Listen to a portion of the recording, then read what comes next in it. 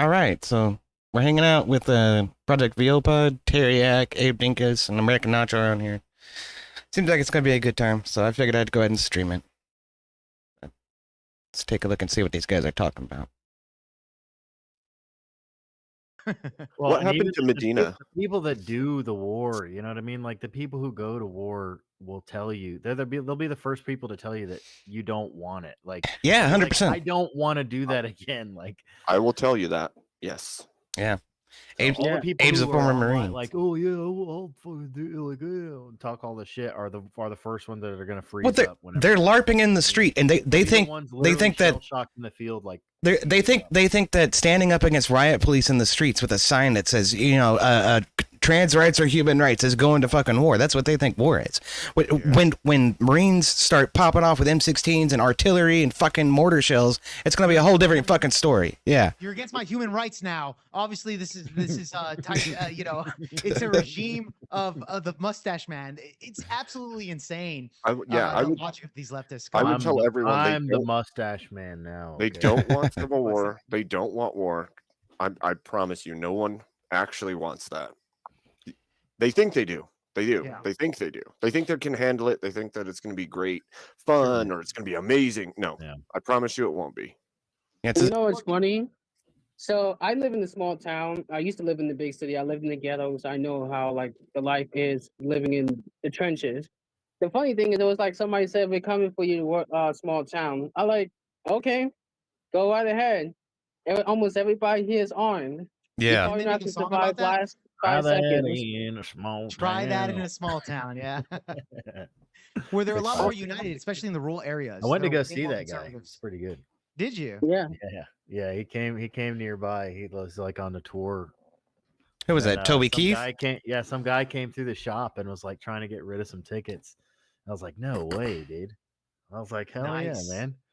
So Yeah, I bought try an that in armband small off town. him. That's good. Yeah. Nice, man. I don't Nice. remember half of it, dude. I got way too Wasted. plastered, to be honest. I wasn't trying to, but like they You are charged Spanish. so much for beer. It was insane. Oh god, I know it's terrible. $8 a beer or something. And then I bought it, and then I was like, "Fuck, dude!" Like, Bro, I'm when not I go gonna to be those able to carry events- this out of here, so I drank it. It was Dude, bad, when I yeah. go to those events, I drop about $100 on those fucking Yeah. beers, Dude, man. I spent so much money know, on beer. I I was know. like, "What the fuck?" Here's what It you was got to like do, man. You got to find a hole in the fence $8 and put for a 6-pack or a something cooler crazy. just outside the hole, and then Yeah, or I that didn't or know- I don't pregame. go to concerts and stuff. I mean, like, dude, I'm a fucking dad now. You know what I mean? Like, Yeah, that's true. That's true. and I never went when I was younger because I didn't have any money, dude. I was poor whenever I was growing up. So Yeah. I'm not gonna lie. When I I was a younger kid, dude, I never went to events. Like I was a poor kid. But now that I have money, I have a house, everything like that. Yeah, dude, I already have shit planned out. I'm yeah, gonna now be you're like, going I to don't this- want to get like, oh, why would I? Yeah, dude, I'm gonna be pre-gaming before the show, and pre-gaming before the football games and shit. like that. You just get you an Uber down there and an Uber back. You'll be fine. What Yeah. was that event that you were at where you were like, where you did the sit down with Destiny in person? That was in Was Detroit, that Michigan. Yeah. Was that just like an open come up and do So- it, or were you part of that? Yeah, so the way they did it I just was saw the clip and I didn't know. Yeah, so the way they did it, his name's Travis Pangberg. He's the one. He's Canadian, by the way. He's the one that's doing the event all around the United States. He's gonna hit every single state in America, all 50 states. Yeah. And he's gonna be doing an event where it's either Destiny or people that he hires that are leftists that can go on the stage and debate anybody that wants to debate. Oh them sure, Ashton. through- but they have to pay, right? They have to pay a little bit extra compared to the audience tickets. Who So you pays? just do Like, that. the people who want to go up. Yeah. Yeah. Now the difference here is that Travis Pangberg, he did like a little fucking event on his X account that I entered in, and they paid for my flight over there to Detroit That's to awesome, do dude. a debate with Destiny. So I had no choice. I did have a choice, but he sent me the money, and I was just like, yeah, I'm down to do it. Fuck it. I Dude, didn't even that's think it was literally real. what happened with the Tim Pool shit. Did it really? Yeah, they were like something fell through and they were like they need somebody, they'll pay for everything, and I was like, well, I fucking have to do it now. How Like, did what you the get the connection with Tim Pool in the first place, bro? That's my question here. Like, Andrew. if you can disclose that, you don't have to. I don't think he cares. Like, but I also got. It's funny because I also got reached out to by like 3 other people. Really. Because I used to do a bunch of these panels and stuff back in the Yeah. day. Twitch poll. You going on So, Joe Rogan yeah, soon? Twitch poll. Yeah, no. Rogan would be But awesome. I used to do a bunch of those like Twitch panels like way back in the day and stuff. I just like deactivated my Twitch because like that's probably where my biggest following was, but I don't It's like such a fucking commie I don't like spurg the fest over people. there, dude. Yeah, There's I don't nothing like but the commies. people, the followers, everything just fucking sucks. The whole thing just seems designed to push everything, the Overton window, as far left as possible. Absolutely. And I don't want anything to do with it. You know what I mean? I kind of realized that, and I was like, I'm not a big fan. So, but anyways, I used to do those like big panels. Like I've been on panels with like John Burke and Destiny and Vosh and Dylan Burns, Rob Noor and Dylan Burns and CTV back in the day. All these fucking people back in the day. So I actually got reached out to by the politics Discord by Doobie as well, and then a couple other people. So nice. And I was like, I'm already talking to him. Yeah, so that's good, man. That's really good. So. It's funny because I spoke to Rob Noor. Rob Noor called me a while back ago, like last week or something like that. I was talking to him, and I told him, like, hey, are you planning to like go out to? Because Rob Noor recently got hired by the Crucible, so he's doing a full time. Cheers streamer. to him. Yeah, big cheers to him, bro. I am a big Rob Noor. Yeah, big time, dude. I'm a big Rob Noor supporter here, over here on Project. Same here. I actually spoke to him on his show at least twice already, 3 times. Excellent. Me and Andrew have been saying that for a long time. Is that if Rob doesn't get enough exposure, if Rob could just grind it out, that he would get way more traction. Dude, I told Rob this. I said, dude, you are an up and coming debater that needs to get out there, bro. Like you have some type of talent. He's seasoned, man. He's a veteran. Super seasoned. He's a vet now, yeah, for sure. Big time, bro. But yet he doesn't have the following that I think. Right. It seems that way because you're like, him joining the Crucible really helps a lot. You're talking about Rob? For sure. Yeah. Yeah. Rob's a beast. He is, man. That man could go toe to toe with anyone. Absolutely. He's rage quit, so that I've seen him take on entire rooms full of people that are against this point of view, man. Constantly, all the time. You know that stupid Destiny clip that he put out like ages ago, like a couple years ago, where it was like I trapped Rob Noor or whatever. And they're like doing the trans, brain into the body or something. I made him pro trans or something. I was actually there. I was actually sitting there the whole time. Like I was in that conversation. I was just listening at that point and laughing because they were just going back and forth. Well, we did that was after a John Burke panel.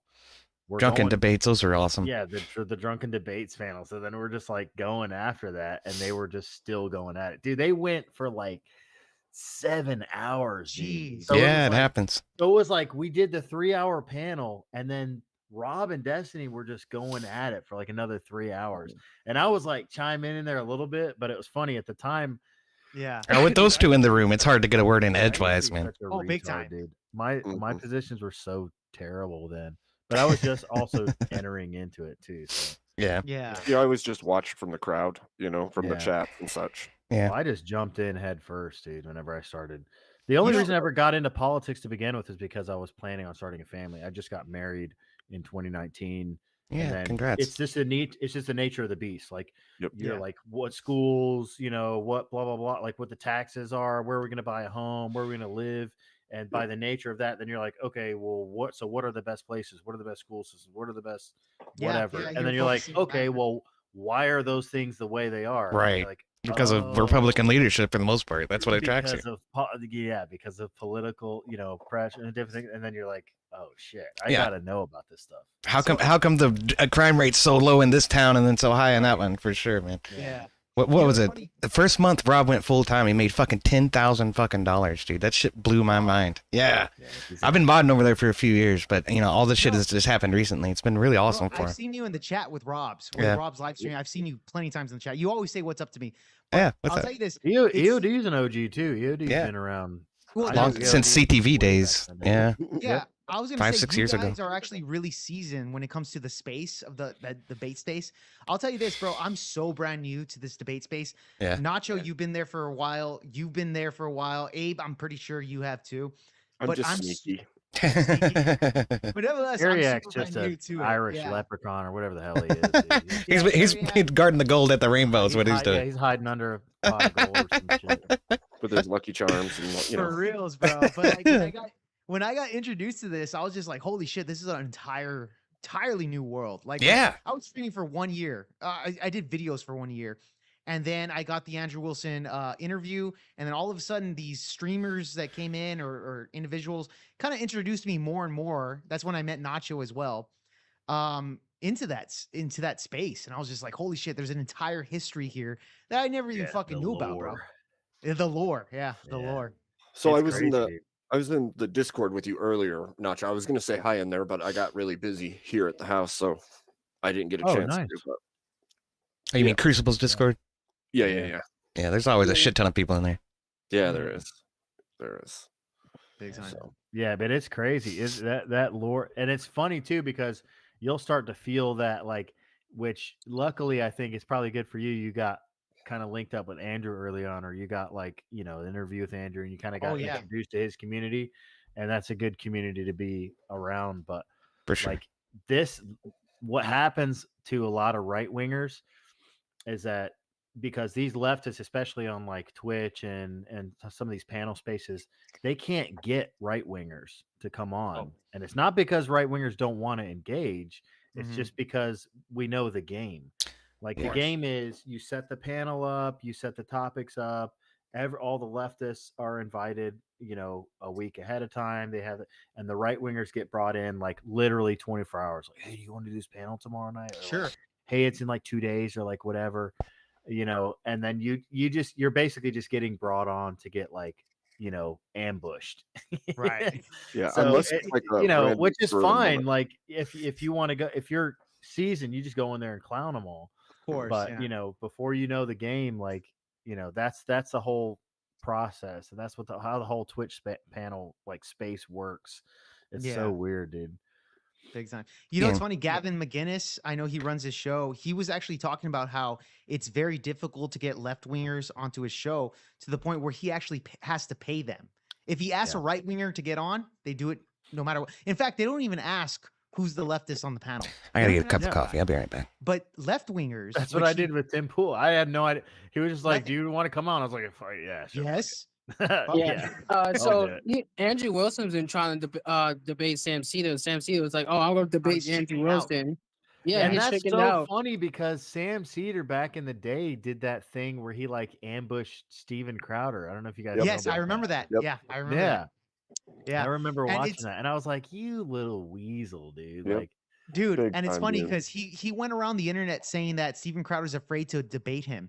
But if you look at the numbers during that time, dude, swear, you look at the numbers, Sam Cedar had 1 million subscribers. But if you look at his videos, he was only averaging about 15,000 views per fucking video. Any traction at all. And he wasn't getting support like you know what I mean, like super chats and stuff like that. Like, it's funny, a lot of right-wing channels get huge super chats. Like, I think the Crucible actually was like a number 2 in the past like year or two for super chats. Like, they're one of the most entertaining channels in the world. Like, that's crazy, man. You sit in that chat for a little bit, you'll see it too. It's just like, holy crap. But that's the thing, and that's what the one thing that's why I really like, you know, was keen to be around his like community and kind of help organize or kind of, you know, work behind the scenes and like help be a part of that, because the people there are different. Like, I've been in like the leftist discords. I used to be in like all of them basically to do all these panel shows and stuff like that.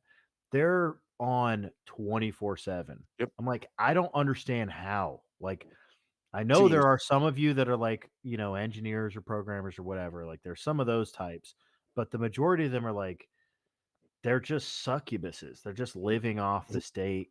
They're just not doing anything, especially during COVID. It was bad. Well, can I add my reason for such a big difference? Well, on the Crucible, it's funny because on the Crucible server, it's dead. Like, for like all the working hours, like 9 to 5, it's dead. Oh, it's dead. Yeah, yeah. There's like a core group. There's like a core group, and then there's some people that are like, you know, overseas or something. They're in different time zones or whatever it is. But yeah, once 5 o'clock hits, then it pops off, and it's like, you know, everybody's on for people will come in and out at the night, and it's like, because everybody has a real job. Exactly. You know, or people will go on, people will just be not around for like a month at a time. I'm one of those. Like, you were gone for I've gone for like a year, dude. Like, you know, I'm gone from this space for like a year and a half, 2 years. because I have a job, because of a career in real life. I have I just started a family. I've got a 2-year-old son, and it's like, so family like, comes first, man, for sure. Yeah, dude, and it's not, and it's like it's bro, like guys understand this. Like, at least for me, I can like not call somebody for, I don't like, my best friend from school. I cannot call him for fucking like 6 months. I call him up and I'm like, let's go grab a beer, and then we're just You fucking leave right where you left off. Yeah, yeah. I It's have a that friend like type that of too. like personalities, those kind of people, and I'm just Yeah. like, yeah, dude, that's my kind of people, dude. I don't Yeah, need this, I like, agree with that. oh, you didn't talk to me for a week. I don't even know who you are anymore. I'm like, that's some female It's shit. funny. dude. That's very female shit. Fucking It's funny wrong you with say you. that. Like I contacted a friend from the Marine Corps like, I don't know, last April, and I hadn't seen him in over 20 years. So it was like, I call him up. I'm like, hey, I'm coming through your area. You want to hang out?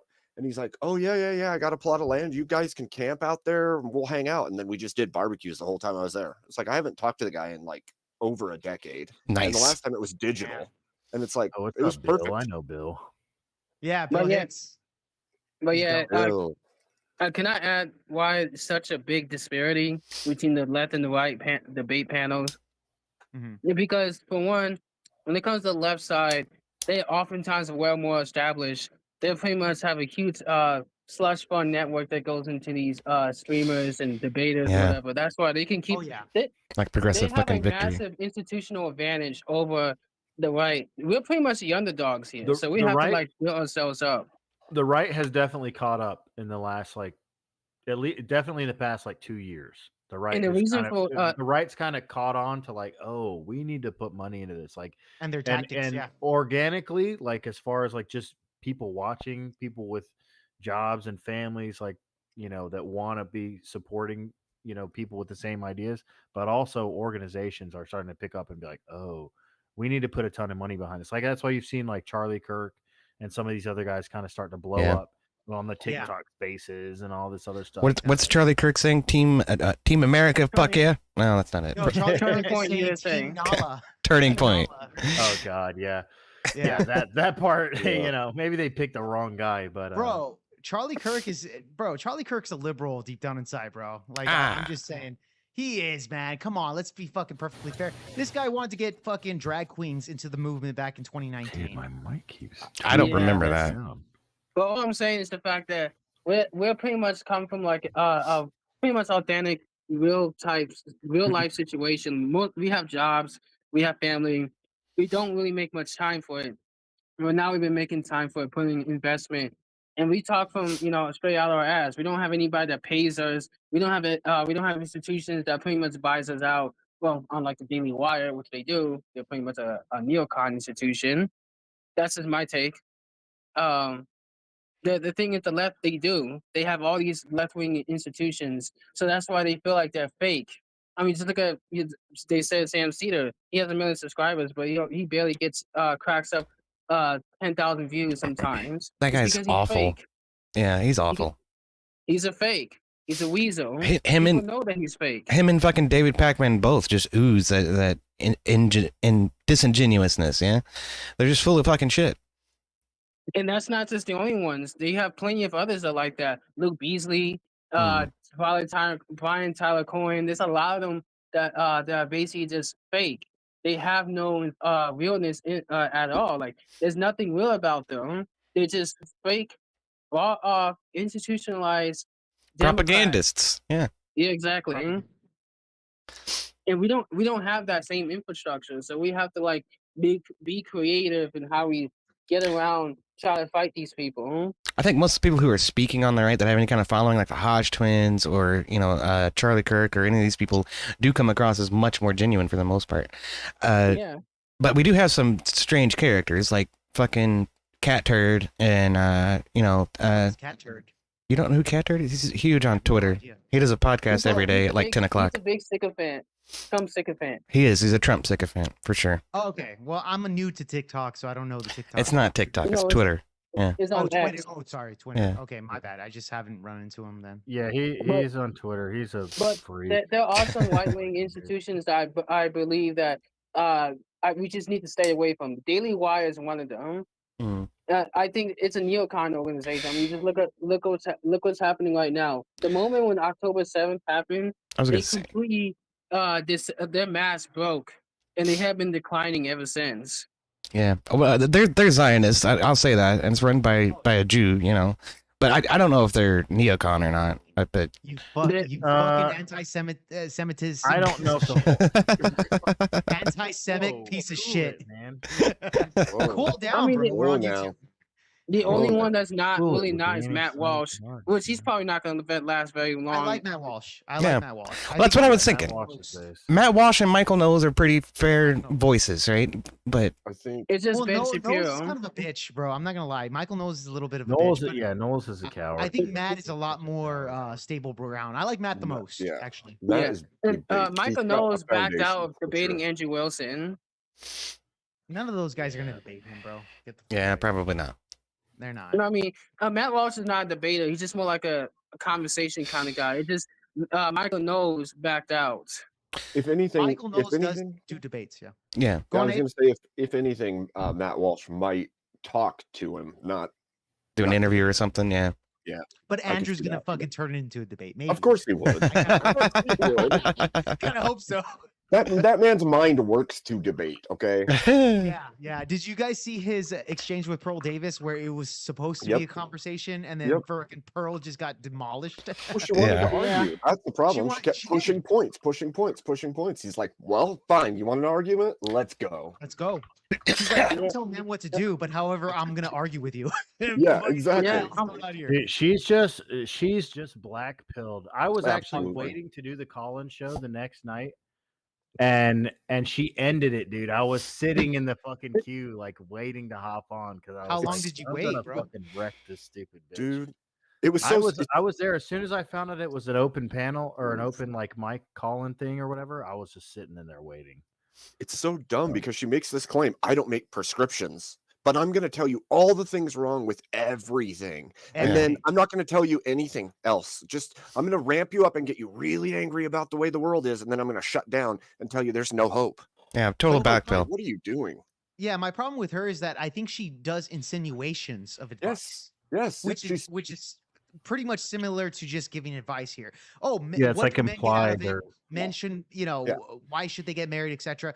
Like she insinuates, and she has a big male audience. Right. So insinuating that advice is still giving advice to men to a degree here. So well, that's how we work. That's how we work. Yeah, exactly.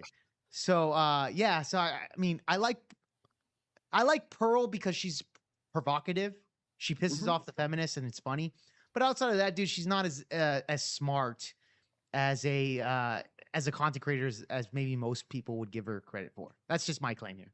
Yeah, that's fair. I mean, she's an athlete first, right, and then a politician second, and a streamer third. So what are you gonna do? Well, the problem too is like the way that she works. Yeah. Played like that's how she college level basketball. Oh yeah, but does she still though? No. That's how she came to fame or whatever. Was she jumped on the Riley Gaines fucking train? Yeah. Oh, really? Well, she grabbed onto the RP wave, and it's funny because when she first came out, my problem with Pearl was that she was basically parodying Myron Gaines talking points, and then she was going to other places within the manosphere, like Jesse Lee Peterson, saying that women are inherently evil. Beta. I fucking love JLP, dude. He's hilarious. I do love him too. I'm not gonna lie. Jesse Lee's great. Jesse Lee's great. But she was trying to like combine all these talking points into one to kind of be unique about things. But the fact that I watch their content, all the ones that that she's parodying, it really seemed very fake to me. And not only that, she went on Jesse Lee Peterson's show where she was trying to talk like Myron Gaines. In the very beginning, bro, she just felt super fake to me. And it's just something that till this day I kind of can't get over, you know. I know it's about that too with Pearl. I don't know, like it seems like she has been the most inconsistent in turn, or just really just likes to start shit for no reason. It frustrates me that she's in the same vein as like these guys like Rollo Tomasi or whatever, where like they're doing this thing where they're like pointing at the problem, but as soon as somebody comes in with a solution, like they don't want to hear it. Like they're pointing at the roof. They're like, "Hey guys, the roof is leaking," and they're like got this crowd around them, this stupid fucking crowd of guys that are, "Oh yeah, look, the roof is leaking. Yeah, this is so bad, man. Guys, gather around and look." And they're all staring up at the fucking roof. And then a guy comes along like, "Hey man, you guys should probably move out of the fucking way. That roof's gonna cave in." Or like, "Hey, we should get up. There's some ladders over here. Let's get up on the roof and fix this shit." And they're like, "Whoa, I'm not saying I have any." Hey Nacho, I'm just saying that building that building's on fire, and you're just like, yeah, that's true. Yeah, Well, that's all you say. They but they realize like that's their cash cow though. Yeah. Like Yeah. because they're afraid either I think it's two things. Fear One, they're mongering for afraid sure. of giving the wrong answer. So they're afraid of like giving a solution and then being wrong. And then two, they are living a lifestyle that they don't want to change. So they can't take a solution like Christianity or something like this, or having a moral framework, you know, and providing that for young men, because well then they don't get to live the lifestyle that they're living anymore. That means they have to live what they preach. You know what I mean? Oh, you know, yeah. that's why a lot of them turn to Islam, because then they get to do both. They get to go out to Dubai and, you know, sleep with all the women and fly the fancy cars and do all the things because. But that still goes against Islam. It feels like a contradiction. Technically, it does, but it's a walking contradiction. Muslims don't care because Muslims have the same kind of belief set that Judaism practices too, where in their scriptures they teach that like, well, it's actually okay to lie to the other, like to the goy, or for the greater good, the outsiders, if it's for the greater good of Islam or whatever, which is distinct about Christianity. It's like it's not okay to lie. Like, period. It's still a sin either way. Yeah. Like, yeah. You know, Here's my there problem would with that probably be thing. certain circumstances, like if, you know, you're trying to save your family or something. But in general, if you're just going to lie for the furtherance of your religion, Christianity doesn't support that. But here's my thing. It's taqiyya. It's like an actual practice. Yeah. Here's my thing about the whole black pill. Oh, Yeah. sorry. Here's my thing about the whole black pill thing. You know, I have black pill moments, but I'm not totally black pill to the point that it's like, nah, just a complete disengage. And people oftentimes always tell me, well, why you always engage in politics and all that? Because obviously it affects us. You bitch about, why my mortgage is like $2,000 a month. Well, obviously you're not engaging in your politics. The thing is that you're not engaged. You're going to be left behind, and then you're gonna be wondering, why am I paying $4 for gas for a gallon of gas, or $2,000 for mortgage, or why is these trans are running around and stuff like that? It's because you completely drop yourself out of politics and you bitch about politics being terrible, but you don't make any changes. The thing is that we have to engage even at a local level. Local and state level is more important than national. I would say that's true, but the problem is that we have a whole generation prior to us that's kicked a lot of this stuff off. So now it's our job to fix what was already screwed up. Pretty right? much. Yeah. That's And a the thing long is, I have a lot of my family members who vote Democrats, and the ones who don't, we have the ones who vote Democrat, and then a huge portion who don't because they feel like their voice doesn't matter, or it doesn't matter. But then they complain that why everything is going wrong. Like, because you don't vote, you're not engaging in the political sphere, you're not engaging in debate. So now, but you want to bitch about everything going wrong, or why your school is all messed up, or why you're paying so much for rent. I mean, come on. No, I get you, man. I get you. I get you. I would say that back on the Pearl thing, like I think what they do is worse than just straight black pill, because men are, like, specifically men are built for purpose. We literally need purpose.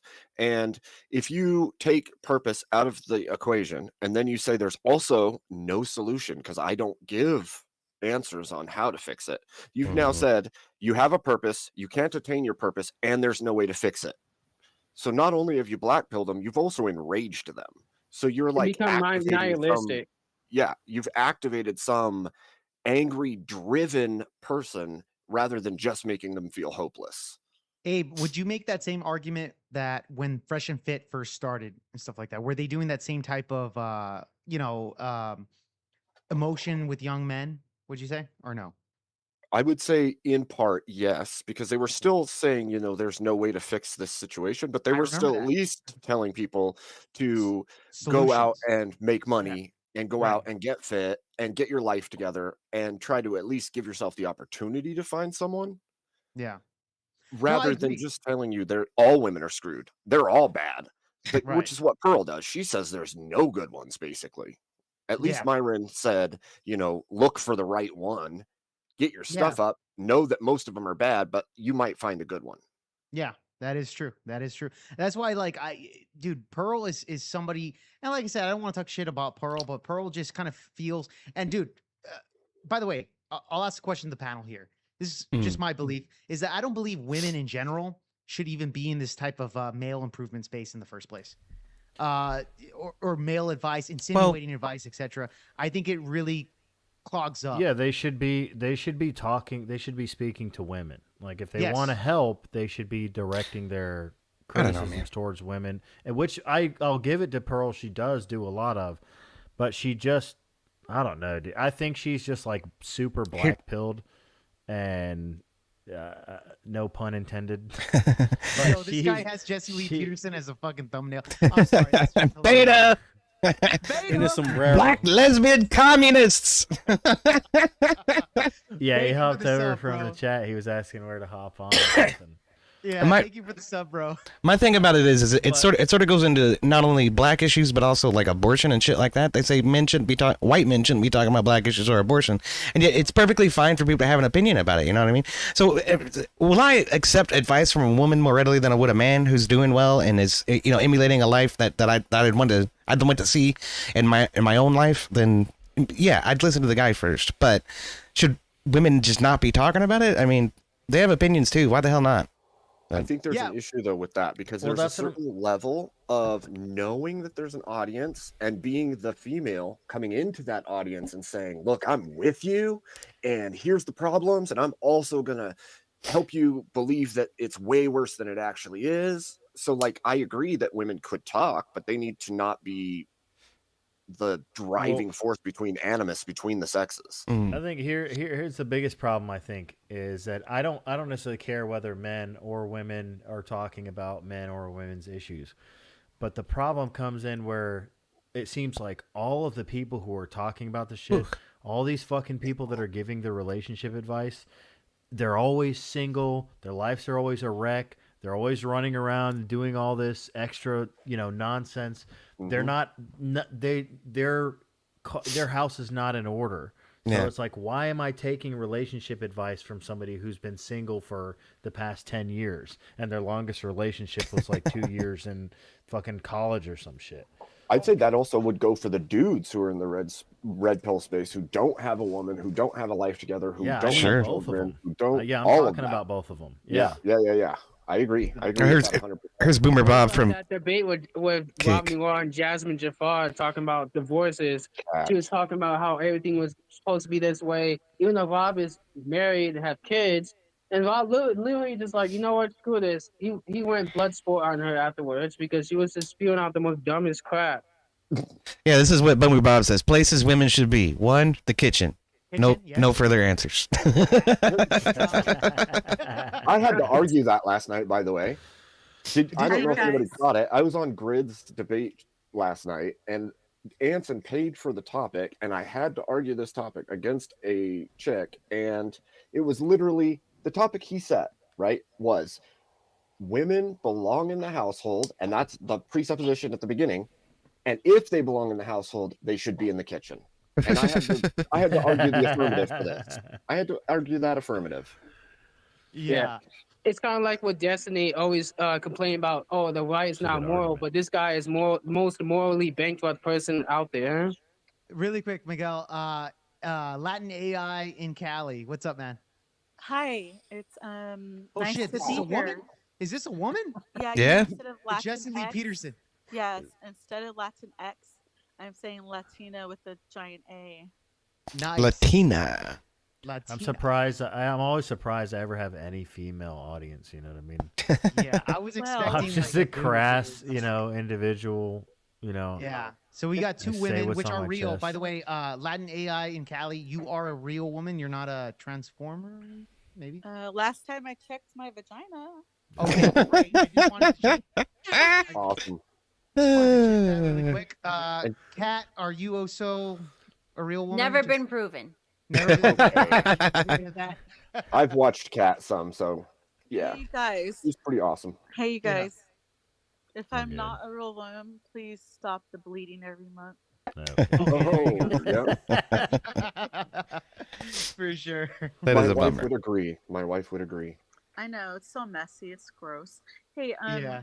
I was wondering about like if you guys have ever tried to get Pearl on your channel because I've seen her go on small channels, but I'm wondering if she's farming her simps. Like, you know, like, hey guys, I'm over here. I'm white. I have a big butt. You know, like look at my pictures. That's what I think to a degree, and I think that she's falling victim to the same kind of mentality that a lot of these other red pillars fall into, where it's like, well, if I actually give them the solution, they might run away. Like they might actually. It's like why the same reason why I tell people not to use dating apps. It's like, well, they wouldn't have a business model if the dating Without apps were designed to actually match you up with a pair, because then everyone would get paired up, and then your app would cease to exist. Yeah. You know what I mean? It wouldn't serve a function anymore. And I want to. And I think these people, the red pillars, kind of serve the same purpose. What you said there earlier about them pointing at the roof leaking and they're not trying to solve the problem. Like, do you believe that they're not teaching the people that come to be their audience? They're not like speaking in logical enough terms, like trying to teach them about like, hey, how do we make solutions? Like, do you ever hear them say, please go to your local city council meetings, please go to your local school board meetings, even if you do not have any children? If you live in that district, you have the ability to show up because you do pay taxes, whether it's through your rent or through your mortgage. No, I don't ever hear things like that from those people. Yeah, that's very complex. I don't hear a lot of individuals around my area to kind of get that complicated with that. To be perfectly fair, Kat, what are you doing? What? Kat, I want to get your opinion on Pearl. Kat, Yeah. what's your opinion here when it comes to Pearl? And maybe does she give advice to men, or is she good for the space? What's your opinion here? She's really good. Trick question. at... I don't care about your opinion. Bro. All right, go. Jeez. Well, I've talked to her a few times. I don't think, because I have a very like nuanced take on things. So when I don't go full like men are the problem, she kind of like loses interest in working with me. But I'm just like, there's a nuance to it. Like this happens because of this. Can I interrupt you? I don't know what nuance means, if you don't mind explaining. It's like, yeah, go ahead, Kat. I don't know how to explain nuance. It's kind of like it's not either black or white. There's somewhere in the middle of gray. Yeah, the gray area. So so she wants everything and everybody that goes on her channel to be like, it's women's fault. It's always Oh my god, who the hell cares? What the hell is this, Jake? I'm sorry. Go on. I swear to God, every time I was just on Bridge Stream, he kept playing that same stupid soundbite. That's funny. I can't get away from it. Go. Anyways, so she doesn't like nuance. She only wants to stick to what works for her brand, which is women bad, men flawless. And I'm like, that's not gonna solve the problem, because That's true. You gotta go in.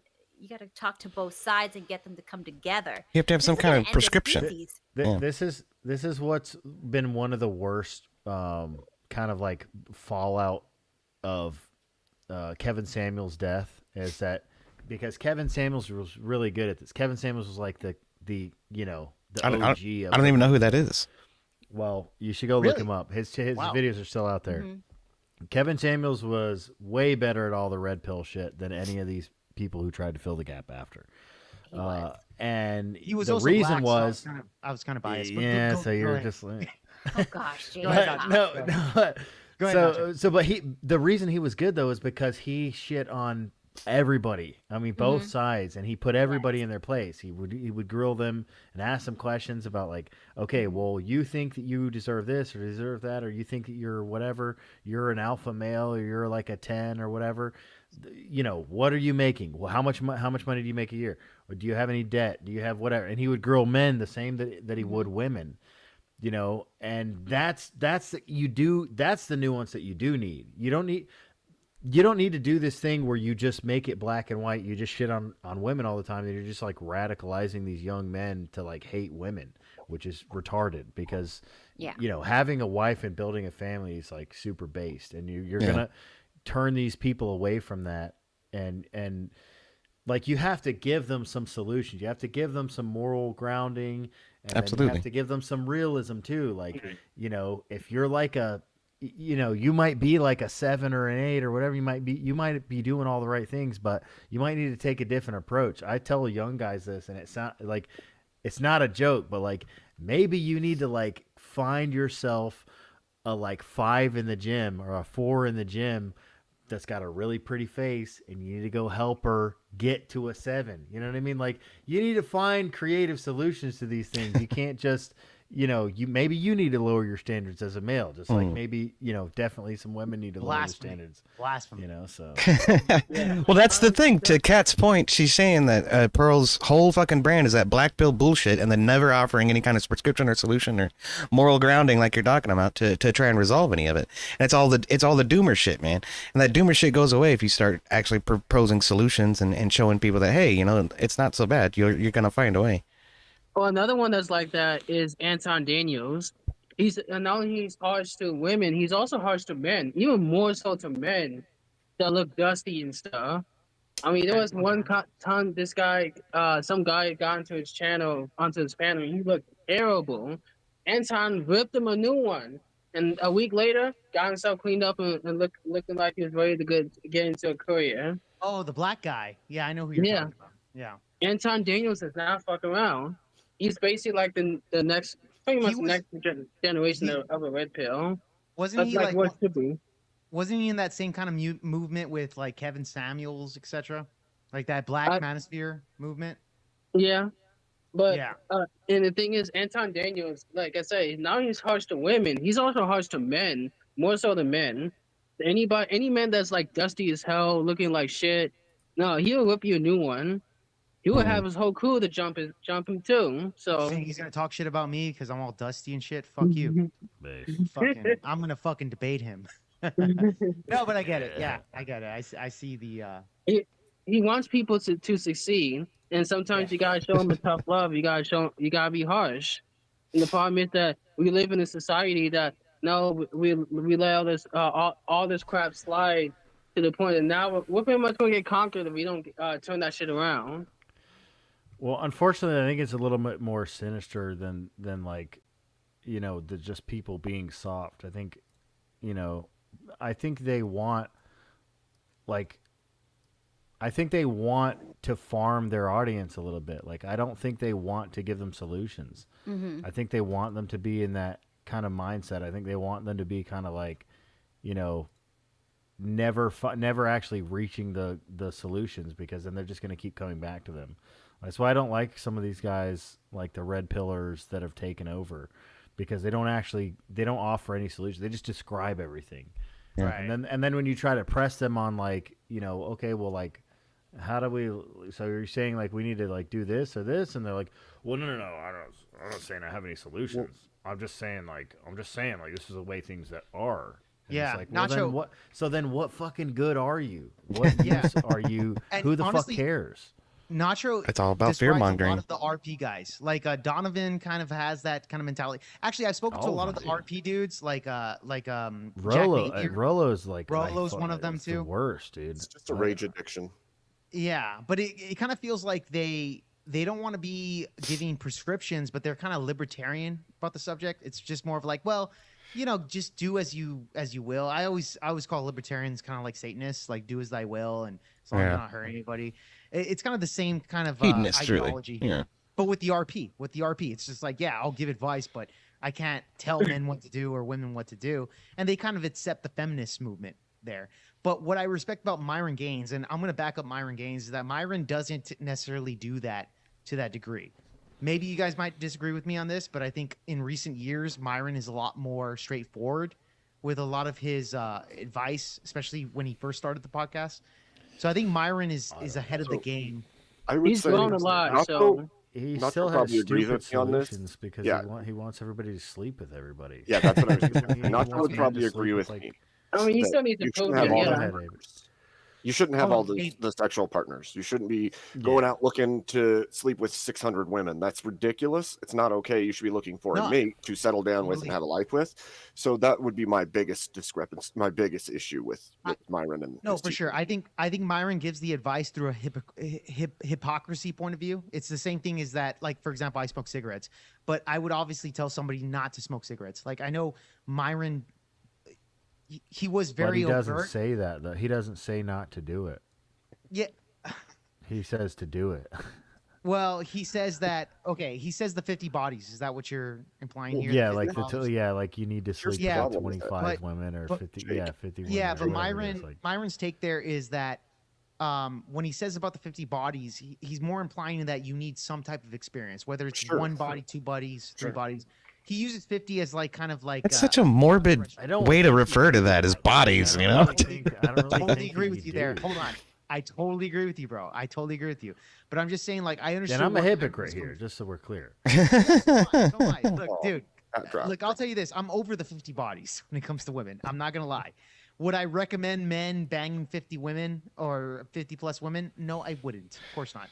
But however, I would say that is there some experience that you can learn by navigating sexually with women? I think there is, but it's not the end all be alls the way Myron kind of does. But Myron also bakes in. But it's also not money. necessary. Either. No. Sure. So It's not. here's my issue too. Like you say that, but if you have guys out there, one man, 50 girls, okay?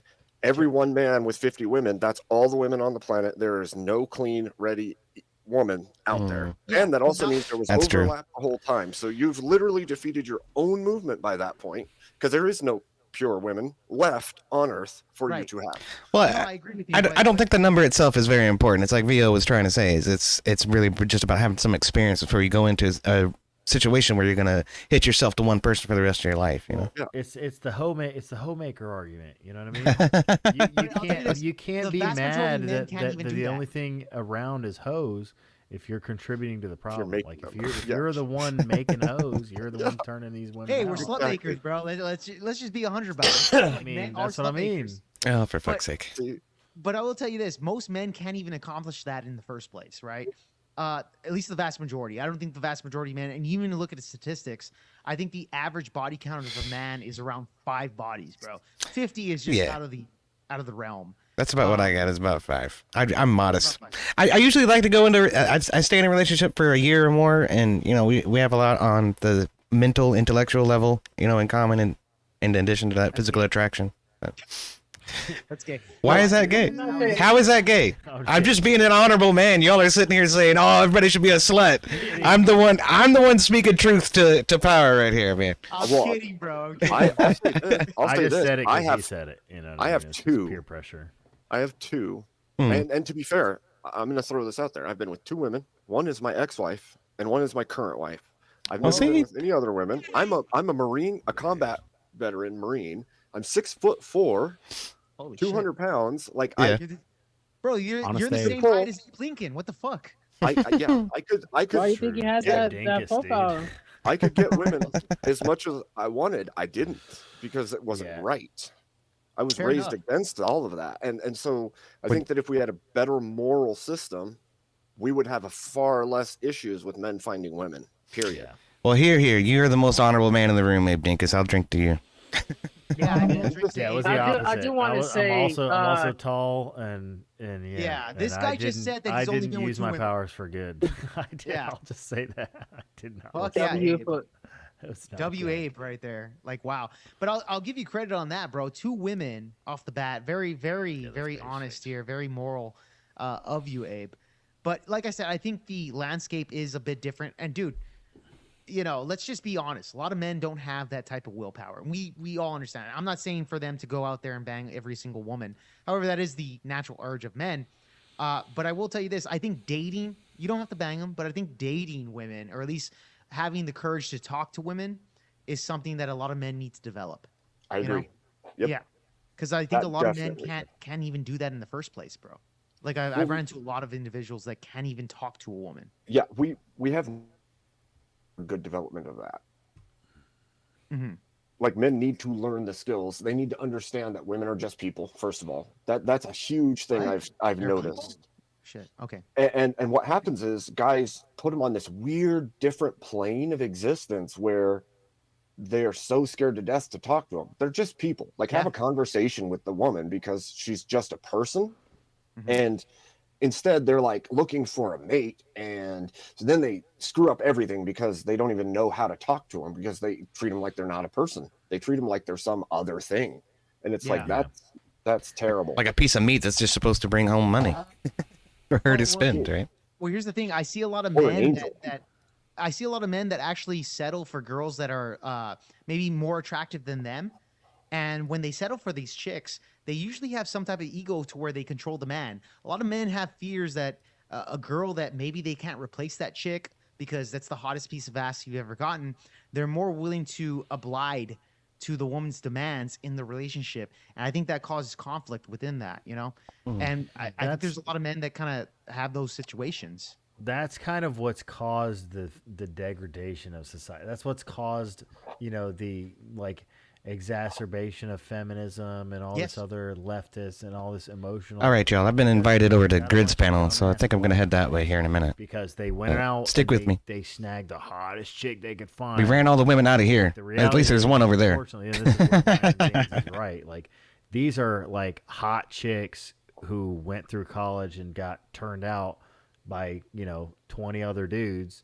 And then they settled for you because you had a house and you have a good job and you have all this. So you have all these resources and you can influence things and you have power and whatever. And you landed this smoking hot chick, and now she controls you. Now she has you by the balls, and and you just do whatever the fuck she wants. You vote for Biden, you vote for fucking Stalin. You don't give a fuck. You're just like, whatever keeps me this piece of ass, dude. I could never get anything better than this. Like, you're willing to vote for Stalin for that ass. That's putting the pussy on a pedestal right there. Literally what's happening. You literally have guys that are doing this. Guys never put the pussy on a pedestal. In their own worst interests. Like, you have these like self-hating, you know, feminist retards. For sure. Because of all this. Well, and it's literally just because they're trying to get some ass. Like, and then even like what Tim Pool was saying on it. Then you got the sneaky fuckers, you know? Oh, yeah, that's another thing. You got the sneaky fuckers. Like, and dude, fucking money misers. I'm one of those sneaky fuckers back in the day, man. I mean, I'm going to be 100 about it. But okay. It happens, though, dude. It's just like you just go along to get along. You're just like, whatever, dude, gets me. All right. Hey, man. Peace, man. Well, it is what it is. Hey, Jake, thanks for having me, brother. I'm going to head out, though. Oh, dude, thanks for showing up on the panel, bro. I'm glad you fucking stopped by. Stop by anytime, by the way. It's good seeing you, Nacho. See you, Abe. Y'all have a good one. We'll see you, buddy. Take it easy, Ginger. Yeah. Fuck you, Teriyaki. All right. Not a fucking ginger, damn it. I don't know why I let that shit bother me so much, but I do. Okay, let's go see what Grid 1 and them are talking about.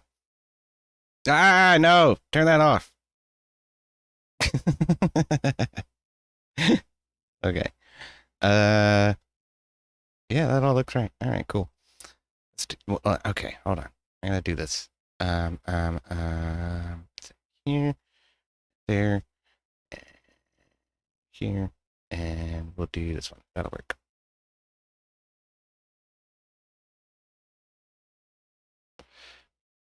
What's wrong with ginger, says Mr. Well, nothing. I'm not a ginger. That's bullshit. Server error failed. Okay, well, whatever. I believe they made that movie and like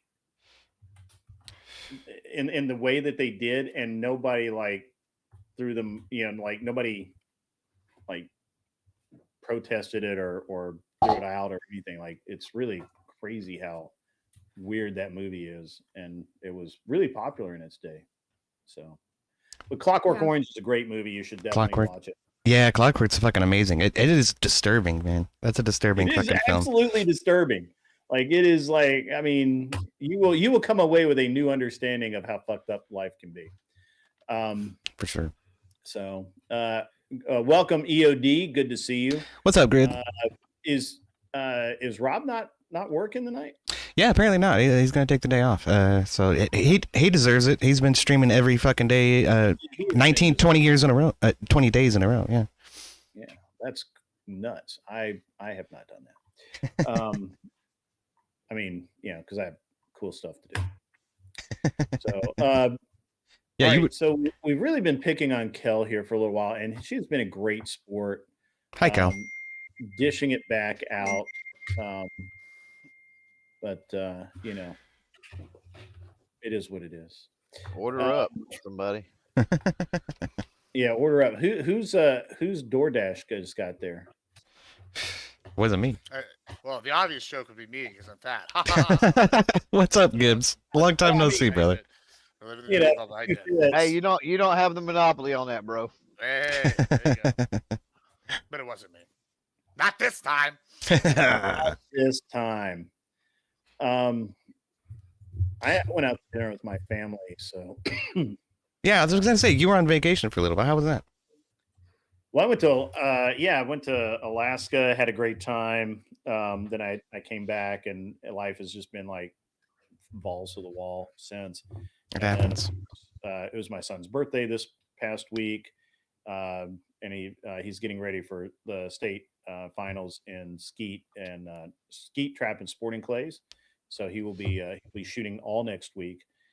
And we're supposed to shoot a multi-gun match tomorrow, but I think it's going to thunderstorm like halfway through, and I don't want to do it. So I'm going to be like, fuck it, and I'm not going to do it. I'm going to. I think I'm going to go fishing tomorrow, because it's way easier to pull the boat off the water. Yeah, fishing's a lot more fun. Well, fishing in the rain's not a bad idea either. Sorry? What kind of boat do you have? Is it like a big one or a small one? Like a motorboat or? He's not taking you out on the yacht, all right? Calm down. yeah, for sure. I don't have a yacht. I do have, we have a couple of boats. We have Bryant 214, which is a ski boat. Fire. And then I have a Nitro bass boat. It's a 190 TF.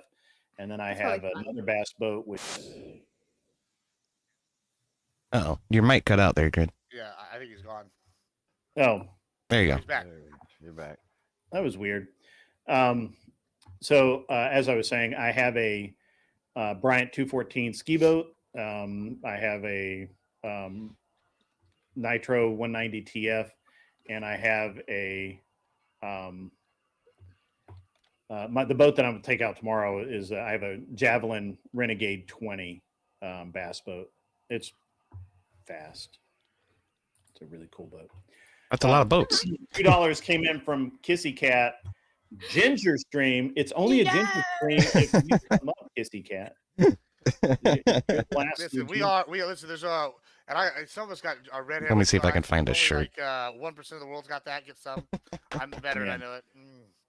The best. Yeah. Mr. E, you're welcome to come up if you would like. I can throw you the link over in the Discord, and you can come up and rail at the leftist. We have I get it, Mr. E. Yeah, Mr. Enigmatic, Mr. E. Cack? Yeah. Oh yeah, I forgot. EOD is a gay. Gibbs is gay. Gibbs is gay. We're starting this one again yet? Mm-hmm. Gibbs is gay. Gibbs is gay. I'll say it. Gibbs is gay. Are you okay? I don't know. She's probably not. Me? Should we be concerned about men in white coats coming to pick you up and straight jackets showing up? Give you a lobotomy later. Not before fucking Trump saves us, bro. Dude, that's a great movie before too. Q comes By the through. way. That's a great movie too. What's the name? I know. I just lost a title. That's a great movie about the lobotomy. Oh man, I'll think of it in a second. It is.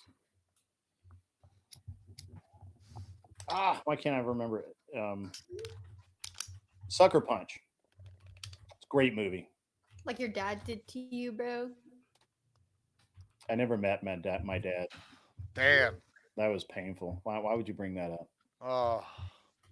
That's That's like a sucker punch. Problem with right American there. society today. Yeah, that's why you pivoted towards the red pill My because you're like, "I will do stepdad, better." my stepdad actually, he and I fought a couple of times, but yeah, I never met my real dad. It was okay. Did you win? Did I win? Yeah. I don't think there's a win there. Generally not. It happens, and you just kind of go with it, you know. Like I don't think there's a win. So. Sorry, no, I didn't. I just was trying to make light of a heavy situation. I know. I understand. I'm making light of it as well. Okay. Yeah. But did you all see? Oh, Mr. E. A lot of people here with daddy issues. I understand. You know, my dad's illegal. You know, Mr. Enigmatic, producer guy, not funny. Yeah, that's me.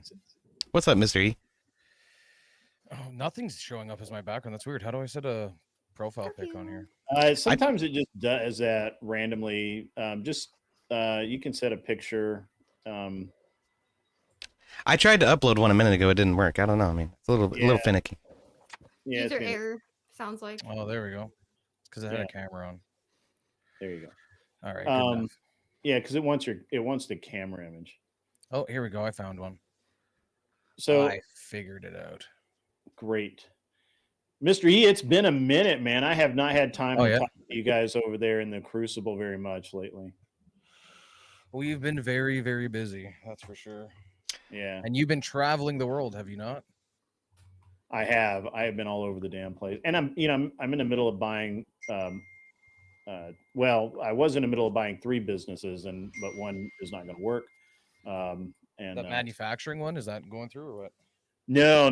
That dude was such a fucking weirdo, man. He like, we're getting down to the nitty gritty, and you know, it was a good deal for us. It was, and you know, I thought it was a good deal for him. There was a hiccup with the property that the business was in. The building got sold, and the new landlord wanted a lot of rent, and so we were going to have to back that out of the price, because obviously we're not going to pay full price and then pay a massive increase in rent because the profit's not there to cover it. So, and we were going to build a building, and in the middle of all of it, he just literally dissolved the agreement. They just backed out. Yeah, he dissolved the company. He literally like just sold everything off, and it was shit. You know, like company went sold away. her for parts, chopped her up. Yeah, he just stripped it, and he was like, "Yeah, I'm done." And by the way, Jess White, I actually was at 14,500 subs, and I've lost like 500 subs in the past few months. Unacceptable. It is unacceptable. We're gonna get it back, Grid. I think 100. Well, I lost 100 in a day, which I think was YouTube doing something weird.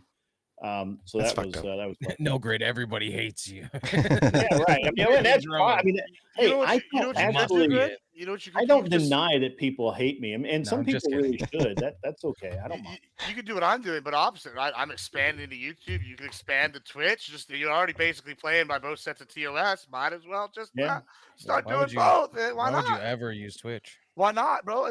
Twitch is crap. You know, Twitch is terrible. I just started. I'm like, it's pretty not that. I mean, knock on wood, but I mean, there's complaints. I have complaints. Don't worry. But listen, it's treated me good so far. I mean, obviously I'm expanding. From what I understand, it's got like one of the lowest earnings ratios for ads of like any platform out there. Look at somebody like Asman. I believe you. Asman Gold was on last week, and he showed on screen his earnings. In 1 month on Twitch, he made $36,000. Right, this guy gets millions of views. In 2 days on Kick, he made $32,000 in ads. Holy shit! Like, Well, yeah, the thing that you're so right if you about can that, bring the but viewers, that's true, right? But the problem with that is, right, like I feel like maybe he can do that, but I've had a little experience now, and I'm not at that size where I'm known to like enough people that I I can was do gonna it. say you It's like the got to be independent able to bring the audiences. viewers, right? Yeah. If you can drag viewers over to Kick or to platforms that actually pay better, like YouTube pays way better than Twitch. Yeah, that's why I'm adding it. I mean, Twitch has been paying me pretty good, so I mean, I'm not. Yeah, when you get up there, yeah. But for new viewers even- or for even like still, they smaller take- channels, no, for I mean, smaller take a channels, I'm larger saying, like percentage. my YouTube AdSense versus my Twitch AdSense as like a super duper tiny minuscule creator has been better on Twitch. Then, Well, I mean, is it just ad revenue, or does that include the subscriptions? Because the subscriptions are really the bread and butter for Twitch, I think. Really? I disagree. They've upped ad revenue quite a bit. I make like double what I make in ads than what I do in subs. Yeah. I don't know enough, honestly. I just got monetized on Twitch. Yeah, I made I think like 60 or 70% of my revenue last month was in ads. Wow, So nice. I don't know, but they also they had that really bad ad apocalypse after Hassan or whatever, and they changed a few things. But like, yeah, I definitely think Hassan bad. Yeah, I think multi-streaming is the key. Like, being as many platforms as possible. I mean, that's definitely what I'm trying to do now. Yeah. Branch out. I need to multi-stream. I don't know why I didn't tonight. I never planned to stream. It's always like last minute. I blame Grid really for all this. It's all his fault. I always multi-stream. I need to start. I just haven't set it up yet, and then I hop on stream super late, and I'm like, I don't know how to set it up. So, Mr. E, what do you do? You said I kind of was gathering what you said. You do you work with the Crucible? Is that what you do? yeah, I've been working with Andrew for like 4 years, basically. I reached out to him when he was still before the Crucible existed, and we started it together. I did all the branding and artwork and build and run the websites and all the motion graphics, and I don't know, just kind of help basically the operations manager of the like all the Crucible. back end stuff. Nice. Yeah, that's pretty cool. I'd like to talk to you a little bit about how you set up those websites, man. That'd be really helpful. I'm trying to build one for Rob Noor. But... Okay. It'll be $70 an hour, motherfucker. Mr. E. Hey, that's the capitalist answer right there. I like that answer. Yeah, I was thinking of a nice way to say it. I'm probably too busy. That's what kills you. You don't have to be nice. You're like, okay, what do I look like? Oh, thank you. You can be really mean to Kel because she's going to be really mean to you. So just you know. Preemptively, right. I've learned from the best that the best idea is to just match the energy. If you're going to be nice to me, I'll be nice to you. Unless you're being a complete and total idiot, then I'll probably fucking crash out a bit. Yeah. Ready to crash out. I'm like that. Oh, speaking of complete and total idiots, I had another run-in with Are We Not Men a few weeks ago. So no shit. That was fun. All right, I'm gonna back out and come back in. My camera's not working on your end for some reason. I'm gonna try to fix that. So. Oh yeah. All right, I'm back out and come right back. Yeah, I'll be looking for you to pop back in. Wait, so right. You said something interesting. I'm kind of new. Yeah, I don't know what's going on with that. It might be the browser. So let's try a different browser. That Firefox is old, but it does a really good job of blocking ads. That's why I like it. This should be a fork of Chrome. So. Oh, it didn't work.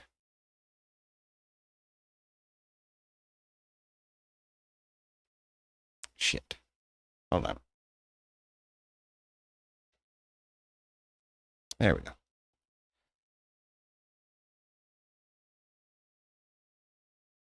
All right. Yeah, all that looks good. Anyway, that you know what listen, I feel that way all the time. I know all I need to know about you now. I think we're getting along. Wait, go ahead. I'm sorry. Yeah, and I was reaching out to a bunch of different YouTubers, and half of them were car guys. Like I reached out to Vice Grip Garage when he had like 50,000 subs. I was like, because I basically put together like a nice little skill set from doing like graphic design and branding and websites. And I was into motion graphics for making like those little 30-second social media commercials. I'm like, you know what? This could work really well for like up and coming streamers. We can get on, have like work out a partnership, and you know what I mean? Like I can help grow, like because it's the dropship merch, the store to facilitate it, the ability to do like paywalls and like create your own video sites, all the different like motion graphics and shit that we incorporate on the show over the years for the Crucible. And yeah, I just reached out to a bunch of people, and Andrew was one of them because he just caught my attention. I was like, "Fuck, this guy's got charisma, and he's good at arguing, and he was arguing positions that I agreed with." So, hell yeah, I was like, "Fuck it, yeah, that's cool." I've done that. Yeah, that's we very just impressive. kind of hit it off. I didn't realize it was that small of a period, but that's I mean, y'all are like a brand name now, and yeah, it's pretty cool. Yeah, I think the Crucible YouTube channel launched in 2021, end of like middle of 2021, summer 2021. So this year will be it'll be 4 years in August this year. I was talking to Grit about this a little bit recently. Is like how there's always like new creators that are just massive that you don't know about. Like I'd like never even heard of like Andrew Wilson or the Crucible like until like a couple months ago, up under your radar. And then I got in here and like into this kind of space. I'm like, oh, these people are huge. And it's like, man, there's always like these new people. It's really exciting time in the streaming world. I don't know. I find it really interesting. You always find so big. Yeah, well, that's all on him. I mean, like I'd say the best thing that I do is make it easier for him to do his job. Hey, right? That's important, and take care of all the fucking finicky behind the scenes shit, and like manage the shit that he doesn't need to be worrying about when he's worried about like polishing up his arguments or doing research or networking. And that's one thing Andrew like really excels at, in my opinion, is networking. And well, I mean, obviously arguing and debating and stuff, that's a given, but the networking and the way he networks and the way he I think it's a blue collar guy thing, man, because that's the one thing we've always agreed on. It's like but between the two of us, we've spent a lot of years working jobs where it's like you get up in the morning, you're like, all right, you know, because I did custom metal fabrication for like 15 years, damn near, right? And building oil field shit. And yeah, man, this is not anywhere near as hard as that kind of job. And I will always work my ass off to do this because I don't ever want to fucking work in a shop again. Well, I was gonna say I used to work in web development for a long time, so like some of this stuff is probably gonna come real super easy to me. Just I don't know, just a short little overview of how you put the pieces together would really help me a lot. But I tell you what, you're right though about that. I worked blue collar, I worked white collar. Let me tell you, I ain't never going back no blue collar if I don't have to. Fuck all that. I hear you. That's a baby bullshit. I don't want to do it. You know, the interesting thing about that is my so one of the projects I have is we have a real estate investment fund, and the guy that we picked for the CEO position, he has and he's like actually he's the managing partner as well. He has no ability to talk to blue collar people. And so I had originally suggested that I do all of the operations and I handle all of the basically working with the contractors and the various services. And they basically, my wife said, nah, don't get into it. Just let him do it. It's fine. And you've got to see the text messages he sends daily to back and forth between these blue collar people, because he does not speak their language and they don't speak his language. And it is really, really comical to me. Like the disconnect. It's so hilarious. And it just absolutely. I want to say before we get too far away, like I really think that trades work are good for a young man. Yeah, for sure. Oh, yeah, sure. When you get it, and like young women, for the record, go to trade school, bro. Don't go to college. Yeah, sure. Cooking is a trade. Sure. Yeah. Anyway, trades are definitely really good for young men. Hold on. Let me make my point. Cooking is a great trade. Something to be proud of. Anyway. Okay, I respect obese rights, so I will let you speak. Go ahead. Obese, huh? Yeah, you have the right to get fat and die early. Congratulations. Enjoy your diabetes. Bro, you're literally projecting so hard right now. I'm like, it's comical. All right, I want to just point. All right, finish out. I'm agreeing with you. Yeah, you both hate fat people. You agree with obese rights. So do I. I think every American has the right to overeat. I'm get vouching fat for as you. Fuck and die I'm vouching and for die you, early. motherfucker. Mystery is Canadian. Anyway, back to what I was saying. Yeah, I want to hear. Go ahead. I think that trades, especially for younger men, are very important. Like, there's a book that I've read. It's called Shop Class as Soulcraft. I forget the author's name. I think it's Matthew. Oh shit, I can't remember. Matthew something or other. And I actually want to pull it up here. Go ahead, Phil. Give me a minute of fucking chatter here, and I'm gonna pull this quote up because I think it's something. So, I think you if you got some young, especially if you have younger men watching, they definitely need to hear this shit. For sure. Kel, I have to ask, are you studying underwater welding or something? Is that what your trade is? I'm just curious. Hold on. What are you, the feds, bro? What is this? Are you a three-letter agency? God damn, we over here asking all these questions, Red. Such an expert guesser. I know, really trying to dox me. This guy over here trying to get he's gonna call ICE on us, bro. That's what he's have to do. Grade 1 motor dox. Just be real, Kel. You're studying to be a sous chef. Be honest. Can you tell me your social security number and your bank account number while you're at it? I can get that easy. Don't worry about that. All right, so can you give that the to author. me? I need it for no reason. Yeah, look, the author's you name have is to understand. So there's an interesting thing. Personal questions. Oh, sorry. There's an interesting thing that because I have all of the things that I have as far as I own suppressors, I own fully automatic weapons, I own tax stamps galore. Yeah, I'm a stamp collector, so I'm on all the fucking list. Okay, all of them. Know where I am. Every list. That's the only reason, guys. Apparently, okay. I am literally on all of the lists. And so there's nothing you can do. What are you going to do? You're going to threaten me with the feds? They know where I'm at 24/7. They know. I mean, I'm on all the lists. So the don't worry about it. Like Ethan, that one too. And to the NSA agents that are listening to this, I'll be back. I'll be inside in like an hour. Just don't worry about it. Don't shoot at the door frame. It may or may not be filled with tannerite. Totally not. Definitely don't not. My dog. Watch out for the booby traps coming down the driveway too. But honestly, because going back to the cultural thing, though, I think the biggest issue between the left and the right is manual competency. The similarity I've seen between most of the people on the left, especially ones online arguing, is most of them are largely incompetent, the manually incompetent. They struggle to build IKEA furniture. You know what I mean? And this book by the author's name is Matthew B. Crawford. And here's the quote, right? The satisfactions of manifesting oneself concretely in the world through manual competence have been known to make a man quiet and easy. They seem to relieve him of the felt need to offer chattering interpretations of himself to vindicate his worth. He can simply point. The building stands, the car now runs, the lights are on. Right? And that's honestly the main difference you'll find, especially in men, between left-wing men and right-wing men.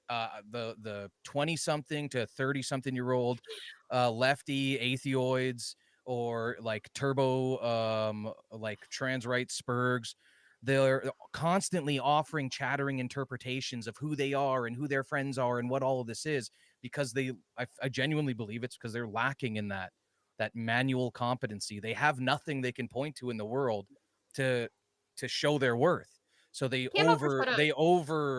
compensate through these chattering interpretations. Yeah, they overcompensate by yapping, by using yapping. Women prattle. You're projecting. Oh my goodness sakes! I need another cup of coffee. There you go. You get another cup of coffee. That's a secret. Yeah.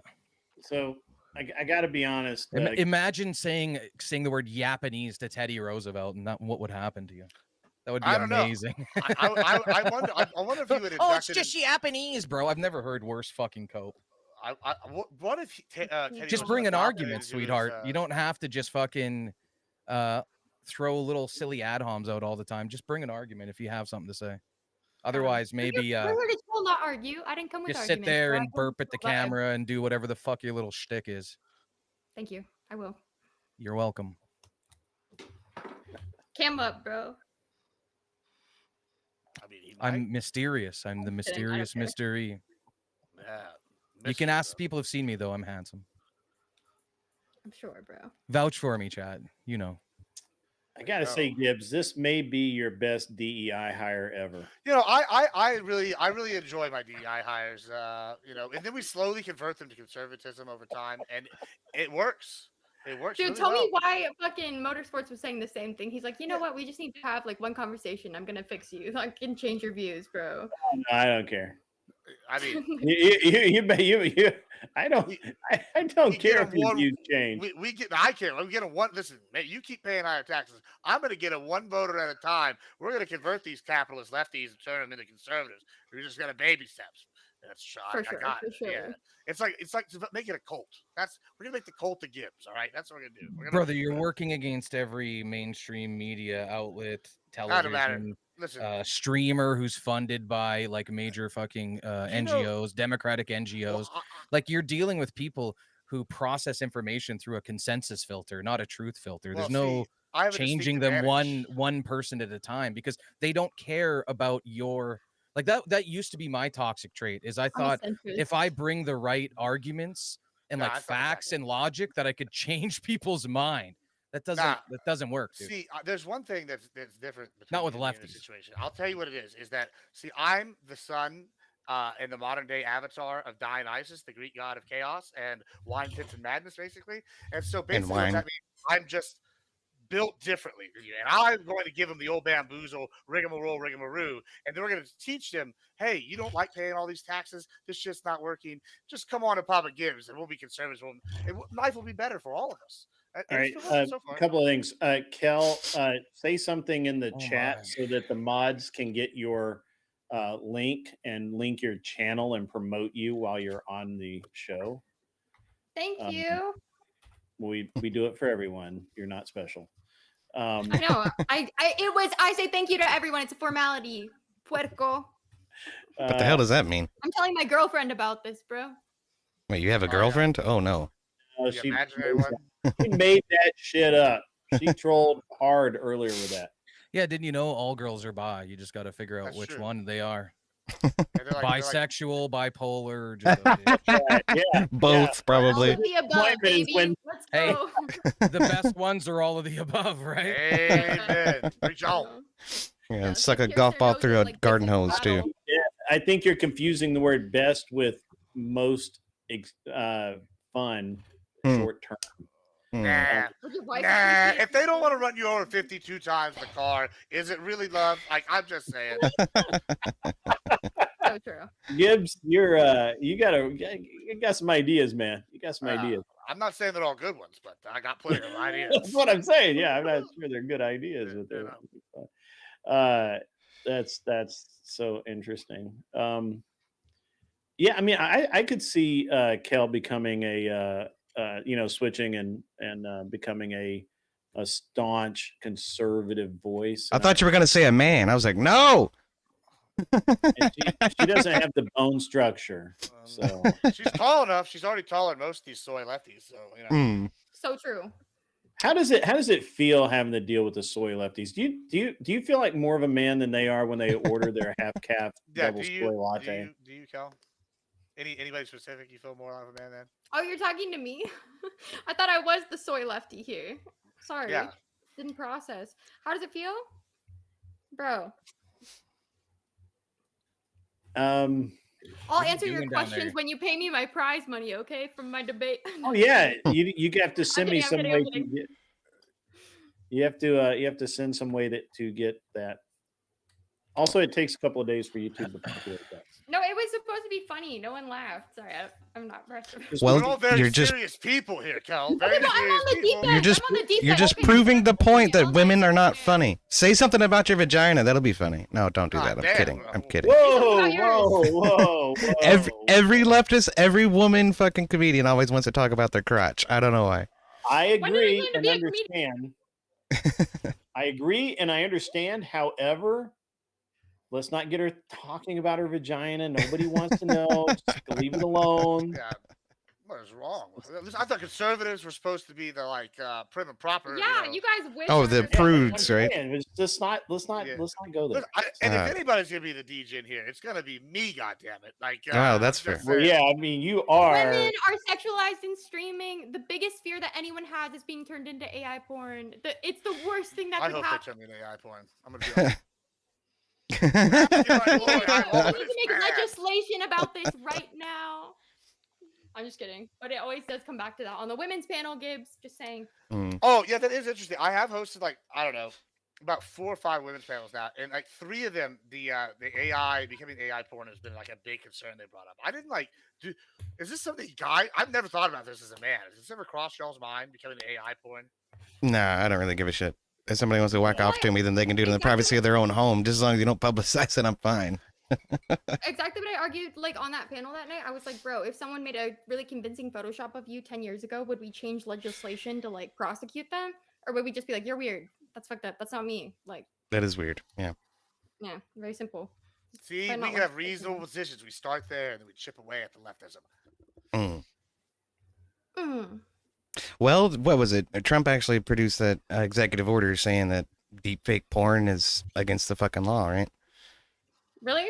Yeah. Damn, look, see, the leftists can't even cry about it because that's the #1 issue that we keep fighting about on the women's panel. So look, Trump solved the #1 issue plaguing women today. Society has been resolved. There you go. Amazing, guys. We solved all the world's problems. Deport all illegal aliens, no deepfake porn, and, stop the endless wars. I'll be happy. Yeah, let's talk about Israel. No, I'm just kidding. Well, we can. They're attacking Iran right now. I actually saw white smoke coming up over Tel Aviv, so I'm pretty sure that means they've picked a new Jeffrey Epstein. That's a double zinger right there. That's a shot at the Catholics and the Jews. Thank you. I needed that joke explained to me. You see, when they elect a new pope, they show everybody by the white smoke. So the joke was the white smoke coming up over Tel Aviv means. Oh, you did actually get it? I was just being an irritating cunt for no reason. Okay. Well, listen, I'm just saying. I thought it was a good joke, and then it got explained. And anytime they explain the joke, you said you didn't understand it. That's why you didn't. Oh, never mind. Come hang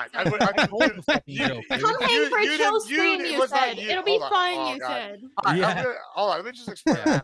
Nobody ever has fun when I'm around. That's something you'll learn right away. You made a good joke, and then somebody else started explaining it. I don't even know who. It wasn't your voice, and then I was like, "Well, I didn't need to explain to you." Yep, Dude, that was me, I think Gibbs. you just got transported to another dimension for 10 seconds. Listen, it might be true. I think a lot of hits ahead in college. Sometimes the voices they speak to me, bro. It's those latent acid deposits stuck in your fatty tissue. Well, first of all, acid is not for capitalists. Well, cocaine is. Can you read the super chat? Oh, you want me to? Ginger's here now. Ginger Wave. Ginger Wave. This is what he means by Ginger Wave. No, I've got some blonde in my beard, but I'm not a ginger. Yeah, I'm not a ginger though. It's all right. It's good. It's fine. I'm not either, but no one believes me. I'm not even sure what color that is. It's not fucking red. It looks brown from this perspective, but the light's too low. It's actually blonde. It's dirty blonde. That's all it is. I showed a picture in the daylight, and nobody paid any damn attention. They all just want to believe their damn narratives that I'm a ginger, and that's bullshit. Y'all are full of shit. You're wrong. I'm not ginger. That's a lot of protesting. Very lefty Yeah, of you. teeth, mauled, etc. Wild. Next thing, it'll be a riot. Right. We're not ginger. We're not ginger. Yeah. That's unfortunate. Can we talk about how they replace every ginger character with black characters in comics and movies now? We got to talk about the ginger replacement in movies. Let's talk about that. This is a real thing. Do you not know about this? It's actually no, I didn't know about that. Right, I knew that they black people asked all the ginger people to a cookout, and I wasn't invited. So that's how I know I'm not ginger. So. Oh wow, that's unfortunate. Here you go. I'm gonna send you a thing where it shows a bunch of these red. I think you're gonna find it pretty funny. If not, go fuck yourself. It's hilarious. There you go. Ginger's being replaced. Bam. There you have it. Now you can share the world. See the discrimination us gingers have to deal with. People tell us we have no souls. They're coming for our characters. I'll be right back. I'm gonna grab a beer. You're gonna grab a what? A beer. Some ketamine, bro. No, a beer. You old enough to drink? Let's do. Yes, she's definitely old enough to drink. I don't know. She doesn't look it to me. I don't want to be contributing to delinquency. Oh, it's okay. You'll be all right. Why do I not have confidence in you saying that? Oh, it's okay. Is actually okay. Hey, listen, I've gotten this far, right? You know. Well, what's the worst that can happen? Prison. Nah. You'll be all right. Look at this. That's a lot of gingers being replaced. You see this? This is real racism, folks. They're coming for us, gingers, bro. They're taking us out. That's what it is. Ginger replacement theory, everybody. I'm telling you. Now y'all know. Where's the leprechaun when you need him? But if you look, they actually have a bigger list. They have like lists that are like 6 pages long of this shit. I'm like, this is crazy. Huh. Yeah. Went on a rabbit hole one day. It was pretty entertaining. The fact that somebody took the time to figure that shit out is kind of annoying. Well, I blame the lefties, really. It's their fault. They DEI'd us gingers out of our jobs. Beady-eyed? DDI'd. That's oddly specific. DEI is description. DEI? Oh, okay. I thought you said beady eye. Oh, yeah, that would have been sus. Come on. What's going on here, bro? Yeah, that's what we need, Mr. Gibbs. We got to get some tiki torches and go marching down in Hollywood saying, you will not replace us. You will not replace us. Well, no, you say this. So I was telling my homegirl Destiny in the background over there. We were talking earlier. I was like, it's crazy because I'm Latino, right? But I'm güero. So like, I'm not white enough for the white people, and I'm not brown enough for the brown people, right? So like, they all just hate me. I'm like kind of screwed here. So I ain't getting no tiki torches because they're gonna round me up too.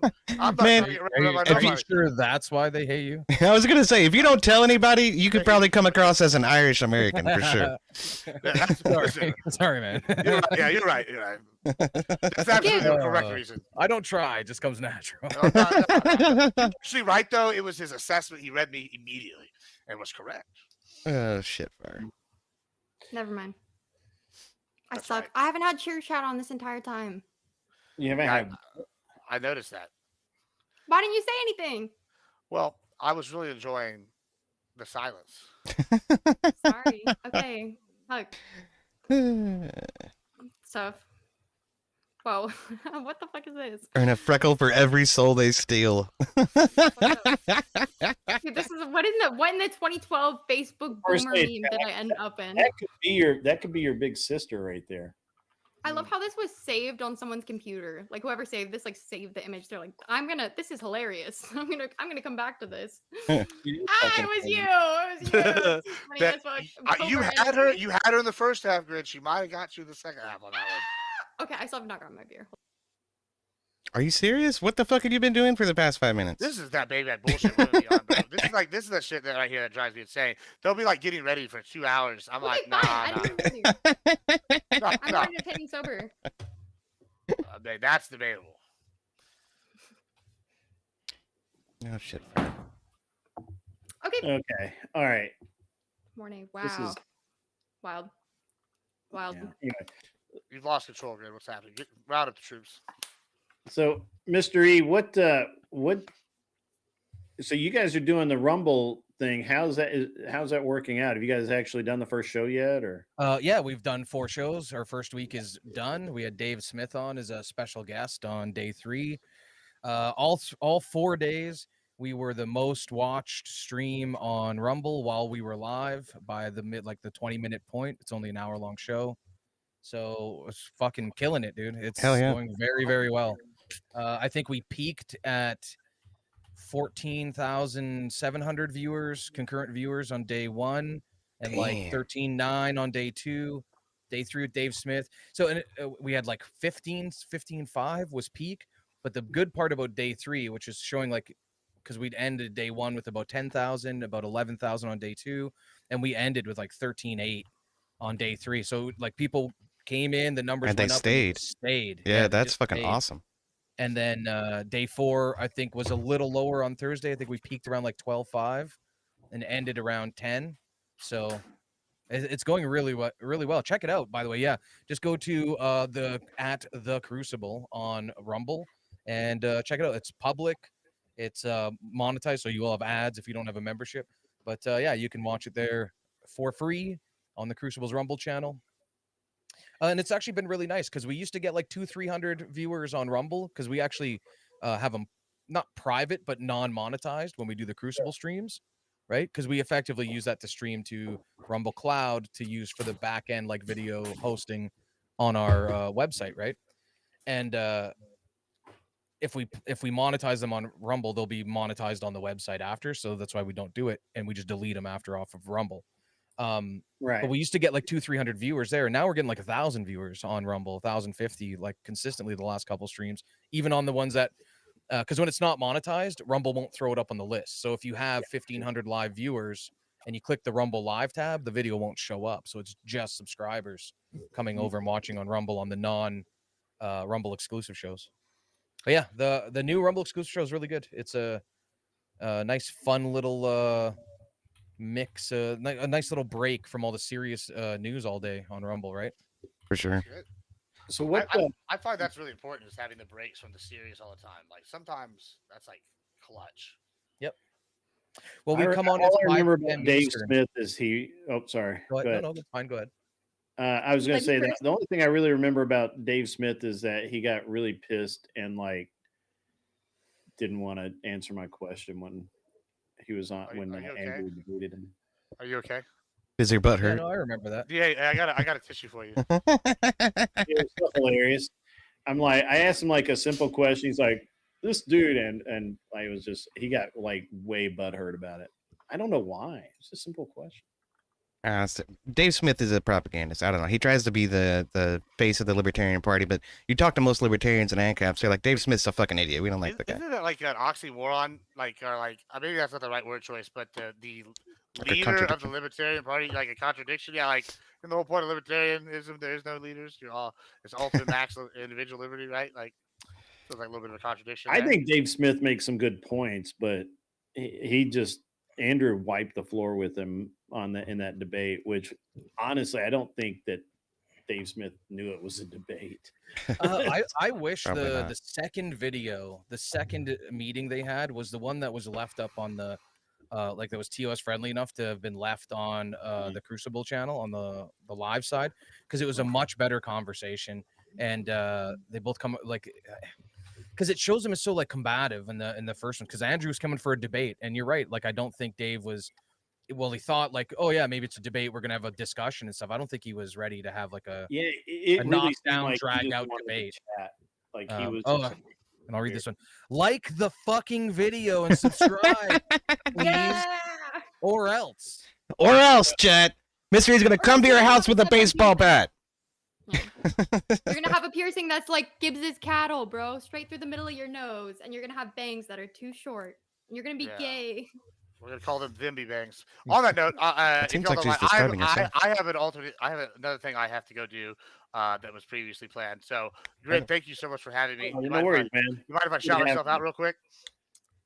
Yeah, go ahead, man. Yeah. Find me at Admiral Gibbs everywhere on Twitch. I just started the YouTube, so check out that show as well. Grid, here's the best. Kel sucks. Everybody else, I love y'all. Nice features, G and Clover and EOD. Good to see y'all again. Thank you, Grid. See you, Gibbs. Big haters in chat. I bet you can fix me. Give them all your money, guys. Do it now. I'm sorry. Try it. Keck. Wow, that was a lot of background noise. Music Man says that he can fix her. I bet you could. Naomi Kell is a leftist who came on the show the other night to help out. A leftist. I'm not a leftist. I was defending the left position. I'm a fucking. That makes you a leftist. Yeah, there's no such thing as that. Okay. That's a fantasy. You're a leftist. Okay. So Kell is a former drama person, I guess. I'm not really sure. Why are you like always trying to get into this?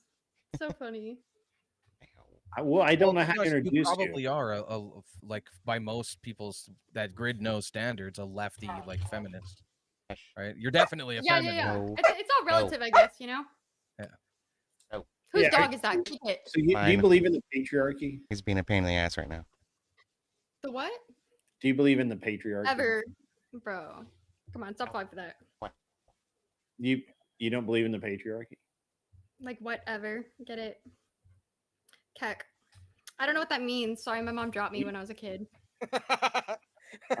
Okay, that makes total sense. Mm-hmm. Yeah. She also drank while I was in the womb, and this is why you should be pro-abortion, bro. Like, see, there's case studies. What? Because people are pieces of shit, we should be pro-abortion? Have you lost your mind? Yeah, bro. You could end up with a bunch of me's around. Well, at least you're alive. That's better than a bunch of dead babies. You guys get so serious. You're like, stop. Abortion is wrong. Well... Why would anybody ever get serious about, killing babies? That's such a chill topic, right? Like, you know what? Fuck it. Let's kill more babies. I think Wade Boggs is on to something here. Ladies and gentlemen, please just don't drink and do drugs when you're pregnant. This is the result. Oh, men out there, I owe you for that one. That was great. I appreciate that. Thank you very much. Make sure your women take extra folic acid while they're pregnant. Or extra testosterone. Get them bulky, bro. Get them when you can climb, okay? Okay, Kel, I got a present for you, okay? You ready? I got it from Target. It's real nice. Look, you gotta look. Look. Nope, Target's built on child labor, bro. There you go. This is from K2. I'm not looking. All right. I do have an actual honest question for you though.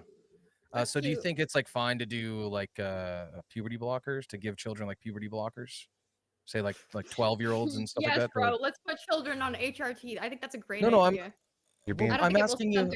I'm trying to gauge how far left you are on the spectrum. No, I don't think you should give fucking kids HRT. Jesus Christ. Babes. All right, cheers. Oh, awesome. Yeah. That gets you closer to that centrish position that you're talking about. Unless it's online and their parents don't know about it, and it's in yeah. Shout out. Let's boil some shopping bags, make some troon shine. Let's go. Hey, get to your bathtub, bro. Get some Yeah, we're gonna make some homemade HRT, bro. Oh wow. During a GoFundMe scam. If you guys know the Keffel story, you know. Yes. Bro. Yeah. What a horrible, twisted boy. Mm-hmm. See, that's where we draw the line. I'm still gonna respect Keffel's pronouns. I can call Keffels a pronoun, and I refuse to lie. Right. I mean, could you agree that it's harmful to someone who doesn't see that to be the truth of the world? That I know to be forced to do that. You like it when boys lie to you, and tell you what you want to hear, but I'm not gonna do it. I'm just not. Sorry. Heck, you're so edgy, bro. That's not. How is that edgy? Being honest is edgy. I'm so punk rock, guys. I don't lie. Oh yeah. I'm so fucking punk rock. Counterculture to the extreme. Okay, hold on. Let's be honest. Just be straight. No memeing or whatever. I can't be straight, bro. It's not my nature. That's because you're gay, right? Look, I tried to slip that one in under the radar. Okay, let's be serious for a minute. Okay. No. as I'm laughing. No. This is for Kekistan, dude. Oh fuck! I'm laughing too. I lost my fucking point. Oh my goodness. I have a serious question. You say that you've been asking me a lot way of too much. questions, okay? I've asked one question. No, you have not, bro. Listen, do you play Fortnite? No. No.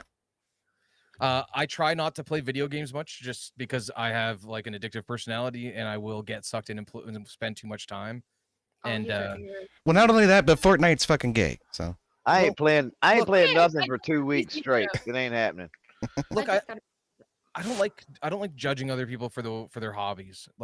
We all waste our time in different manners. If you want to play Fortnite or whatever, more power to you. Ideally, especially for young men, chill. That for young men. It would be that's my something. Demographic. Your hobby should be something that's building skills that you can use in real life, not video games. That's real life, or also chase your dreams, bro. Go play in a band. Do that shit. Yeah, sure. Manual again. That's manual competency. I would always support. I play guitar and bass and a little bit of drums. I'm not very But good that's at not real drums. life skills. Yeah, Like, me what do you- too. Piano. I play the piano and the drums too. It's I've fun. performed on stage a couple of times in my life. Big Who? gaps in between them. Yeah. I was in bands when I was a teenager and stuff, and then when I was winning the trades, I just didn't have time for it. And then after I got hurt and was out of the trades, one of the things I did as one of my side hustles first was start a little recording studio, and I got to The trades. open it for a like you're couple of. talking about your... Oh, sorry. Go ahead. That's fine. No, I'm so bad about that. Sorry. You got to open for. Just a couple of artists that I was actually like fan, like underground hip hop guys and stuff like that. So Hip hop, huh? So you're a rapper? No, I was like, I don't know, producer and played stuff live and like with those looping things where you produce stuff Like a live. Kind of. I don't know. Like, Dude, when you say that you're fucking when you started like with the trades, it sounds like you're trying to recruit me to your 4X MLM. why? The trades. When I got with the 4X. trades. Into the trades, yeah. Well, I don't know. That's kind of just the term. That's the way it's. I don't know. That's just the way it's always been said. I just. Yeah, I mean, it's not any better or worse than you saying kick constantly. Yeah. None of this is scripted. I'm just talking to you. I don't have. I'm not a streamer. I don't perform. I'm just like a dude who like. I don't know. I'm a dude playing a dude who's playing another dude. I'm not. I'm a dude who's not playing a dude. I'm just here being myself and having a conversation and yeah. Right. Well, Kel, I got another question for you. This is from Mr. Bill in my chat. He says, I'm guessing she's okay with 16 plus HRT. He said not the kids. Does a 16-year-old qualify as a kid in your mind? No. No? Qualify as a kid. Yes, dude. Yes. I don't think anyone fucking under 18 should be on puberty blockers. Well, I specifically enough. asked her about puberty blockers, and most of the time that's going to be given to like kids before they hit puberty, right? The people that are really targeting that, right? And that's Like the stuff 7, 8-year-olds. a big problem with, right? Sure. Like I think that should be illegal, right? I think it is now. Is it not? I don't know. No. Where I live, it's illegal. Yeah. Not my circus, not my monkeys, bro. Anyway, you know what? That's fine. And like, I genuinely respect that opinion. Like, I don't have kids. I don't care. Yeah. It's not my business.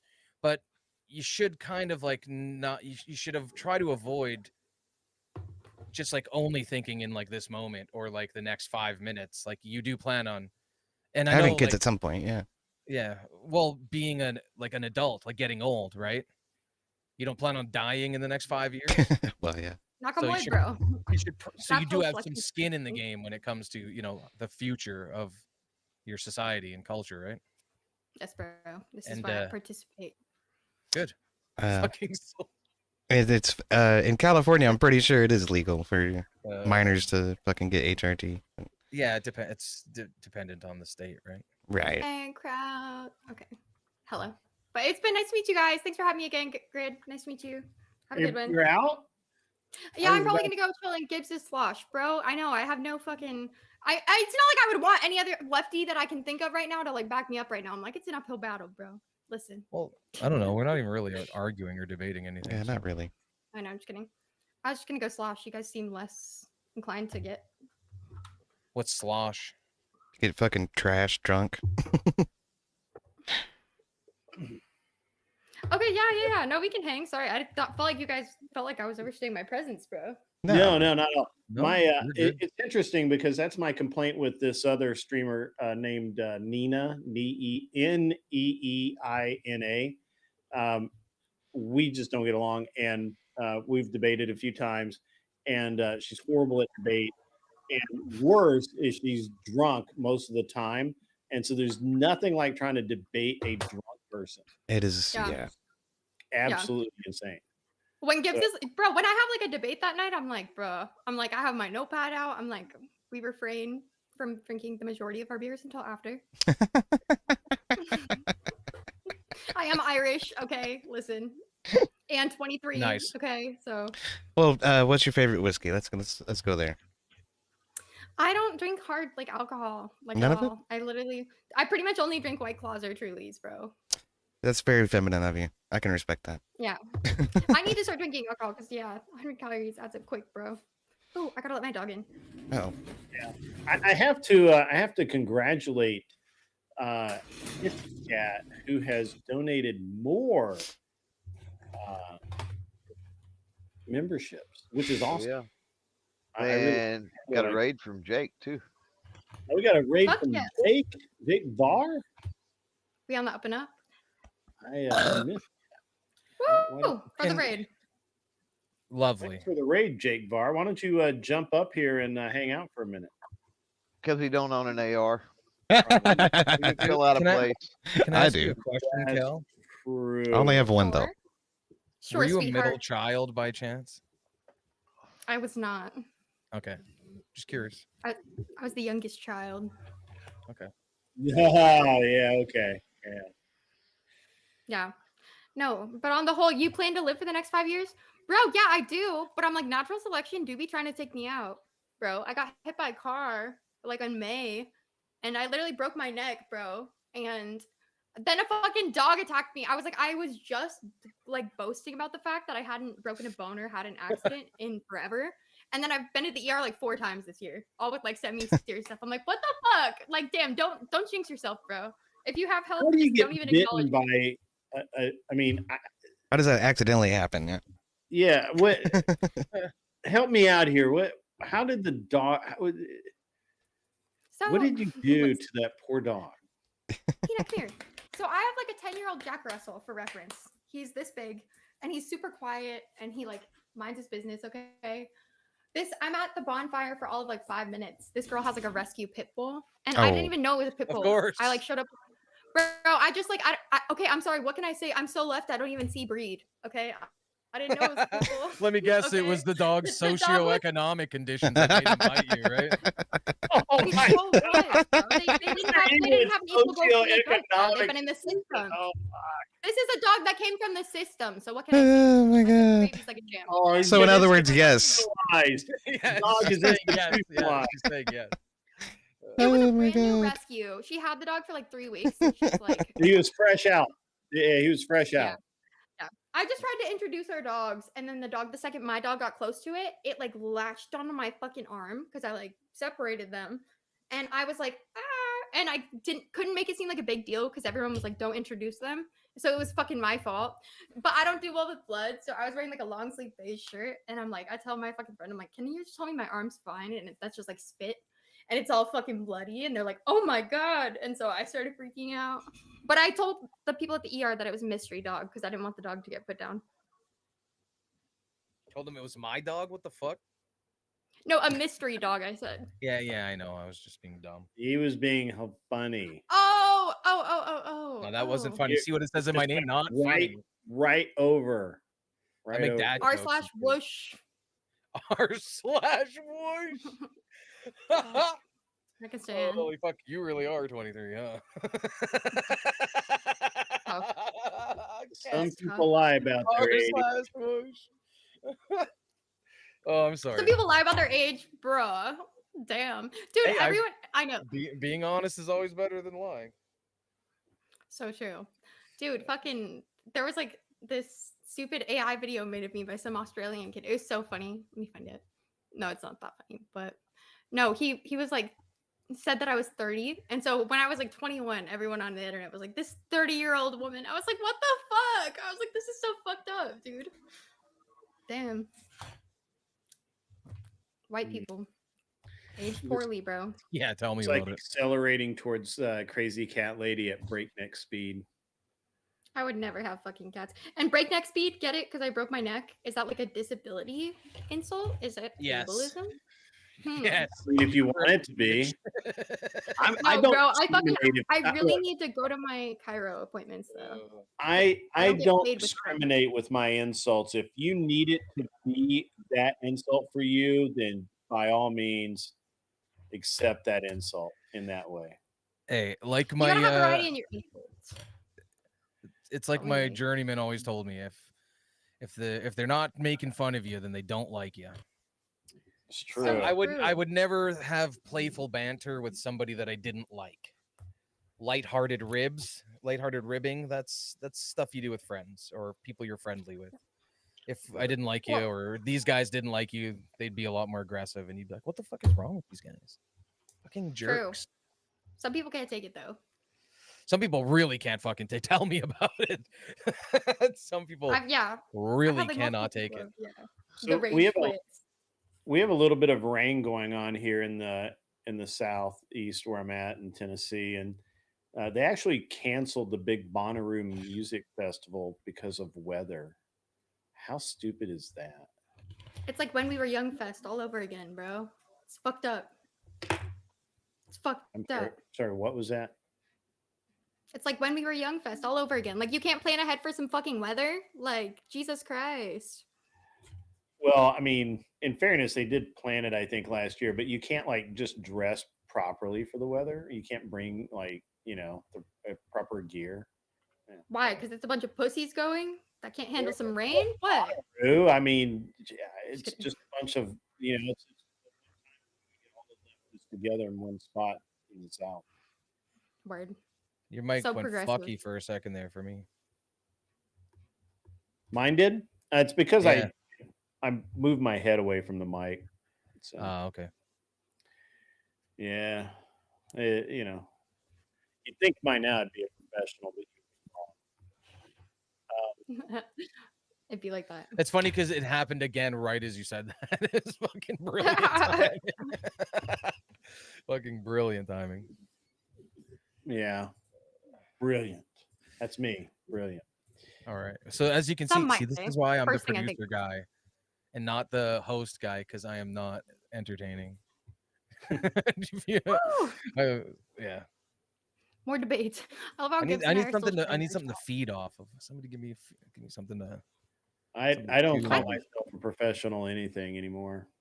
I'm retired. I'm a retired person. I'm retired. I don't have an I don't have an AARP card though. I need one. Here, Kel. Just an AK in the background. I'll drink with you. I always feel like an alcoholic when I drink alone. So. Do you have a 45 AARP by any chance? No, I don't. I'm just not cool yet. Here's a topic.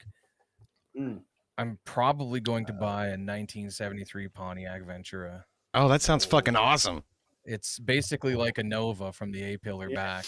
Yeah. Are you in Canada land? Yeah. And it's a rare to find too, because while it does have some rust in the typical areas, like around, it's the hatchback too, right? It's around Canadian, the back window of the hatch and around the tail lights, everything where it is like really relatively easy to fix.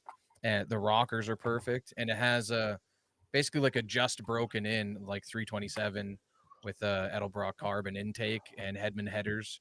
But in order to get it to pass like an OPI, like out of province inspection, I'll have to build an exhaust for it and basically seal up a couple of little things on the front quarters where exhaust could get in. And I'll want to a good seal it fake up. smog guy. So no, we don't have smog restrictions where I live. There's no smog tests. Must be nice. I only need the exhaust because you can't run open headers. You can't pass an inspection with open headers. But I'm just gonna run like some glass packs and then a 45 and then kick it out in front of the rear tires. That sounds fucking it's grimy too. It's pretty rough around the edges like me. It's all the paints like it's black on black, but it's like whoa, black on black. It's not like perfect. Are you qualified to talk about that? Yes. Yeah. I had no dad. I play bass, and I smoked a lot of weed when I was younger. So yeah, I think I'm qualified to talk about that. Yeah, that actually, I think that touches all the bases. Yeah. So. Are you a car person? I also ran a hip hop studio. Right. Studio. There you go. That helps too. Oh, I'm also a doctor, as Wade Bogg reminds me. Double doctorate, actually. Oh yeah. Yes, in theoretical racism and applied misogyny. Flawless. Something like that. Oh, yes. Okay, gentlemen, I'm gonna go get belligerently drunk, and this is probably not the appropriate space. I'm probably gonna misspeak and be the libtard even more than I am already. It's been a pleasure. Thank you for having me. Are you hiding the sun from your eyes, or what are you doing there? Yeah, I'm saluting you. Oh, is that what that is? Service. No, it's like this. It's like this. She's hitting her mark. Show the back of your hand. Her character for her autistic e-girl character. And your thumb runs alongside your fist like this. America, America. That's okay. You know what? You're a civilian. You don't have to know how to do it. All right, thank you.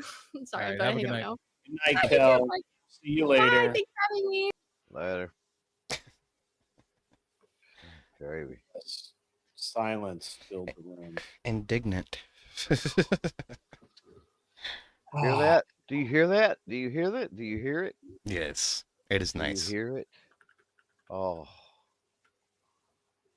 Yeah. So, Mr. E, what are you doing with the with your car? Is that just like a project, or you? I can boot it around this summer, right? Yeah. With very minimal work, and then just like patch some stuff so the water doesn't get in the hatch, and then in about like 3 to 5 years, my boy is going to be old enough that he can start like working on it with me, and we'll do stuff like, oh, let's put disc brakes on it. Oh, let's cut some of this fiberglass patchwork and panel bond that I've used to seal it, and let's like actually like do some custom metal fabrication, like replace the piece, do some weld patching and like grinding and then painting. You know what I mean? Like maybe let's rebuild the suspension. Let's like as he gets older, I want to do more and more projects and then just give it to him one day, right? That'd be really just awesome. The idea of I want like an all mechanical car, like everything, distributor, oil pump, like everything on it is mechanical. The only thing the battery powers is the lights and the radio and the starter, right? Well, that's good thinking. I mean, there was that one guy who was a reporter who had some dirt on Hillary Clinton or something, and then like somebody hacked his car and like the accelerator got stuck down and he died in a car wreck. I have a I have a bunch of project cars, but my son is less enthusiastic about the cars. But I have a old motorcycle. It's I forget what year it is, but it's a CB 350 4K, which is it's a 350 cc 4-cylinder bike, and my kid loves it. Yeah, that's and a it's big already engine for a put bike. back together. The tank's been painted. There's all of the like hard stuff for a kid to do is done. But it's got to put the carbs on. He's got to hook the linkages up and do some other stuff, and it's all there, ready to be put back together. And I told him that if he put that one together and helped put together the CB 550 4K that I have as well, that I would let him pretty much permanently use the 350 while he's in school and or whatever. And the the only question is whether or not my wife is going to go along with that, which obviously she kind of has to, but still. So yeah, Achilles says if you can't take care of the vehicle, then you can't drive it. There you go.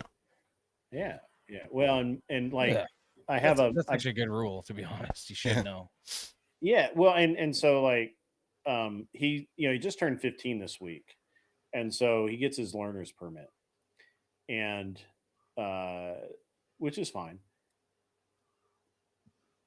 But my wife's like, which car is he going to drive?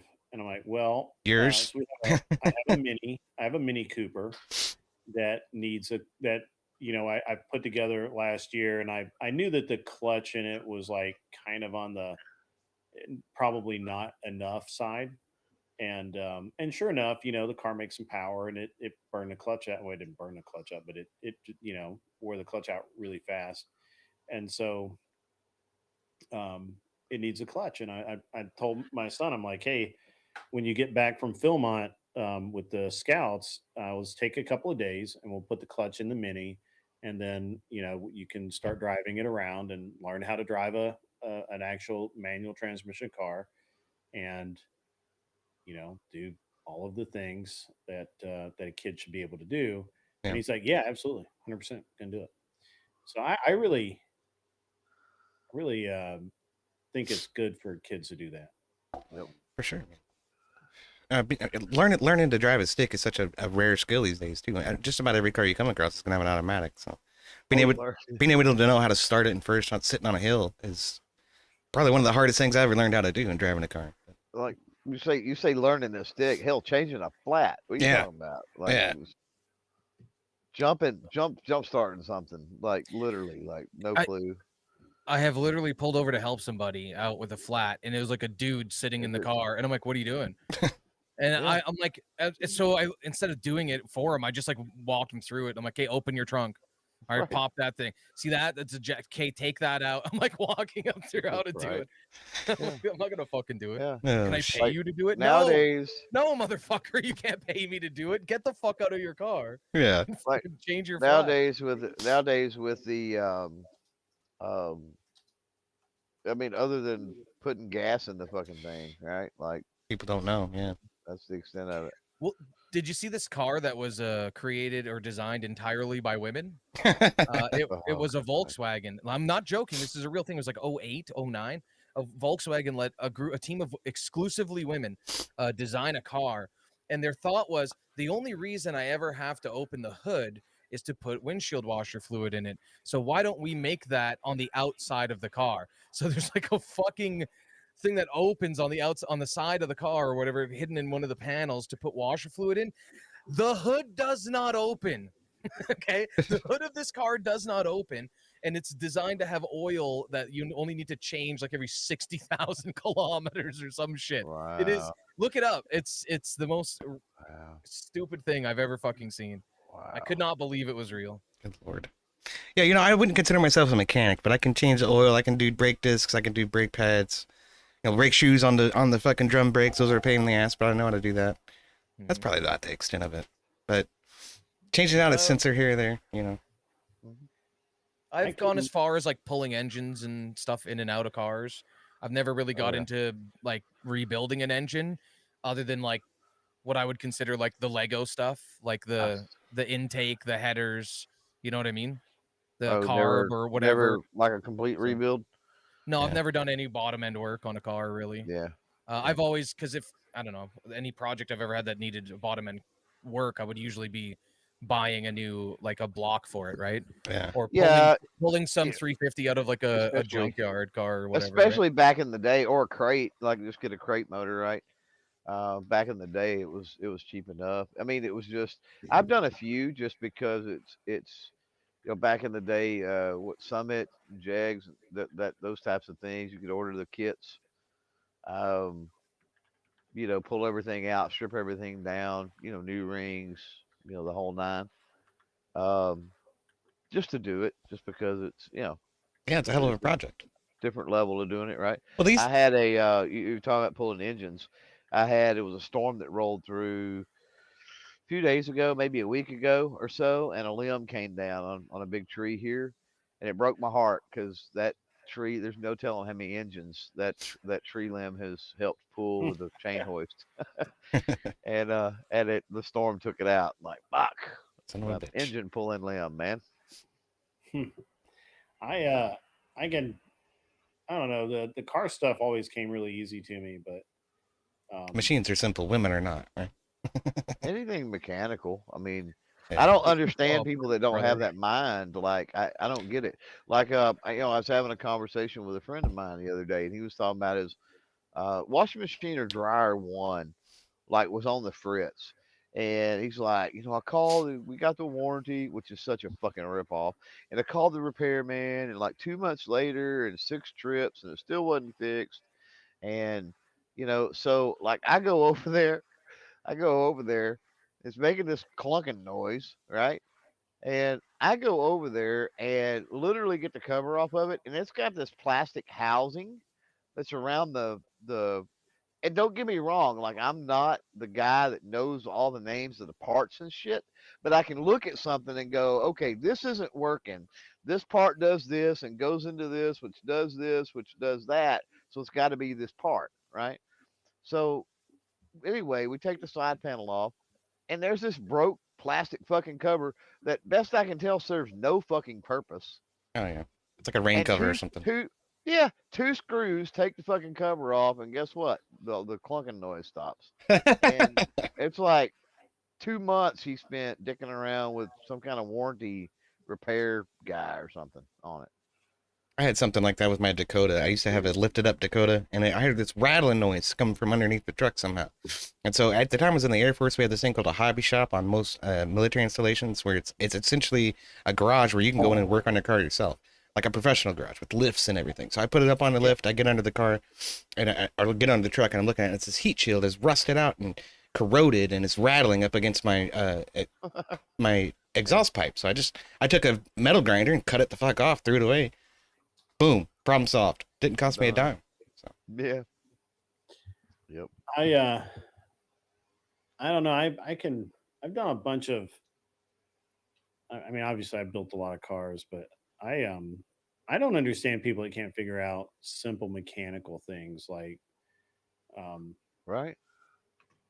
Well, just I mean, honestly, anything. Well, I mean, there's a difference. Here's the thing, right? There's a difference between I'm highly educated and trained, and I went to trade school, and I can do this for a living, and I can do it good enough to get myself out of a pinch, right?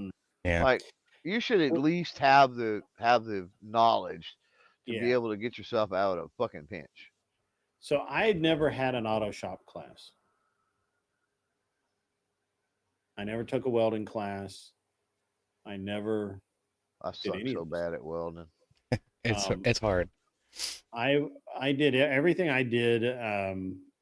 Either I read about it, and I would actually like read the tech manuals and understand them, and I could go do it, or I had some innate ability to be able to do it. And I mean, there's a number of things, but it's really interesting because I did, obviously I owned shops. I worked at the highest level of motorsports. I worked when I was with Speedworks, we won the 24 Hours of Daytona. Man. And, all the cool shit, That's one of my favorite races. That's really cool. But I never had a shop class. I never took shop. I never took a welding class. I never did any of that stuff. It was all basically, I would find the best people, right? And I would go learn from those people. And if that meant I had to sleep and I talked about this the other night, if that meant that I had to sleep in a storeroom in the shop, to be able to do that, that's what I did. I mean, for thousands of years, that's the way it was done, right? Apprenticeships. It's an interesting thing because I think that the idea of a guild system, somebody wanted to debate me versus unions the other day, and part of my prep for that was because I don't think they actually want to debate union, but or unions versus whatever. But part of my prep was that the unions kind of evolved out of the idea of the guild system, and the guild system is not is very different. And I think that should be a more common thing as a guild system. Better way to pass down the trades. But hey, it's 12:30 here. I think I'm gonna crash out. I'll get up early tomorrow. I got a bunch of stuff to do. It's good to see you, Mystery. To go. Yeah, it was nice to meet you. Good to see you again, Clover Attack. Good to see you as always, Grid One. And thank you guys all in chat there for showing up, showing out. I don't have to do a sign off. So haha, fuck you, man. I haven't talked to you. Good, man. It's actually really good to see you, Mystery. I haven't actually talked to you in man, it has been a while because you've been busy. I've been busy, and I don't like to bother people when they're busy. Yeah, no, I appreciate it. I wish more people were like you because a lot of people like to bother me every single day. And it's the funny thing is half of them are stuff that's like I've already answered in the community or the answer that it's like, did you check the description of the fucking video, dude? The thing you're looking for, no, Yeah. You fucking idiot, I swear. Rob wants some samples of you getting all fucking ornery with the chat, man. That would be hilarious. How do I get into the server? Did you try reading the fucking only channel you can see? Did you notice the part at the top where it says don't DM me? I've never understood why people bother people just fucking randomly. I've never understood it. Me personally, I go out of my way to not bother people. I actually told Andrew that I would call him 4 weeks ago, and I have not I've not called him because he's busy. And I don't want to interrupt him, and I don't know what his schedule is. For all I know, I'm going to call him. He's in the middle of something really important, and he feels obligated to take a call from me. No, don't worry. He's a dink like me. He'll fucking just he'll just end call and then text you like busy. You know what I mean? Sometimes not, depending on how busy I am, might not even get that text. He'll just end the call. Yeah, well, and that's cool too. But I'm just one of those people. I'm like, I know I'm busy, and it annoys the fuck out of me to get just random ass phone calls. So Andrew's like odd. He'll want to communicate in different areas, right? So I tend to leave my notifications on like Discord or in like Telegram, or we send files that are too big for other places, right? And that's why it's so bad, like annoying on the Discord, and especially those people, the ones where it's like 2 words enter, 1 word enter, 3 words enter, 2 words enter. So it's like bing, bing, bing. Shut the fuck up. Yeah, I hear you. Yeah, I hate that, man. I would respond to your message, but I can't read it because I put my fucking fist through my monitor. What's worse than that? What's worse than that is the people who have their notifications on while they're streaming, and you can hear it going ding, ding. And I'm like, the other night I was on somebody's stream, and somebody's like, their Discord was live, and it was just like ding, ding, ding. And I'm like, who the fuck is that? Because I keep thinking it's me, right? And I'm like, what the hell is going on? And pull up that Viking Paradigm comment.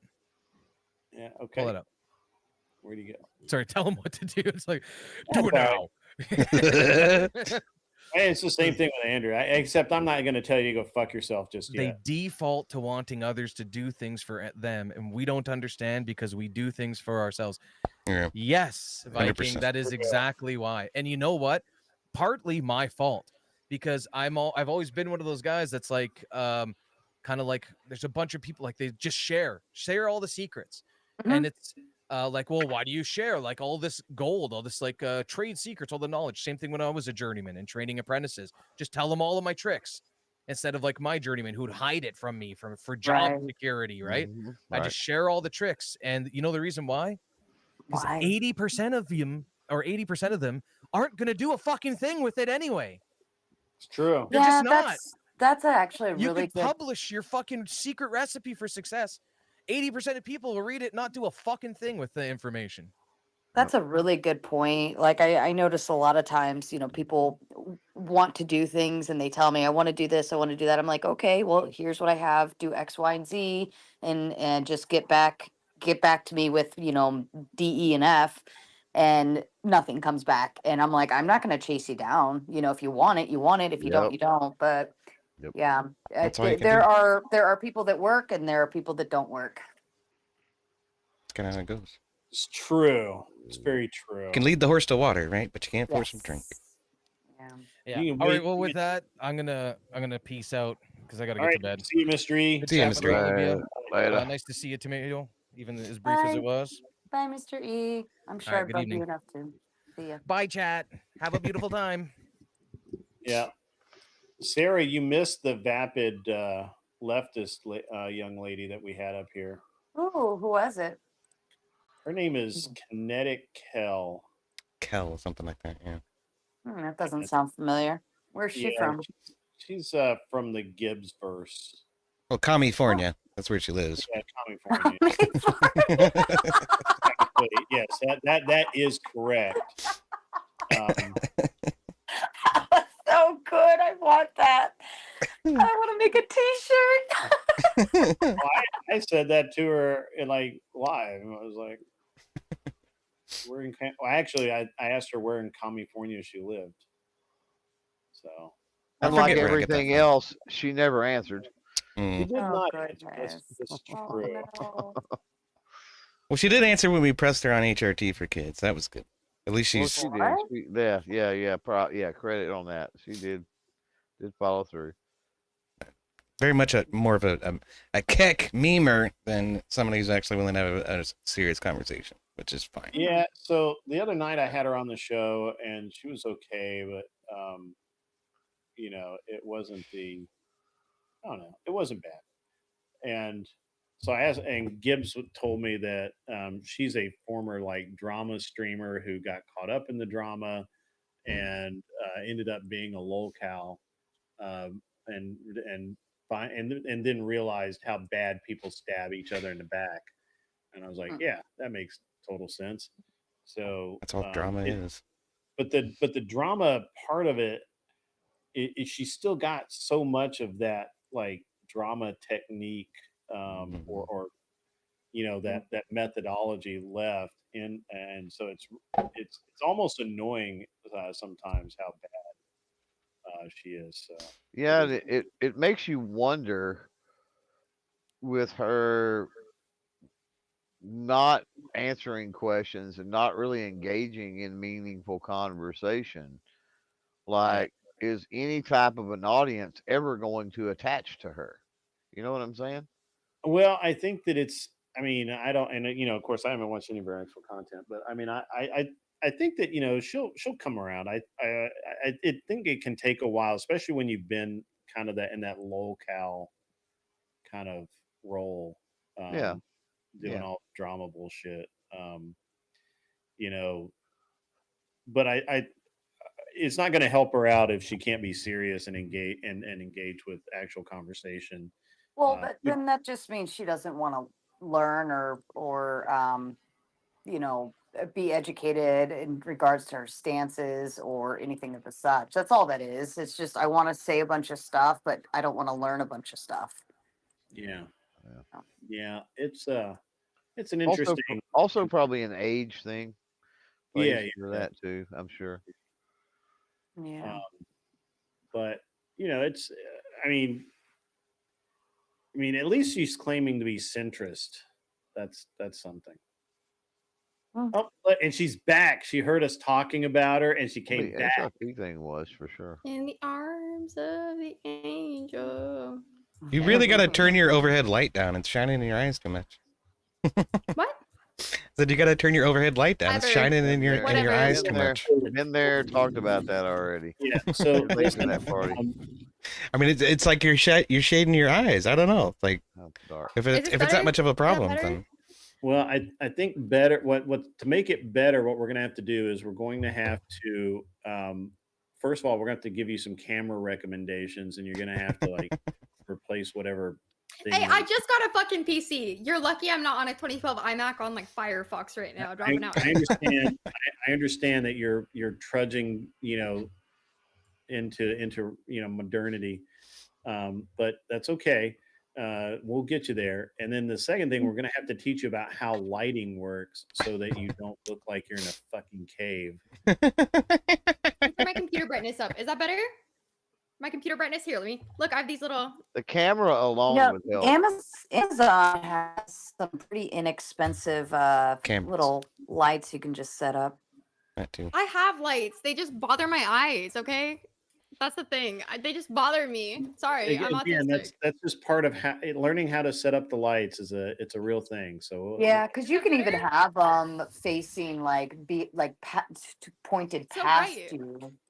Yeah. Past me. Okay. All right. This is the fucking. Sorry.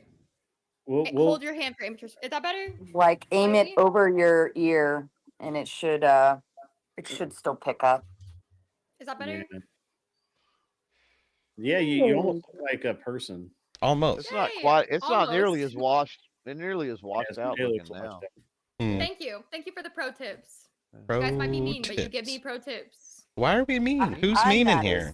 I'm not as mean. The boys are just mean. They're a bunch of little dicks. We're already drawing lines in the sand. The boys versus the girls. So that's how that works. You see, Sarah. I always fall in the middle. That's not true, Sarah. You sexually abused me yesterday when I came on your panel. I knew that was gonna come up. I had to take my shirt off to stay on the panel with Sarah Tomato yesterday. It wasn't me though. It was Jeb. Jeb was the one that tempted the chat and said, if somebody donates $100, all the men on panel will take their shirts off. And I was like, all right. And then the dono came through, and so it was just the rule. It was Jeb's fault. He's the one that objectified you. Whatever. Well, It was and your your it was your poor little panel. I nipple. still hold you accountable. It was your panel. You probably deserved it. What were you wearing, bro? So come Now, on. you of all people should know that my panel is Super Chatter ran. Right. That show runs off of the chat and what they want to see, and they did not want to see you guys put your shirts back on because they wouldn't pay to have you put your shirts. I 100%. I was actually in the middle of a show, Sarah. I saw that. It was in the middle of a show. I had you muted, and I don't even know what happened. I was like concentrating on my show, and somebody was talking, and I looked over, and I'm like, the fuck is going on over there? And so in the middle of my show, I super chatted, please, make them put their shirts back on.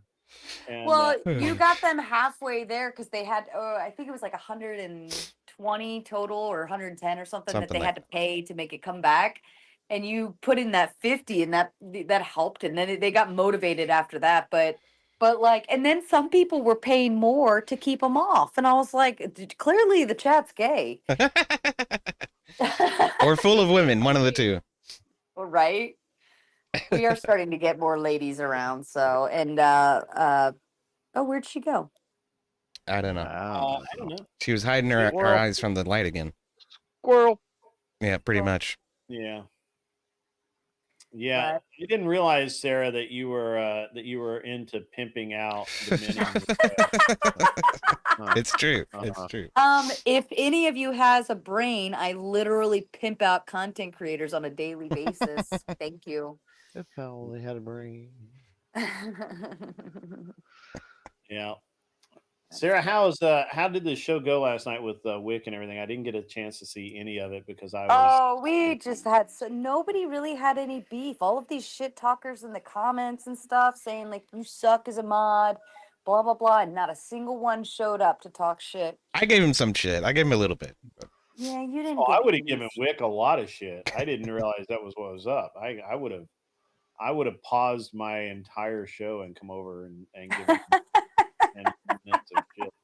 Of course, Jebtan was making all the fence sitter takes, so I don't know. I just kind of let that shit go.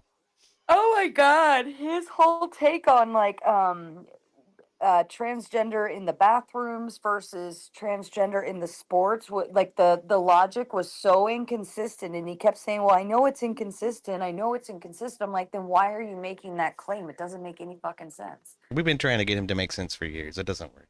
I don't know. Okay, all right. I sat there with a headache for a very long time. Yeah. Well, why are you up so late, Grid? Yeah. Right. Well, I got raided by the Crucible. Like literally, I was already long because I started late, and we were having a really good discussion earlier, and then the Crucible raided, and I already had Kel and Admiral Gibbs and a couple of guys on, so I was like, Mr. E showed up for a little bit. That was fun. This whole time, Duck has been sitting in the back this whole time, and it's not that I don't. I just, I don't need Duck up here. I hear you. We also got raided by Jake Barr as well. So I was hanging out with them for a little bit. He's cool. I like Jake. I like Jake a lot. Yeah, he's cool, man. But except for the AR thing. Except for the AR thing. Yeah. Oh yeah. He doesn't own one yet. The only thing about Duck tonight is that his mic it's worse than bad. It's actually worse than worse. It's maximum worse. Maximum. I probably got a Sennheiser headset I could send him. Yeah, help him out, man, because it was terrible trying to listen to him. So I honestly just don't have it in me. Yeah, Duck, if you want it, seriously. It's been a cool night. What are you? Was this date number 2? Is that what? Oh no! There will not be date number 2. Poor dude. That bad, huh? Well, it's your guys' fault. Okay, I mean, think about it. With all of them, take credit for. because when Like, I deal with so many men on a daily basis that I know the emotional ones. I know the ones that are easily triggered. I know like how they operate, and interact and engage and conversate. And like, I can just pin it on the nose with one conversation. And I was like, fuck, man, I ain't doing that. Hell no. So, yeah. You're out of But here. if you, Disqualified. okay, to the men who are watching, because I know you have like maybe 2 women watching, but to the men who are watching, if you go on a first date, or even more so, even if you're dating a girl for quite a few months, the first words out of your mouth should not be, my ex-wife hates me and will hate me for the rest of my life. And then the next sentence, expectations, though. and then the next words out of your mouth are, yeah, my ex-girlfriend fucking hates me and will hate me for the rest of my life. She like hates me. And I'm like, that's 2 for 2. I am not going to be the third, and I don't even want to know why they fucking hate you. Like, it just shouldn't. You, I mean, be smart and know what you're like. Negative Nelly, I don't want to hear all that shit. I hear you. I just met you. Well, at least give the guy a chance to figure out why they're going to hate him. Is it because he picks his nose, he sleeps in the bed weird, or because No, he's an you know what idiot? it is? Do What's you know that? what it is? And I pinned this one real quick. They have no respect for the man, no respect for him. Based on things he said, it was very clear to me that like he leads very like he doesn't know how to Passively. put his foot down. He doesn't know how to say no. Like if they cross his boundaries, No they frame. just none whatsoever. And like and we actually kind of got into a conversation about it. And because he asked me, he said, so what are you like looking for? And I was like, well, I mean, honestly, just the ability to be vulnerable. Like I don't have that flexibility in my life, because I mean, the way I run panels, I can't be vulnerable.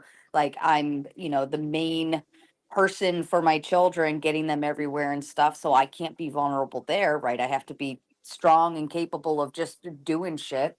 And so I said, basically, really, like, I really want somebody who I'm capable of being vulnerable with. If that's, I don't know if that makes sense to any of you, but Yeah. it was the only way I could describe it. And he was like, well, yeah, like that's totally, you could totally be vulnerable with me and blah, blah, blah. And I said, no, I can't. And he He has to be strong enough for you to be vulnerable. Exactly. And that's exactly the words that came out of my mouth. And I said, you're not capable. Like you yourself are vulnerable. I would not allow myself to be vulnerable with somebody else who's vulnerable. I said that doesn't allow any protection for me in any case and scenario. Right. If I can take an advantage of you, and I know all of the points where I could just simply just find your little trigger points and get everything I wanted, like if I can do that, then any man can do that to you in other ways, right? Like, so you just basically didn't want to turn him into your bitch. Thank you. I have more respect not only for him but for myself, in terms of I don't want that. That's not what I want, not what I need. I have enough simps in my chat, you know what I mean? I don't need another one. I hear that. I'm kidding. Kind of. Fair. But it's just like, and I think, and it was kind of, I mean, he was very open to that conversation, so I'll give him credit there. And he really was like had good listening ears on for it. But I broke that man's spirit when he first got there. He was so chipper. He was so excited to be able to finally meet me and all of these things. And then by the time we left the little bar restaurant thing, he like it was like I just killed his dog or something. I don't know. It was bad, but he'll be thinking about that for a very long time, and hopefully it helps him. Well, yeah, he needs to get some frame, and then it wouldn't bother him nearly as much. Yeah. Yep. Anyways. Wow. So. Oh yeah! Happy Father's Day. Happy Father's Day to everybody. Hell yeah. That's right. I'm glad the yes went through. Yeah,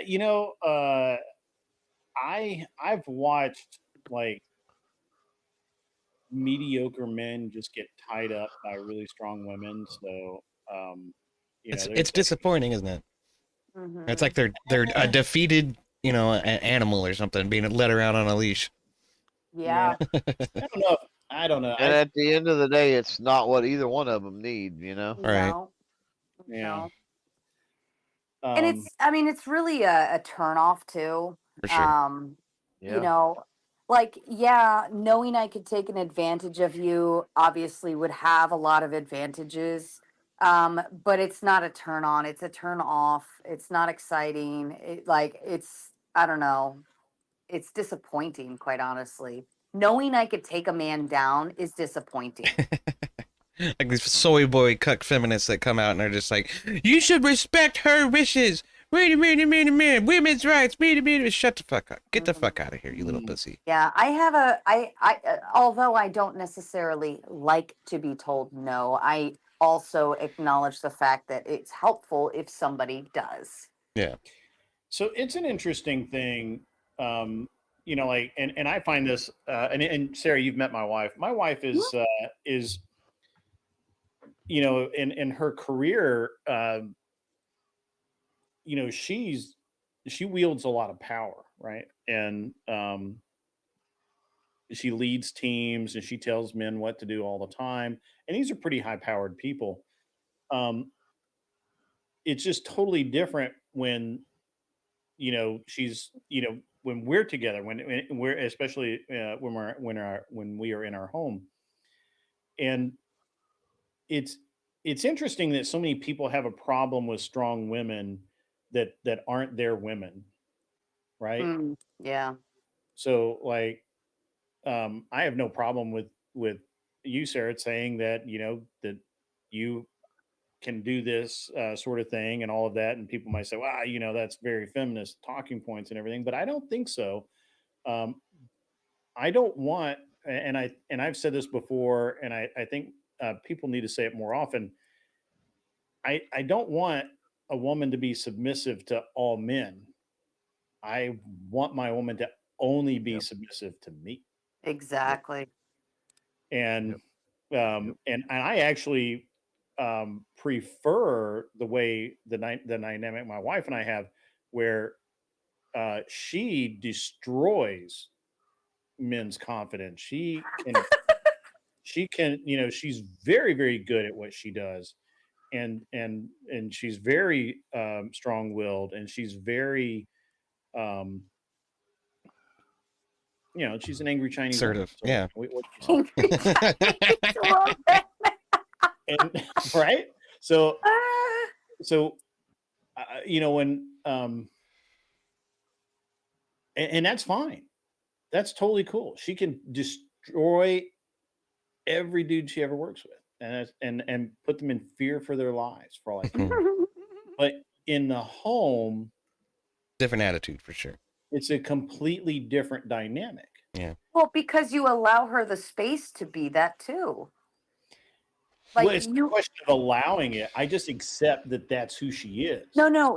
I mean, in the home, like you allow her to like let go of the armor, right, and relax, and when you can relax because your husband's going to take care of everything, then you can like stop worrying about everything around you and be vulnerable. And that's what I was trying to explain to this dude. Like, you can't provide that space. I can already tell you that right now.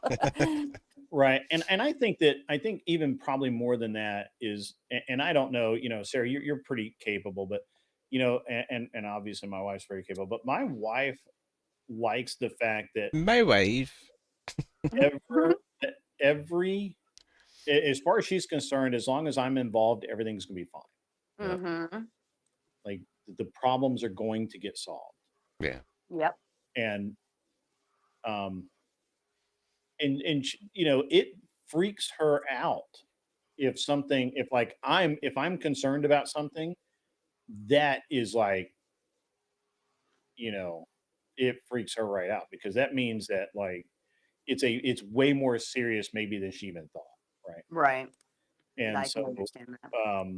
so I don't know. I think that there's a lot of rhetoric in this a lot of the spaces about how dominant men and submissive women, and I'm telling you, outside my front door, um, I want my wife to be just absolutely brutal. Oh yeah. Well, think about it. If we were just submissive to any man we know, that actually leads to more problems. Like the only people I would be submissive to or listen to, and now they know I still have an attitude about it, but would be my brothers, my father, and then of course, the man I'm with, which Yeah. um and like any man outside of that, unless I have grown and developed time to respect you and put some trust in things that you say or do, right? Like I know I can trust if you make a decision on something, which I mean we haven't really collabed in that kind of degree, but I know if you said I'm making this decision, I would say okay, well I'll take your word on it, because like we've kind of established uh, collaborative friendship of content creators, I guess you could say, and I The respect your rapport, yeah. opinion. It's Right. rapport. But would I be a total bitch to you about it? Fuck. I mean, on screen we have fun, but like outside of that, no. Right. And like, but then I laugh because there's a lot of these podcasts where women come on, and then these random content creators will just demand that these women respect them after they're sitting there talking shit to them and calling them names and all of these things, and then they're like, well, you need to be submissive to me, and it's like, no, the fuck she doesn't. Yeah. I mean, respectful to each other and civil, yes, that's one thing, Yeah. but this I don't think that. And again, I just go back to um, you outside of the home. I don't know that women need to be very submissive at all.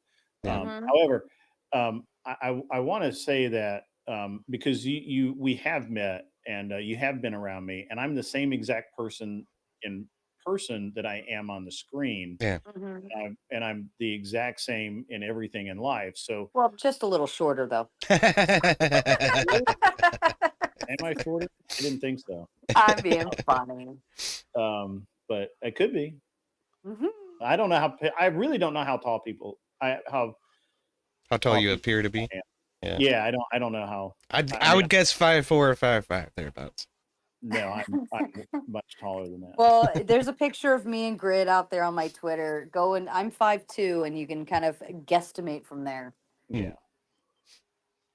But again, to me, it's a so that's one of the reasons why you can say something like that with the certainty that you just said it is because we have met and you know who I am and you know that I'm a known quantity. Well, I think a lot of people forget, especially in the content creating space and in the live space, is I don't fucking know you. Right. Like we like EOD and I've talked, but for all I know, he could go crazy and do some weird TOS shit. You never know. I'll just take my shirt off and start saying the N-word and stuff. Right. Yeah. This is, it's so there's when people have met and or they've communicated in a way for an extended period of time that they understand each other, and they understand what to expect that person's going to do in a situation. It's like I think you now understand that when I'm like when I was raging against Ryan the other night, that's all just fun to me. Like there's no personal thing in there at all. I don't really care. And but I think it's funny and I'm having a good time. I don't know if anybody else is, but I'm having a good time. That's the point. That's the whole point. And so unlike someone else who might actually be really angry and spurg out and again risk TOS or just leave the show and then talk bad about somebody for 6 months or whatever, um that's you can't have that confidence in those people, right? In a lot of people. because that's exactly what will happen. And that's fair. Yeah. I try and be very fair. I try and be, I'm probably could do a little better, but that's okay.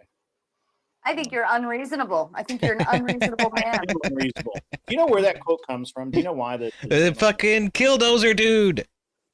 No. No? That's close. It wasn't Herman Niedermeyer or whatever? No, but that's awesome that you think so. That was ungovernable. Yeah, so there's it's from a quote by George Bernard Shaw, who was a liberal, a leftist fuck back in 1907. He wrote obviously he lived longer than that, but in 1907 he wrote a play called Of Men and Supermen, where he postulated that in the future, after 100 years, that the best and brightest, wealthiest men would marry the best and brightest, most beautiful women, and they would have children, and those children would be the best, brightest, most beautiful, all of that, and evolution would occur, and by now we would have basically the Morlocks and I forget the other ones, but the normal people, and so you'd have these supermen ruling a ruling class of supermen, and it was absolute tripe and horrible. But the only thing he really got right which leftists always get something right, and the thing that I guess that's why we keep him around. Yeah, that's why we haven't figured out which gene it is, so we can just zap it. And but Shaw, one of the things he got right was, and there's a quote, it's a very famous quote, that the reasonable man looks at the world around him and accepts things the way they are and bends to fit it. The unreasonable man looks at the world around him and forces the world to change to suit him. Therefore, all change must come from unreasonable men. Oh. So are you going to change the world, Grid? One stream at a time? Probably. That's the plan, right? You're going to start by buying a train, though. It's funny because somebody the other day was like, now the train makes a lot more sense, because I've all this week I've been antagonizing leftists by pointing out the fact that Trump's base basically elected him to load illegals into boxcars and truck them back down to Mexico. Yep. And let's do it. And of course, nobody likes the boxcar analogy because of Nazis, and nobody likes that analogy at all. So I'm like, and so they've been, but I'm like, and someone the other night, somebody in my chat was like, first I get the train now. First you buy the train. Then you load it up with illegals and send them back to Mexico. Fuck yeah, let's do it. Oh my God, Corinne. And I was like, yeah, okay, I didn't think of that, but you're right. My God, that works. So if Elon Musk suddenly buys a bunch of trains, there you go. Now he'd be bringing people in on H-1Bs. That's what Elon Musk would be doing.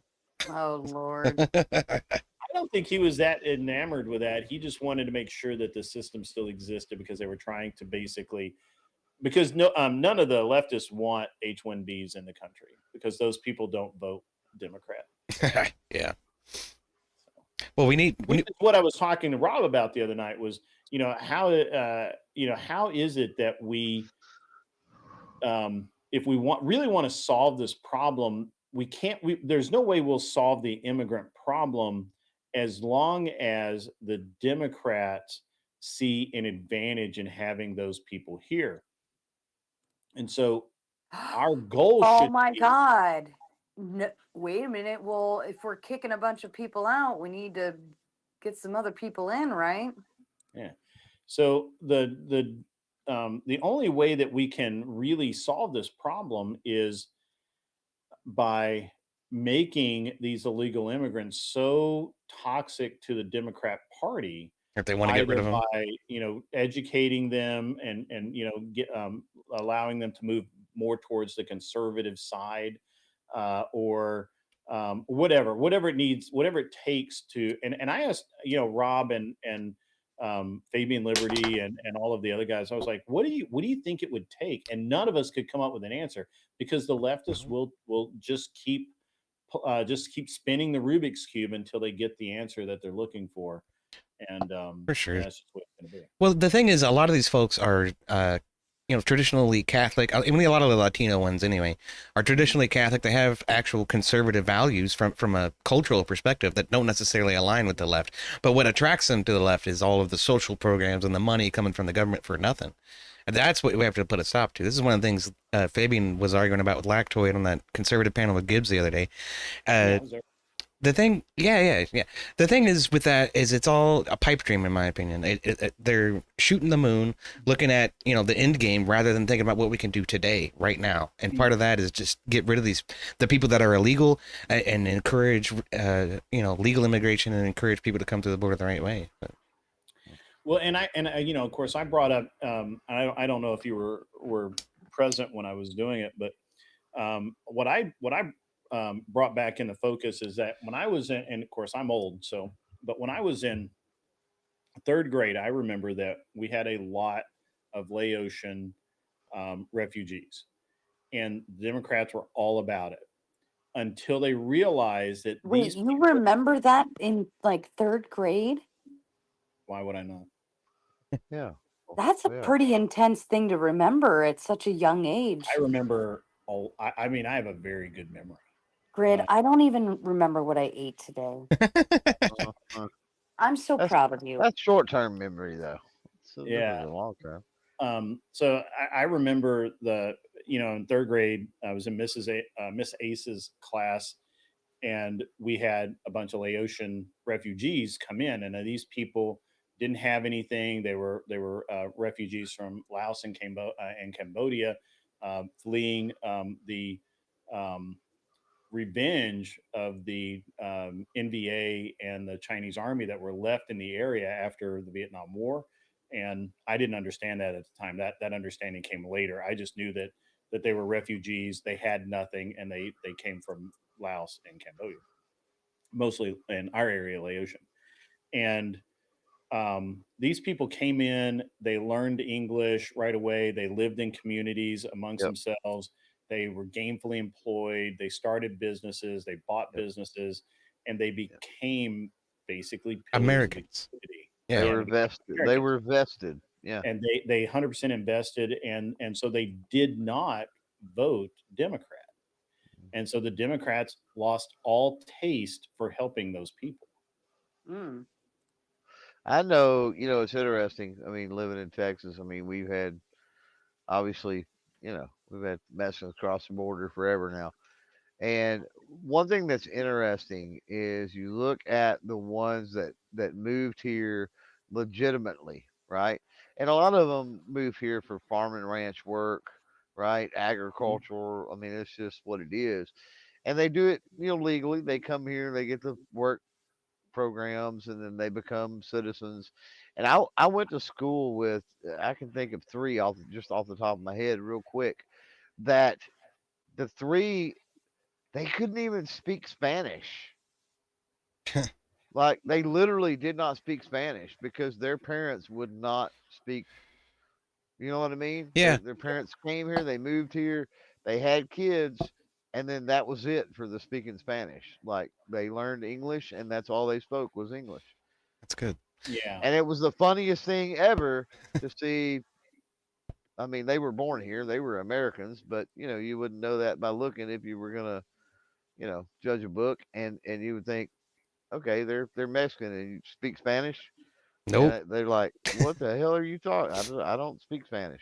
Or other Mexicans, right? You'd be hanging out in town or something, and they'd start speaking Spanish to you. Like, I have no idea what you're saying right now, brother. Like other Mexicans would, because they do that. I mean, yeah, they do. I know. I probably would too if I spoke another language, right? But like German. And they would just look at them and be like, I don't speak Spanish. Yeah, the problem is a lot of people aren't assimilating. They want to maintain their old culture. They want to extract wealth from the economy and send it back home, and then go back home on the weekends and shit. And it's like these people are supposed to be claiming asylum. Asylum from what? If you're going to vacation back in the place that you're supposedly fleeing from, this is ridiculous.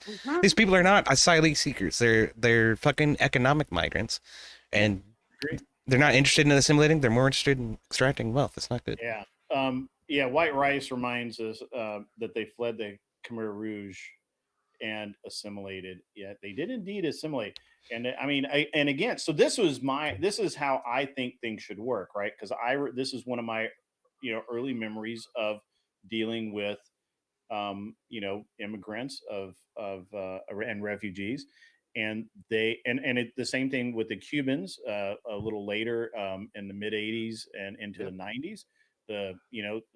Literally, I don't know if you guys remember, but every week, sometimes twice a week, there'd be videos coming out of Florida and North and South Carolina of these boats that these poor Cubans would get on, and they didn't even have motors most of the time. They were at the mercy of the current. Oh, makeshift rafts. Literally rafts. Like literally drums, barrels chained together.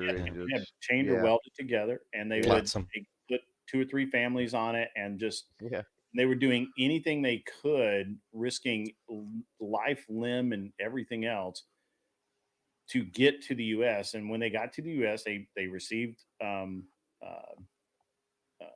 refugee status. They received asylum. They became citizens, and without fail, most of those Cubans are to this day conservative, and Absolutely. I mean hardcore. They're terrified of communism and what it did to their country. Cubans are the best. Their parents and grandparents are like, you don't know what it's really like to the kids. So it's an interesting. And again, you will never hear the Democrats talk about the Cubans in Florida and all along the Florida coast and what they went through and all. You'll never hear it because those people are absolutely toxic to the Democrat Party. And the problem that we have right now is that the people that are coming across the southern border from El Salvador, Venezuela, all of these other places in South America, those people are they're not coming because they're running for something or they're looking for a better life. They're coming because they're promised welfare. They're coming because they're promised that all you have to do is show up and you get a house, you get a car, you get money every month. And so if you then tell those people, no, you're going to have to work for that, well, then they have a real problem with that. So I don't know. Anyway, but that's the people are very. Somebody in my chat the other night brought up that I had literally just been talking about buying a train like a few weeks ago, and here I am talking about loading people into boxcars. Based. Is this like some kind of foreshadowing shit going on? I didn't intend it to be, but I mean, it kind of worked out that way. You just got to grow the mustache now. You grow the mustache, and the transition will be complete. Oh boy, we all might burn for that one. I'm not sure I could pull off the bar, but I'm fairly certain that I could pull off a Mad Jack English Baron guy. You're gonna have to pull my figure out a little bit, but let's hear it. Well, I can't do the voice. No, just I could get the look. So I'm gonna go to bed. I'm gonna send you guys over to EOD. It's all set up. It's been awesome. Sarah, EOD, Clovertech, thanks. You've been a trooper, man. Your wife's gonna be so mad at you. My wife's in the bed. What are you talking about? Yeah, I know, but you're going to be. She's going to be like, "Hey." My wife won't be mad at me. What the fuck are you talking about? She's not some feminist libtard.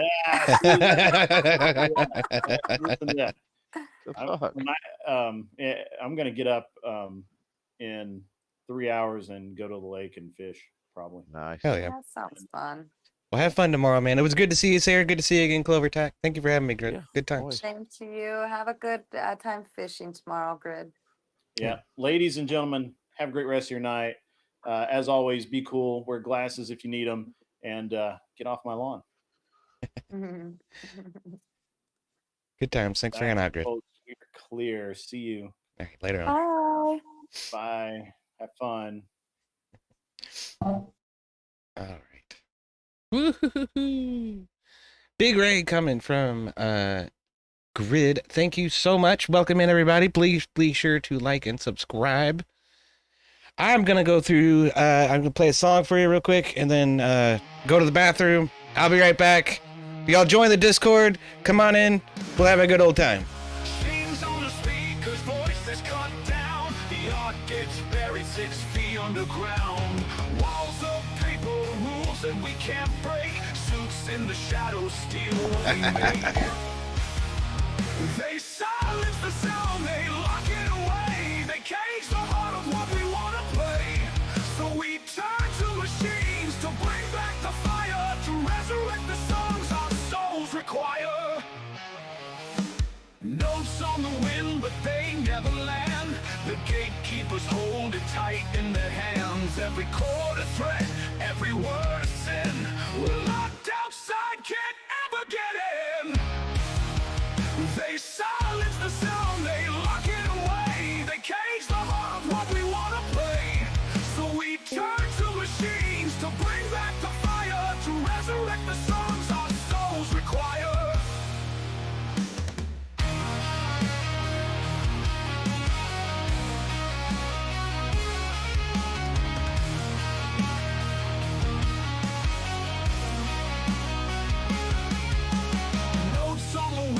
They never land. The gatekeepers hold it tight in their hands. Every chord a threat, every word. All right, that's good times, man.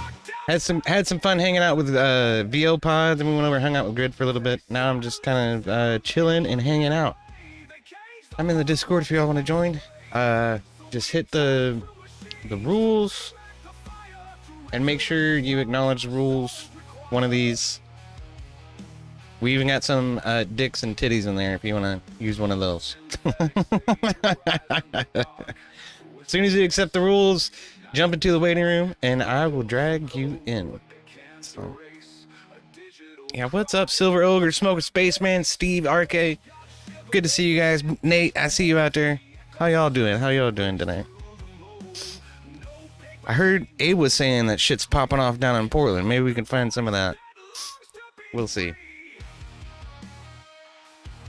What is up, William Joseph? Good to see you, brother. Welcome in, welcome in.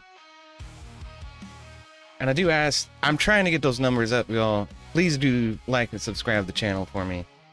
That's a big help. So, we're almost to the point where I can start accepting some super chats and monetizing some stuff. But we're not quite there yet. Always the grind. Always trying to push forward on that. There we go. Oh shit. I thought I found somebody and then he's like just about to go off. I do have a good buddy, or a good buddy, someone I've been following for a long time up in Portland named Portland Andy. Let's see what he's doing. Oh man. Looks like he's struggling to find somebody who's actually got a feed going. But William says, I know Portland Andy. Yeah, man, I hung out with him a few times, but he probably doesn't remember me. That's okay. But he's a good dude, man. Fix your lighting, you ginger is showing. Yeah. I am not a ginger. Y'all are terrible. I swear. Let's see what Portland Andy can get up going for us here. But if no one wants to come in and chill in, oh wait, we got Darth and Vibe in there. All right, let's bring Darth and Vibe over. How you doing, Vibe? What's up, Darth? How y'all doing? Oh, hey, what's up? I lost Vibe. How's it going? I brought you back, Vibe. What's up, man? And he left again. Okay, well, never mind. Can you hear me? Yeah, I can hear you, man. I keep trying to bring Vibe and he keeps leaving. So how's it going? Pretty good. How about yourself? Well, I was watching Grid's thing, and then I fell into, I guess, your stream, and I figured I'd say, hey. Well, hey. How's it going? What's up, brother? Good to see you. How's your evening been? I was having a little bit of a... my evening has been storming. A lot of bad weather. Sometimes that's good. I like it when it rains. It helps put me to sleep. Well, it rumbled the whole house and freaked out my dog. Yeah, that's never good. My dog barks at the silliest shit. There'll be a plane flying overhead and he'll start barking. I'm like, dog, chill the fuck out. Yeah. Well, I was talking with a couple people in Grid's chat, and I actually had a question about amnesty for illegals. Oh, okay. Do you think there's any credence to it? It depends on those that are here currently. I'm not sure. There's been what 20 million people over the course of Joe Biden's presidency, so I'm certain that probably the majority of those are not valid asylum claims. Why would you limit it to just Joe Biden? I mean, isn't it closer to 35 million or more total that are just here? Well, because Joe Biden specifically opened up the asylum system to allow people to make a claim and then get in line to go to court to verify the veracity of that claim while they're waiting in the United States. And then they get work permits, they get the money and the housing and all of that shit. That's the problem to me. The illegal problem, it's been like 30, 40 plus years. Yeah, that's true. Like, there's more than just like what Joe Biden, like he's the most egregious. Right. I guess that's why I bring it up. Yeah, I understand the context of it, but it doesn't really answer the question as to is there any advocacy for like amnesty for them in general in some way, because there's a problem and everyone's like whistling in the dark. They're trying to figure out, what do I do? Like, do we hate them? Do we love them? Do we forgive them? Do we run them out of town like Frankenstein's monster? Like, everybody kind of has an idea, but there's no consensus, and it's like a rat's nest spider web. If you try to like pull the threads together, everybody gets into power blocks and they get in each other's way. And it's sort of the only through line I've been able to conceive with it is some form of amnesty. Yeah. Well, I don't think we need to give anybody amnesty off the cuff simply because they're here. I think that's a mistake. I think what we can do is try to expedite folks folks' hearings to determine their validity towards that claim. We can try to speed that up a little bit somehow, maybe do group hearings or something. I don't know. Make more. I had a conditional towards it, correct? What's that? Go ahead and clarify for me. Some form of amnesty. Some form of amnesty. So I'm not saying blanket or like let all of them stay because they just happen to be here. And I'm not saying anything like radical like that. It's just that some form of it. Like, I actually have a comprehensive plan, but it takes probably about a minute or two to explain. If you want me to, I can. If not, we can continue with the back and forth. You can, but you know, to my mind, I think there's a lot of people that probably don't belong here and they just need to be sent back. If you're here illegally, get sent back. Wait in Mexico. We'll get to your trial eventually. Let's try to expedite the trials and determine amnesty in the most legal way possible. But in the interim, stay out of the country. But I'm not even like trying to go for you're like a refugee or you're like persecuted.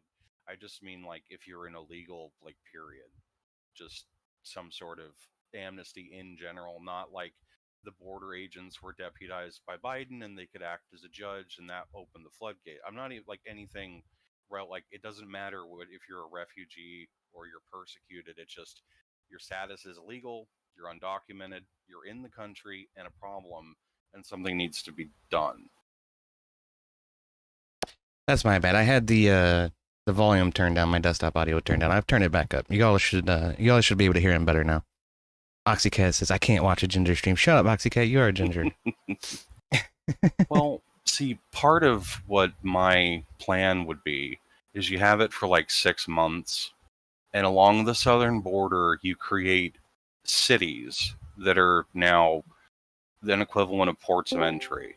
And anyone who's in the country illegally, they have that period of time to report in there, and you have like Twitch live streaming or YouTube up 24 hours to keep an eye on everything to make sure that there's nothing hinky going on.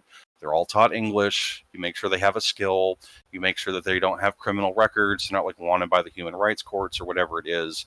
You identify everyone, because every citizen like that's in the United States, like they all have ID, they all have social security numbers, like the government knows who they are. And you filter these people, and then you've now satisfied the box of amnesty. But if anyone doesn't come forward, that's when you start sharpening the pitchforks to dig them out of all the haystacks and then put them on trains to Mexico, or like whatever the alternative would be. That you give them a window to at least come forward. Yeah, I mean, I guess I can understand that to some extent, but a lot of the problem is that there's such a quantity of them that they end up filling up the courts for years, and that becomes the issue. So maybe we need more federal courts to handle these processes. Maybe we need to turn it over to lower courts and let them handle it in order to expedite it. But at the end of the day, I think why would you need courts for it? Waiting period needs to be done in Mexico. What do you mean? Why do you need courts for it? We need to have some way to identify these people and, just like you said, verify their criminal record or not. Understand who they are, how they fit into our, social security system, their driver's licenses, and all that kind of stuff. Couldn't you do that with a form of the DMV that's not like judges, that just they go there and they're processed, and then it's over the 6 months you figure out everything about them, who they are. I think there needs to be criminal background investigation, which is clearly in the purview of the courts, not the executive branch, not the DMV. Well, it's a form of it. And you could have judges doing oversight stuff. I mean, there is a branch or portion of the government which could technically fit, which would be the U.S. Marshals, that have direct jurisdiction over things like the Native American reservations, and they've historically had that and sort of stuff, that you can like empower these or deputize people into an already existing structure, like what Trump did with Doge, and like the whole thing about all of the aid and all of that you can kind of like shoehorn it into something else, that like U.S. Marshals or something like that could do a lot of facilitation for it. Yeah. Is the idea here that everybody that slipped through the cracks that are here illegally, that we give them a 6-month grace period, and I believe to basically apply? Yeah, that they, since they're here and there's the massive problem of what to do, you give them the 6 months to come forward to these not camp cities that have buildings, that have schools, that has places to put them up, and you give them the opportunity to come forward. Like, if you want to be in this country, you got to learn English, you got to become a citizen, you got to know civics. Sure. We've got to make sure you have a skill, that you're not like wanted by the world court or anything. The thing is, a lot of this is already laid out. There's already a process in place for people to assimilate over the course of a number of years. It does cost a little bit of money to ramp up and get in the fucking door, but there is a system right there, right available for them to actually come through the correct way. I think the way that we deal with the illegal problem is, I keep saying it, is ship them back to Mexico and you wait, and then when you get a court date, you can come in and do your court date. So your answer is there's already a line and they need to get basically kicked out and put at the back of the line, correct? Essentially, yeah. Yes, 100%. So is that if you look at it, Darth, right now, 11% of the population is estimated to be illegal immigrants or undocumented, right? Yeah. Obviously, the number is probably higher because they're undocumented, so we can't track that number. So it could go as high as 14%. Also, right now in the United States, 23% of the population is actually foreign-born in the United States legally. And they went through the exact process you just laid out. Yeah. A background check, have the income, have some sort of understanding of English they can bring to this country, right? Understanding English. Matter of fact, they legal probably immigration. know. Yes, legal. Yeah, I am aware of that. But what I'm getting at is that what I initially talked about is that any solution to the existing problem is whistling in the dark with power blocks. That it's like, hey, we need to get rid of all of them. There's going to be all kinds of people in power that'll like get in the way, and you have like riots that are going on, and all solutions are bad. And so I'm just advocating that because the problem is so massive. Like, yes, there's a line, and it's not fair to the people in line, but if you have something where they can come forward and you can sort them, it's sort of like the doctor telling you that your arm broke and it healed wrong, and that no matter what you do, you're going to have to re-break your arm, and it's going to really suck for a bit, but then it sets and it heals, and then from then on after, your life will be much better. And we're kind of in the process of, like, in the doctor's office trying to argue about how to break it and, like, what the best way to do it. Yeah, that's very, that sort of situation. That's a very flourish kind of analogy, but there is things that Trump is doing, right? There's the self-deportation thing. You can show up at an airport, claim that you're here illegally, and then they will give you a plane ticket to go back home to the country of your fucking choice for nothing. And $1,000. Yeah, that'd be great. Go ahead. What percentage of illegals would you say are taking advantage of that option? I would say it's not zero. Actually, but it's not zero, but it's California low. Actually did exactly what you're proposing. They actually opened up an amnesty, basically saying, hey, all illegal immigrants can come here between this, I think it was 6 months actually, and present themselves and go into an amnesty where they can start going through the process like any other American. About 10% of the illegal population of California showed up. So 90% didn't do anything. So even if you offer the program, they're probably not going to do it. Well, but still 10% did. I would say that's, somewhat moderately successful. The advantage of what Trump is doing is he can basically almost like have his clothes say, white as the driven stove. Like, hey, I tried to give them $1,000. I gave them all these opportunities, and now we're going to come in and root you out, like, whatever it is that you are in the mud and muck, and we're going to find. Hello, how are you? What's that former class, dude? Okay. Oh, right. I forget. I'm sorry. I'll give you the fucking role. You can just jump in live. Solution it is. Yeah, it's tough. I mean, first off, I really hate saying that, like, because we messed up for so long and we have so many illegals here, now we have to solve it in another way, right? They never should have made it here in the first place. And by doing this, in a sense, we're incentivizing more illegals to figure out how to get over here because they might be able to do the same process. I also have a personal bias because I was born in the United States, but I moved overseas. I got married. I had a kid overseas. I moved back to the United States. I had 2 more kids. So when I got here, I had 3 of my family had American passports and 2 of my family didn't. It took us 8 years to get all 5 of us to have American passports. It cost a lot of money, a lot of work. But we did that, right? And so in a sense, I'm kind of like, and I understand where you're coming from. You're like, okay, we can't have riots in LA over. I mean, to me, it's like if all of a sudden we started rioting because people are arresting people for drunk driving. It's a law. You're not allowed to do it. I understand what you're saying, but it's like the riots are more of a fever of the cancer that's infected America. Like, and the cancer is the problem of illegal immigration and how many there are, that it's not just like good versus bad ones. It's not just Mexican or like Ecuadorial ones. It's not like the gang ones versus the dreamers. Like, it's just the whole thing as a whole is a cross between like AIDS and cancer, where it's like debilitating the immune system of the country. And it's such a massive problem that we're almost unable to get very much of anything else done. And the people behind the scenes can continue to sort of juggle and promulgate these issues while they're, sending a whole bunch of money overseas or, funding foreign wars or doing all of that like hinky stuff that they really shouldn't be doing, because people are so fed up with the news because all they hear about is that America has cancer and it sucks and don't go outside. Like, and it's, we're kind of almost to the point where we have to like, are we going to cut out the lymph nodes? Are we going to try and like do radiation therapy? Like, what are we going to try to do for the problem?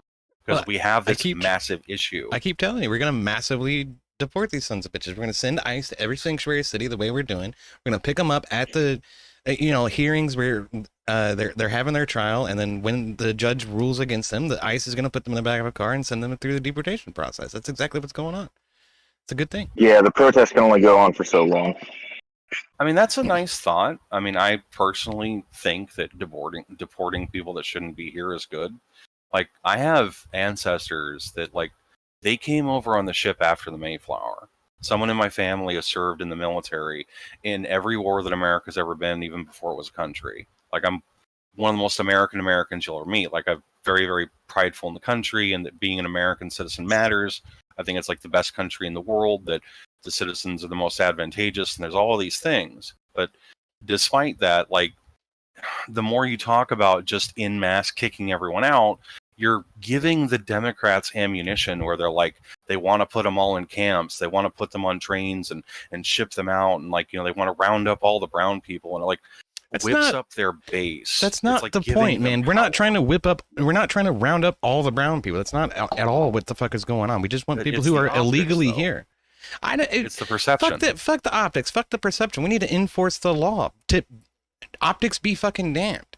You know, if you want to call Tom Homan, you know, mustache man, who gives a fuck as long as he's doing the job, as far as I'm concerned. I wonder if there were people that were saying optics be damned, we're going to support the LGBTQ agenda, or we're going to push, of course, like, they are pro-abortion stuff. Of course they are. It left, fucking it blew up in their faces when they started going after people's kids and telling them, oh, we're just going to fucking whip our dicks out in front of your kids in the middle of preschool and shit.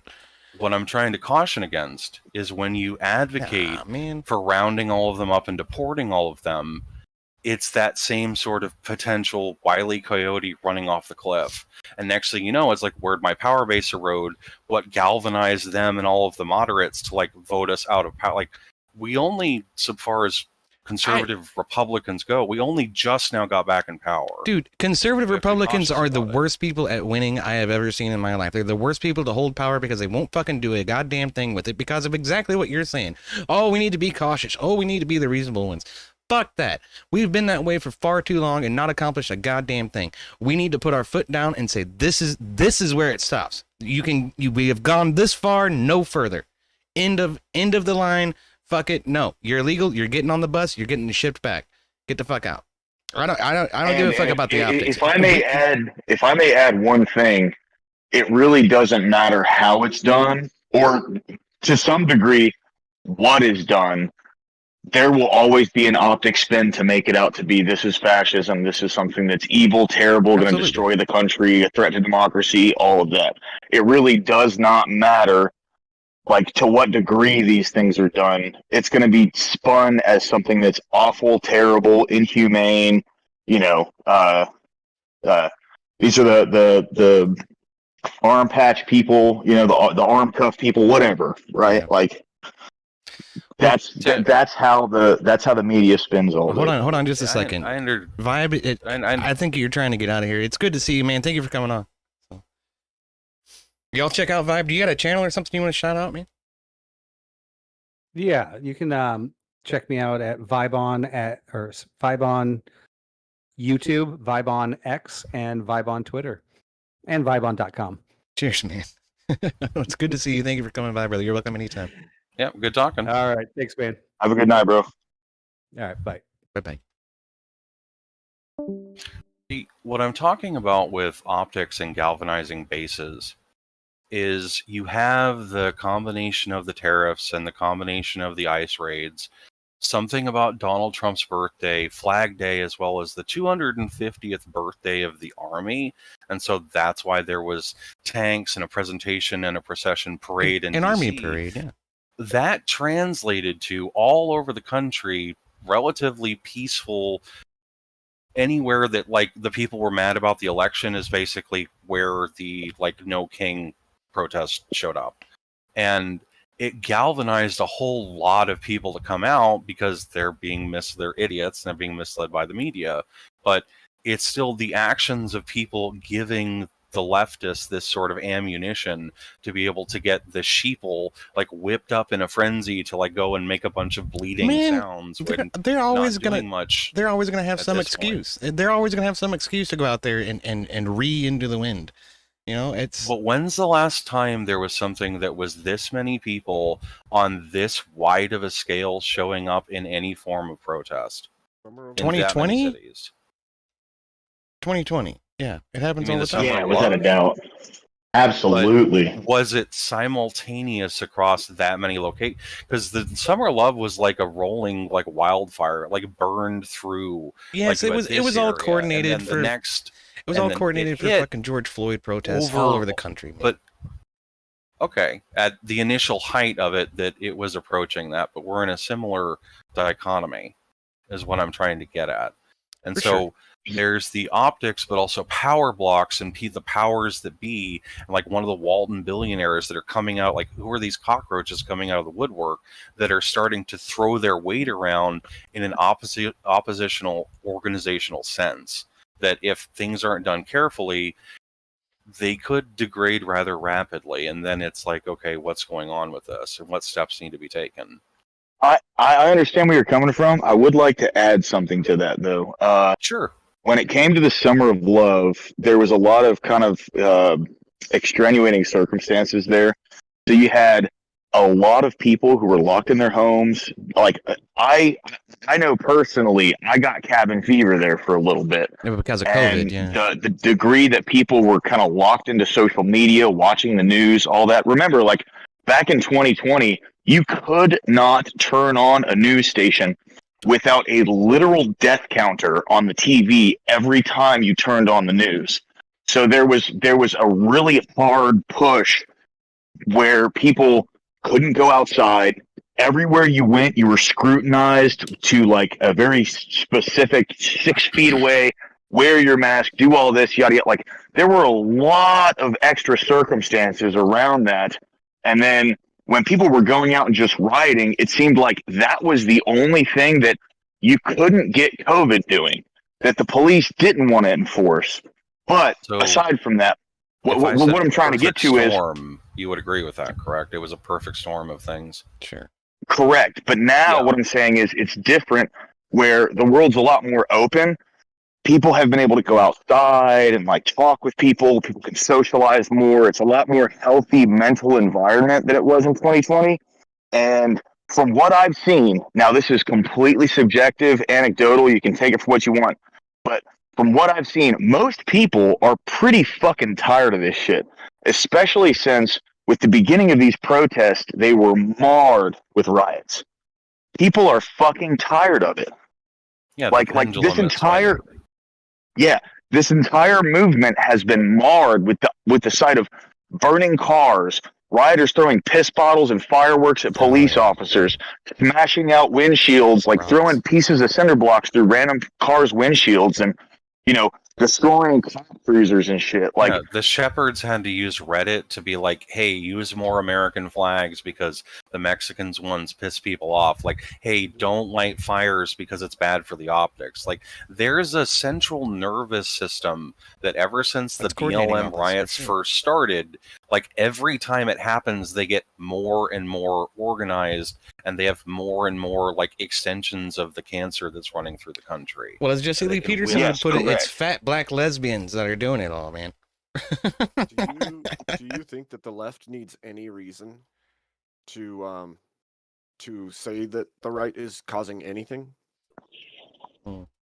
You're awfully quiet. I think they make shit up. They make shit up freely. Yeah.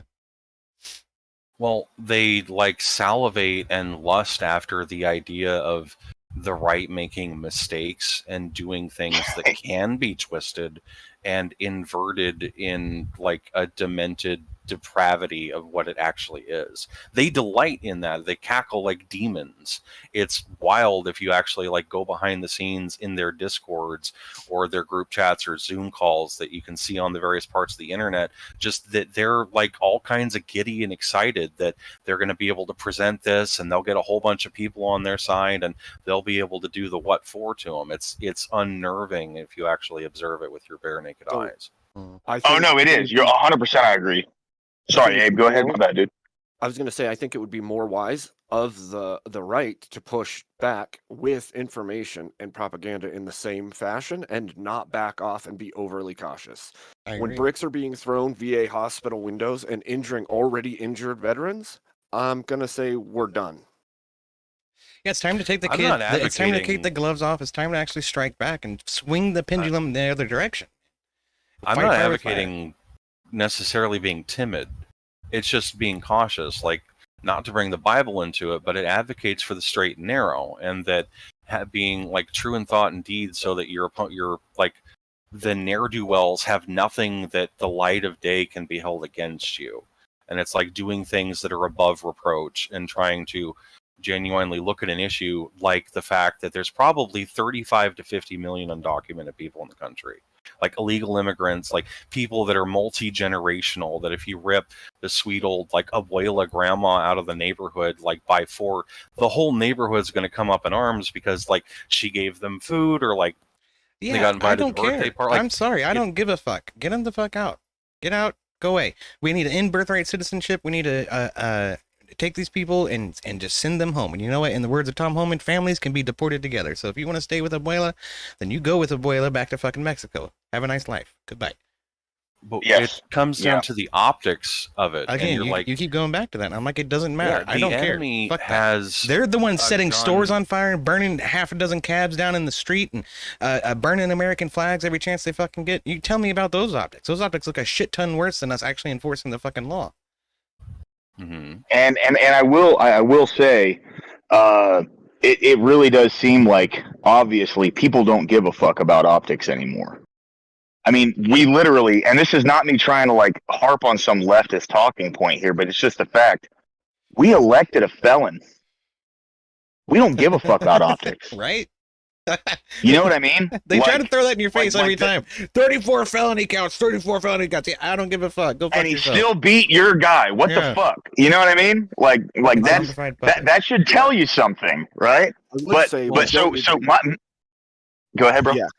I was going to say, we don't need to be overly aggressive with like grandmas and stuff, but they still need to go. So we need to process them in terms of that, like attacking them or something. Bringing it back to what I was originally talking about with EOD in the beginning, is like that there's this large problem and something needs to be done. And the one that you'll hear about on the left and the right, to different degrees, typically revolves around amnesty of some kind. Now, it's not a popular one in terms of that everyone can agree on it, but if you had the conservatives, if there was one way that amnesty that you could actually stomach and tolerate, what would the conditionals for it be? Like hypothetically, amnesty, you're going to be like, okay, I have like 100% of all the senators, all the congressmen, the Supreme Court's on my back. You know, I'm the president. I'm about to sign the thing into law.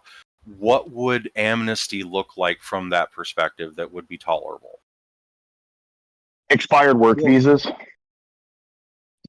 So if you have an expired work visa, you're able to become a citizen, and everyone else leaves? No, not necessarily become a citizen, right? But that's something we can look at where it's like, can we extend this? Yeah, sure. You know what I mean? Where it's like, you went through a process to get into the country legally. You're not here legally, but we can take a look at it.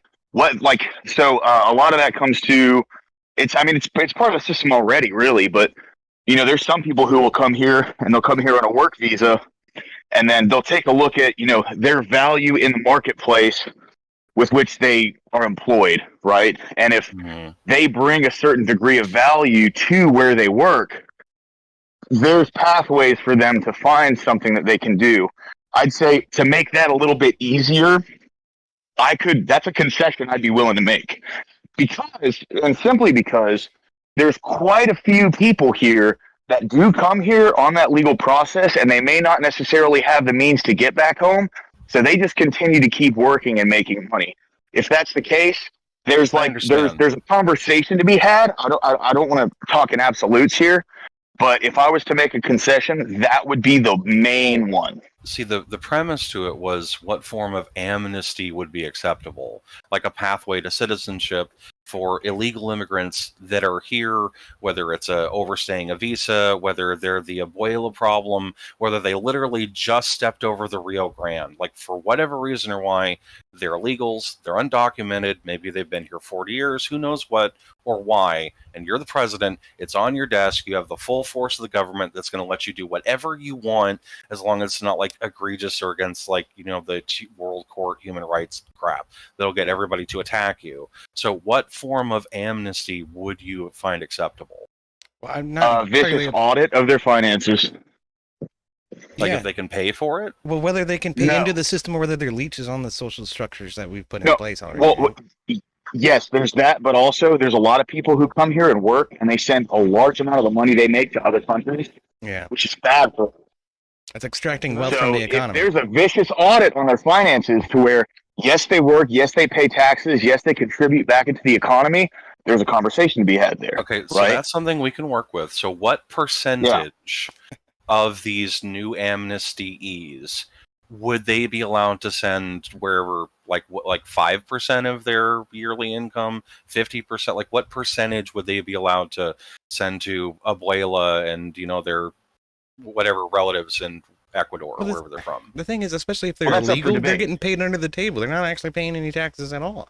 So any money that they take out, they don't pay the taxes on it, except for whatever sales tax. They certainly don't own any property. They're not paying interest on a car loan or something like that because they're not legal citizens in the first place. So but within the hypothetical, they become legal citizens, or they're on the path to that and eventually get there, is what I'm saying. Yeah. Well and EOD, just to let you know, a lot of illegal immigrants do pay taxes. There are taxes taken out of their checks. Not if they're getting paid under the table. Doesn't care legal or not when you're paying taxes. They don't. Not if they're getting paid under the table, lower class. Not if you're standing outside of a Home Depot and you're doing contract work for some guy where he doesn't want to pay taxes anymore than you do. It's not. That's very fair. That's very fair. Very fair. The problem with that is there's plenty of citizens who do that same thing. Like the guy that he has a broke down truck and he's got a lawnmower that only works half the time and he doesn't pay taxes and he buys drugs or whatever. Like we're not necessarily getting into. I'm talking about amnesty, like what the requirements on the illegals, the undocumented, would be for them to, with this new law, become citizens. Question to answer, and I feel like we're walking in circles and keep asking the same thing over and over again. If you're here illegally, get the fuck out. Go wait in Mexico. We'll have a trial when we can. That's it. And again, you say the problem with that is the optics of tearing grandma out of their house. I'm not saying beat the poor old woman up with a baton or something, but she's got to get in the back of the truck and be processed for deportation. I'm sorry. My question would be, what happens when a human being does something wrong repeatedly but is rewarded for it? Yeah. You're reinforcing that behavior. You're saying that that's something that you can do, that you should do, that you should continue doing. That's a bad thing. And it also signals to others that they should do it as well. Right. Fair point. Mm-hmm. Fair point. See, what I'm talking about is doing something so that they're no longer being rewarded for doing a bad thing. That if you don't come forward and comply with it, at that point, sure, ship Abuela over, across the border, kick them out, that sort of thing. Right, but that... Yeah, and kind of to piggyback off of what you... Oh, go ahead, bro. Sorry. I was saying, but that in itself, giving that amnesty is in fact the reward. Yeah, there's that, and also you guys got to keep in mind, a lot of these illegals that came in over the border over the past 5 years, they were incentivized to come here. That may they got loads of more tax dollars.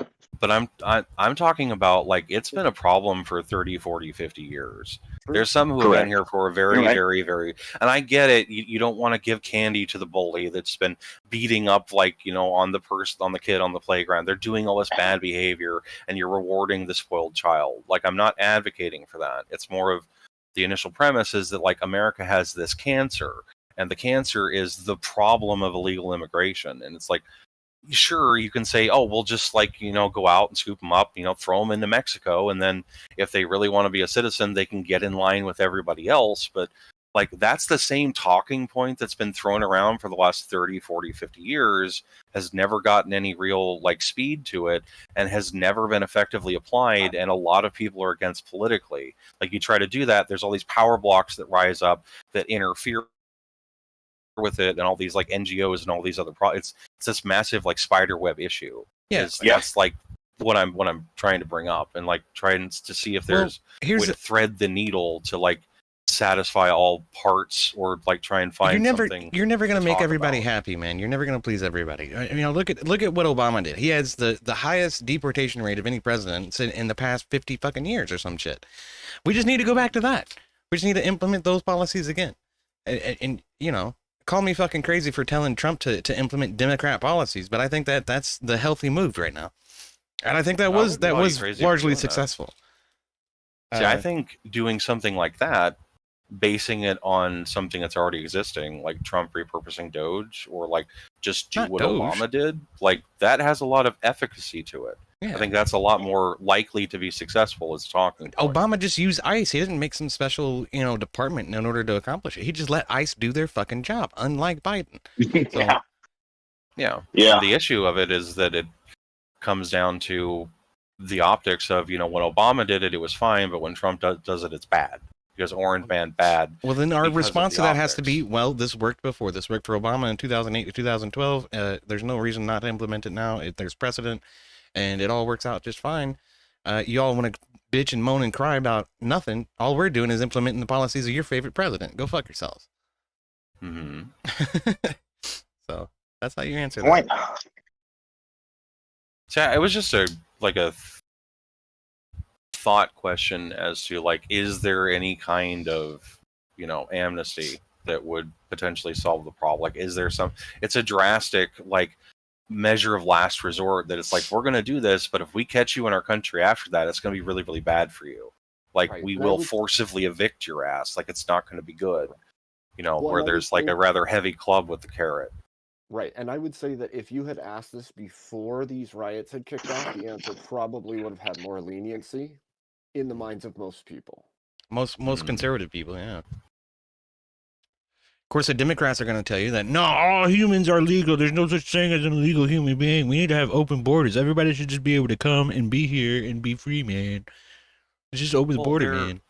They're masterful at reframing, and by calling you a fascist or a homophobe or any number of these trigger words, they don't even have to deal with your argument or position. They're mining underneath of it, blowing explosives up, and you fall into a pit, and they all laugh and throw rotten tomatoes at you. You don't have to fall into the pit. You can call them on their fucking bullshit, or just completely ignore it. Okay, go ahead, call me a fascist. I'm a fascist. Go fuck yourself. We still need to enforce the law. Eat shit. Well, they've used it so much. It's the equivalent of hospitals have super bacterial strains that because there's so many antibacterials, we're actually growing ones that are resistant to it. It's that's the equivalent of Democrats using the fascist term because the immune system is people don't really care, or if you drop the R word or other things, there's stuff that they were boogeymen chased in the closet and nailed into it, but somehow they're sneaking back out into society, and the leftists are losing their mind because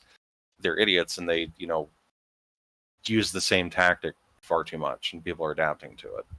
And just to use their own talking point against them, they're the ones that said no one's against the law, or no one's above the law.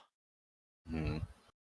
I mean, this is a perfect case in point of people not being above the law.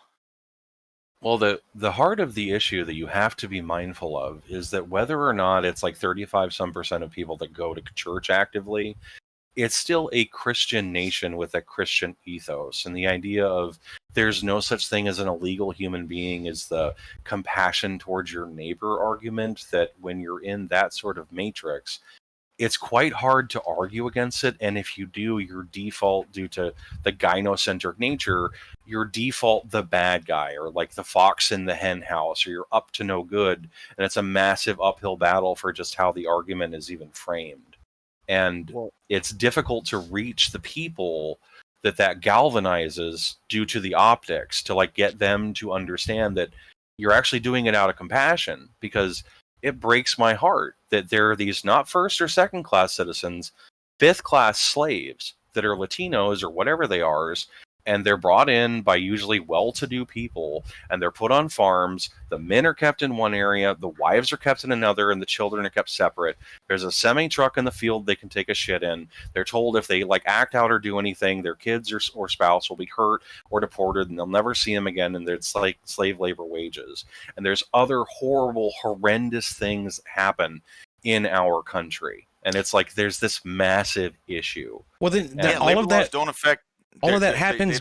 They don't play for illegals. Anyway, sorry, my bad. DOD, go ahead. Yeah, it's all right, man. It's my bad. What am I going to say? Is all that happens because these people are illegal in the first place, that they're undocumented in the first place, that they have to work in places that usurp, humanitarian laws, standards of workplace ethics and safety and everything else. None of that matters when all your people are earning money off the books, and you're working in essentially a criminal enterprise in the first fucking place, and that is enabled by the fact that these people are undocumented to begin with. So if you ask me, the humanitarian thing to do is to force these people out and send them through the immigration process as it currently exists.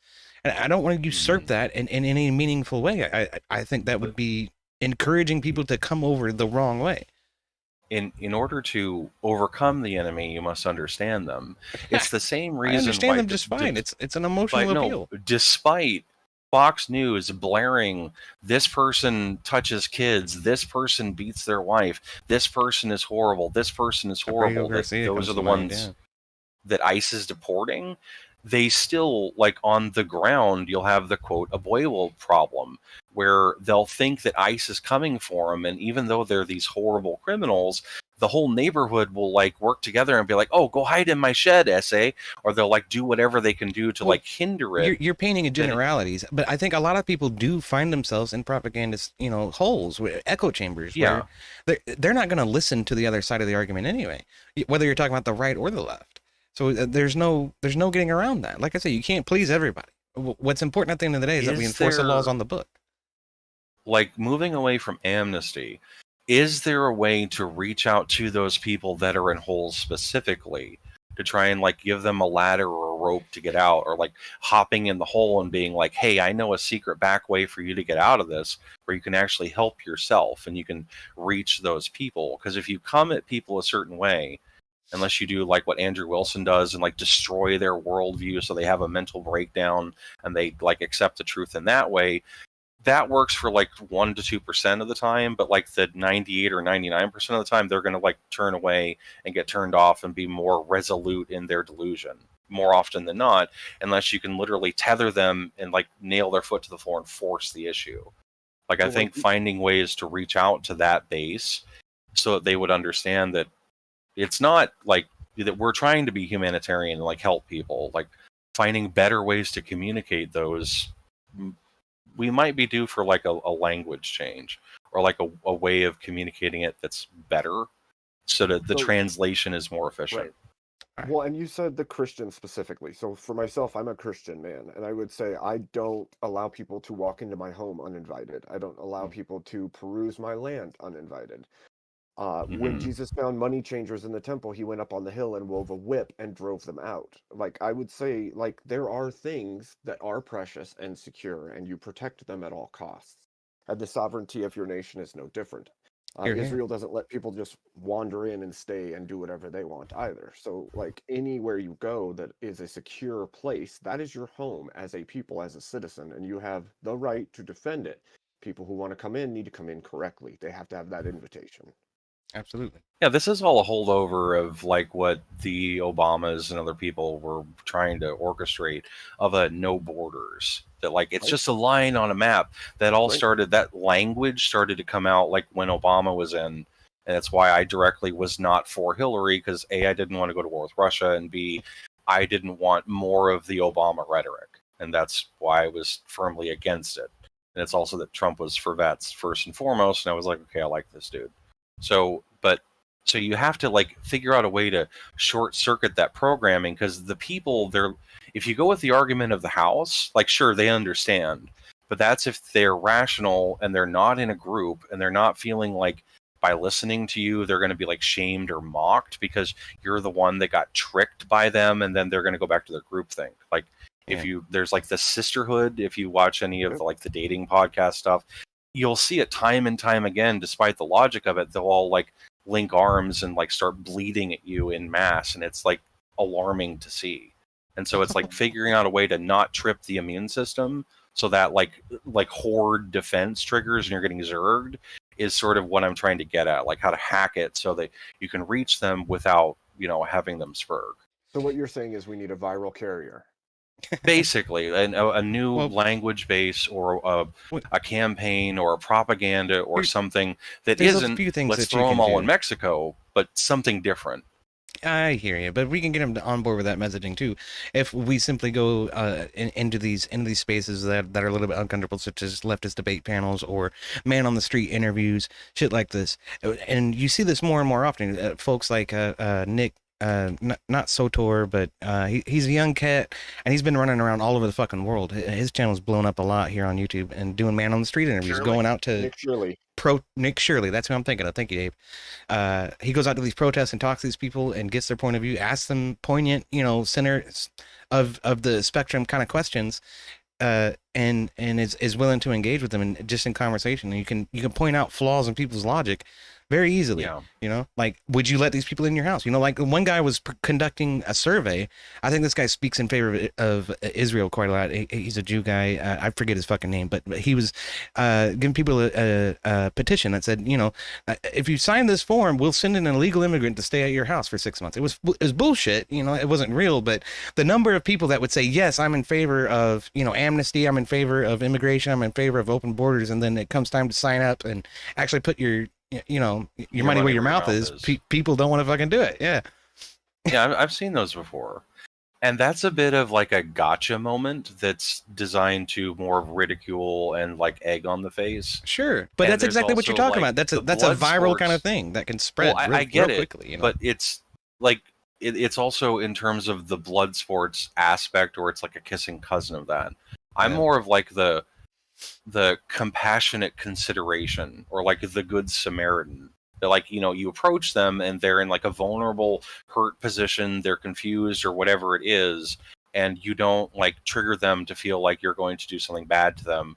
You have their best interests at heart, and they actually listen to you. And like, I'm not super crazy about what Jordan Peterson advocates in all ways, but the thing that he is able to do is, regardless of left or right, rich or poor, white or black, your like nationality, he can have entire crowds of people that they actually come away from it and they're slightly altered, or they'll think about it, or they've had language permeate into their membrane and they remember parts of it, and they begin having conversations, or they're like weeping at the airport, like, I started talking to my dad. Like, there's something about what he does with that form of compassion that is something I think that's missing from a lot of the talking points of the right. So I would say there's two things to this. I tell people this on my channel all the time, that you need to speak to people and you need to listen to understand, so that you can then actually talk to them about that subject. So if you just yell in their face initially, you're wrong, that's illegal, whatever, then you've turned them off immediately. But if you the immune system kicks in. Right. But if you talk to them and you go, okay, I understand that you don't like this. Could you explain to me where you're coming from on that, so that we can have a good conversation about it? And then you can go into the conversation and you can help pick apart why that belief exists.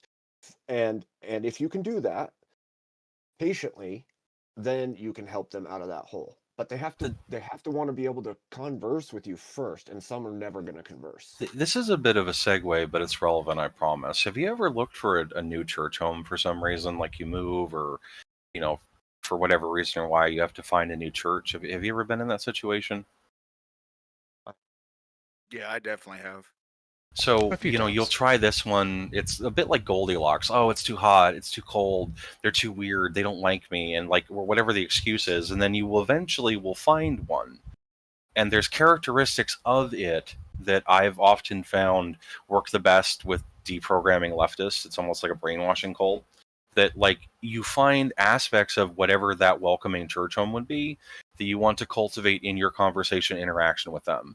Like, as you're saying, you make them feel heard, you have compassion for them, you understand them, you're not judging them, you're trying to make them feel welcome, that you're different from the others, that like, there's videos of people that they're like, hey, you're in the protest, so how about we, take you over to the Trump side, and we'll give you a first hand to show you how horrible they are. We'll keep you safe, and lo and behold, the Trump people are like, hey, how's it going? Oh, can I get a hug? Oh, sure. You want to take a picture with me? And they'll talk with them, and they're all open to it. And they're like, now put on the Trump shirt and go back over to your own side, a different port in line, and just see how they treat you. And it's sort of, if you can incorporate that sort of church home aspect to your interactions, it's much, much, much more effective. Right. But that also would mean you would have to pick specific people, because not everyone's going to have the same temperament. You can't expect an entire swath of the public to be agreeable enough or capable enough even to have those conversations. And so the issue becomes, in a mass of people, how to get enough people that are capable, willing, and open enough to have those conversations. I find you go for the lowest common denominator, and the cream rises to the top, and they'll be magnetized to you, and you use them to start a grassroots. Genuinely, that's what you do. It's kind of like dealing with addicts. Like, if you can get addicts and you deal with them and you sift it and you find some of the turds actually have diamonds or gold in them a little bit and you polish it off, they're really able to talk to other addicts, and they can like really become powerful, like, hey, you should come to group, or other benefits. And leftists are kind of like addicts in that sense. And if you can find them and polish a few of them off to parrot your talking points and your kind of modality of thought regarding the situational stuff, it can be a lot more effective. But a lot of the tried and true stuff just isn't going to work. The old talking points, it's not. So I do want to piggyback off of what you're saying, because there's a content creator, I'm sure everyone's heard of him by now, but Asmongold. So Asmongold he's a lefty. He's a lefty. He believes in universal basic income. He believes in single payer healthcare. But when it comes to important issues that are tantamount and like practical, like immigration, he does take the position of deport all illegals. And he has found a very good way of an audience that he had that was, I don't want to say predominantly left-leaning, but he did have a large portion of his audience that were left-leaning because of where he stood on his political ideals. He has been able to blue to articulate that in a way that makes sense to people. Yeah, it's blue to purple in terms of turning red. Yes, yeah. Because it's not that they're illegals, it's that they're committing a crime and they should therefore be punished. And he like holds their hand breadcrumbs, leads them to it without the confrontational, judgmental, blood sports type. Like, he just rationally walks them very calmly in a public forum to that conclusion. And as long as he's consistent with it more and more and more often, that will also be the case that the people start parroting themselves. Yep. It's good to see in real time. All right, hold on. Oxycat's challenging me right now. She says, "How much to dye your hair bright red?" I tell you what, Oxycat, I got my PayPal link floating around and my Cash App link floating around. If you put $500 in there, I will dye my hair bright fucking red. My nephew just dyed his hair. I think he's got some left over. I will do it. I'll do it for $500. I will. Wow. Oh shit! I'll probably have to cut it first because there's a lot of hair up here right now. But I did see your dog, by the way. Yeah, he's a pain in the butt sometimes. He's finally laid down. He's cool. He's just the goodest boy, though. He is. He is. Yeah. He's a cute one. He'll definitely get in a conversation with the squeaky toys. Who was it that mentioned universal basic income? Who was that brought it up? Asmongold. Abe Dinkus was saying. Asmongold. Yeah.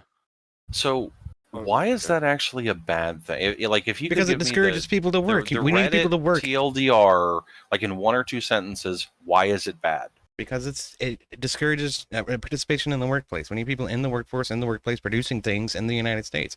If you give people universal basic income, you're extracting wealth from taxpayers and just giving it to fucking cheapskates who don't want to work. Wages and salaries are an incentive structure. My counter to this practicality is that you have people who, as an example, are 100% service-connected veterans, which is way more than universal basic income would give, because you have borderline senator-level health care, that you get money, you're tax exempt, you're exempt from excise tax, you don't pay property tax. There's a whole bunch of benefits that come to it. And I actually know quite a lot of 100% service-connected veterans, and they're not exactly like lounging loafers about it. They don't just, some of them do, but a lot of them, if they're not like individually unemployable, they will get gainful employment over and above on top of it. Or they'll have side projects, so they're like, okay, I can't work, but I can own a business. Or that like, hey, I'm going to try and write a book, or I'm going to have a new chapter of my life moving forwards, despite the fact I lost both of my legs. And they have this income that they earn through blood, sweat, toil, and tears, but like it's an equivalency to universal basic income. That despite the fact of that, the lion's share of them do over and above exceed, and they want to be more than just the money they get from the government every month. So here's the main pushback that I have on that, and this is something that some people may disagree on, but I do feel strongly along this subject. If a state wants to do that, they can do that, but you cannot give a universal basic income federally simply because the cost of living is so drastically different state to state, right? So that would have to be. They have for the GI Bill, like they have a formula. The that, GI like, Bill is for education. That's not for basic income. But what it's based on is what he was saying is that in different parts of the country, the cost of living costs different amounts, and that there's already a formula that the GI Bill uses that if you're enrolled like online, you get half of the national average, but if you go to school in Oklahoma versus New York, and you go to a physical brick and mortar school in Oklahoma, you'll get X amount of money, and in like Florida or New York, you'll get a different rate based on the cost of living through the grant. That like there are ways to factor that into it depending on where you live. I hear that, but there's a reciprocity structure involved there because these are people that have been in the military and done a specific amount of time in the military and gotten out. That would be deserving. That's something I would agree with. But I'm just saying that like the initial, what's wrong with it is that people aren't motivated to work and they wouldn't. And I was just citing a bubble example, despite the deserving nature that you could look at it. And there are people who, given that opportunity, still over and exceed above it. Shit fire. Which I don't know that that's the average person by any marked measure, but it is at least a hypothetical possibility. Okay, hold on. I gotta interrupt you guys for just a second. Hold that thought. Hang on to it. Okay, I did just get a $500 donation from Oxycat. Thank you so much, Kissy Cat. Apparently, I have to dye my hair bright fucking red now. Oh, for fuck's sake. I'll do it. I'll do it. Next time I'm on stream, Kissy Cat, you'll see I will have bright red hair. I promise. I'm going over to my parents' house tomorrow, so. Kissy Cat for the win. Holy shit. She actually did it. She actually fucking did it. That's awesome. I'm happy for you. Thank you so much, Kissy Cat. You're held to this, EOD. You have no idea how much that really helps. It's a fucking huge. Awesome. So I can. No, yeah. I will definitely. I will definitely dye my hair for that. Thank you so much, Kissy Cat. That's awesome. Kissy Cat is MVP of the month, as far as I'm concerned, of the whole fucking year. That's probably the biggest donation I've had in years. So thank you, Kissy Cat. So I'm sorry, lower class. I interrupted you. What were you trying to say? No, you're good. So yeah, all I was going to touch on is, and this comes back to like my core fundamentals on why I'm against things like a welfare state and things like that. Now there's exceptions to this. I want to make those clear before I go into my main point, where when it comes to people who are like entirely physically disabled based on, some form of like genetic defect or anything, I'm not counting those people in. Or some like horrific work accident. There's a precedent. I understand that. But there's a lack of reciprocity in the way that we do our welfare state in this country, where a lot of people will they can just sit back and like I've seen this, and my own family members have done this kind of thing, where they will utilize their children as a form of income, and then they give nothing back into the system. I had neighbors that they looked for ways to get their like adoptive kids on pills and stuff to get them on more and more things to get more and more money. People have this idea that universal basic income is like Star Trek. It's going to be great, communists in space, but it's actually more like Russia with bread lines and propaganda to not eat your children. Like I'm well aware. I'm not advocating for it. I'm just asking why it's bad. Yeah. And I mean, that's really what it comes down to is, there is no, when it comes to universal, that's a very like absolute term, right? So universal means everybody. And Yeah. if everybody is getting a specific amount of money, there is no reciprocity structure involved to where that's being given back. Well, And let's change lanes a little bit. There's a program that exists that's known as SNAP, or food stamps, that some people get. It can be very difficult to get on it for people that need it, and people that have it and don't need it, it's difficult to get them off. So, but everyone, especially these days with the war in Ukraine affecting food prices, especially because that's when groceries prices actually started to spike, if you follow trends, like everyone could use a bit of food stamps money. With something like the universal basic income, the think tank of taking all of the existing socialist net programs and like converting it where you don't get any of these benefits like Section 8, food stamps, you don't get any of that. It's instead converted into a universal basic income that people that have money could opt out of hypothetically for a tax incentive. Like those are some of the alternatives to it. Like, would that necessarily be bad in terms of what you're talking about? As long as someone who does not need it and is getting it has some incentive base to assume taxes. Like yes. By turning down the $700 in food stamps, that you would get more for the like child tax credit, or you get an easement on your property tax, or like the death taxes of your, I hate to say it, like uncle or whatever, or some sort of like you get more in the back end, that you'd be less of a tax burden in that sense because there would be more in the pot, hypothetically. I think what's more important is when it comes to like able-bodied workers, right? So somebody who is able-bodied working, who is able to get a job, who is able to go out and produce for society, someone like that should be held to more scrutiny. Because like here's and this is the direction that I'm coming from. I don't advocate for this. I'm against these things, right? But the fact of the matter is, due to the fucking Greater Nation programs that FDR implemented in the 40s, or the LBJ implemented in the 60s. I apologize. It was FDR that did New Deal. You're talking about the stuff that's based on the New Deal that grew into it? Correct. Yes. Okay. So the Greater Nations programs that were implemented in the 60s, we've developed a very heavy welfare state, and people abuse the absolute shit out of it. Yeah, that's where tax burdens started to facilitate that they get way more out of the government than they ever could possibly put in. Like hundreds and hundreds of thousands, if not millions, over their lifetime. Correct. Now, if I had my way, all these things would be abolished, but I don't think that's a practical reality that we can look at least in the near future. Right? Would you say it comes down to optics why you couldn't? Because it'd be political unending? Absolutely, 100%. Okay, we're on the same page with that.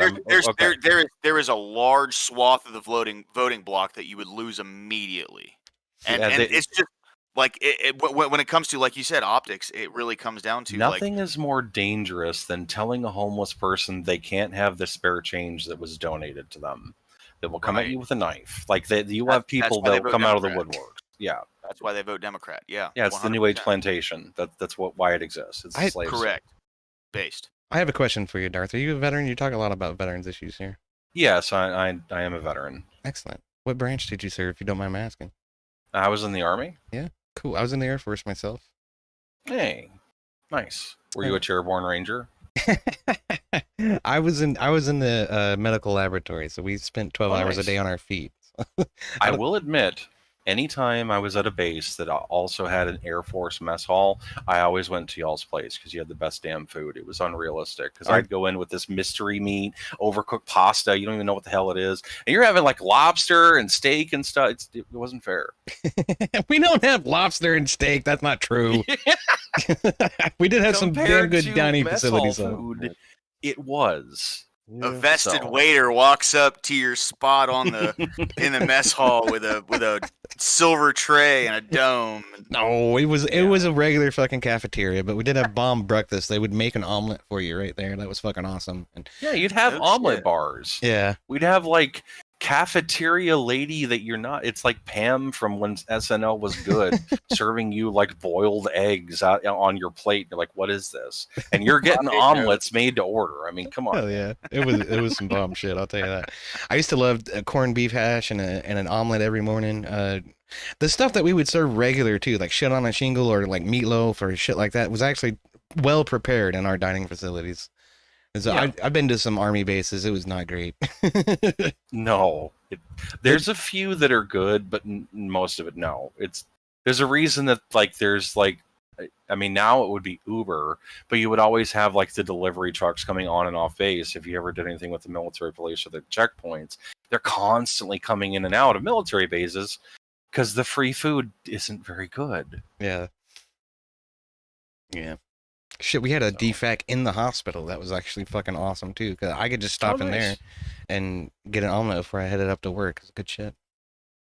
That sounds a bit like what you would have in like one of the VA hospitals. Yeah, or a civilian hospital. Yeah, it was very much like that. We did a lot of work for the VA, so they would send their patients to us if their lab was full or something like that. We'd do the labs and send them the results. So that happened a lot. Because in Biloxi, the VA is right down the road from the Air Force Base. Yeah. So we serve the same community.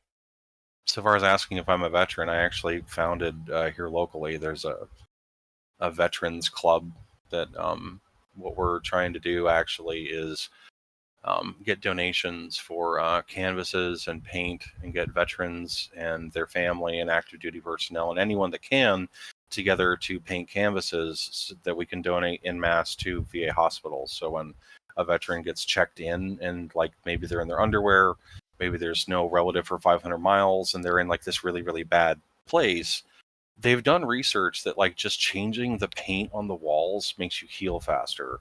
Or a dog coming in like once a day for you to pet, it's like you heal like 3 days quicker. And like having something there that people give a damn about you, and there's like a local organization that like they're pulling for you and would love to see you afterwards, and like call these people if you need someone to visit or pray for you.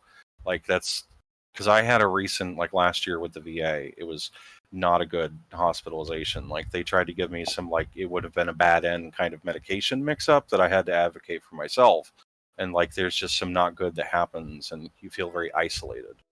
Like I asked to talk to a chaplain to figure out what the hell was going on. And I was there for like 2.5 days before one of them showed up. And that's like a big, big, big no-no. Yeah. And so that's part of why I founded the club. That's cool, man. That's really good outreach work. Having people pull for you helps a shit ton. I can attest to that. Yeah.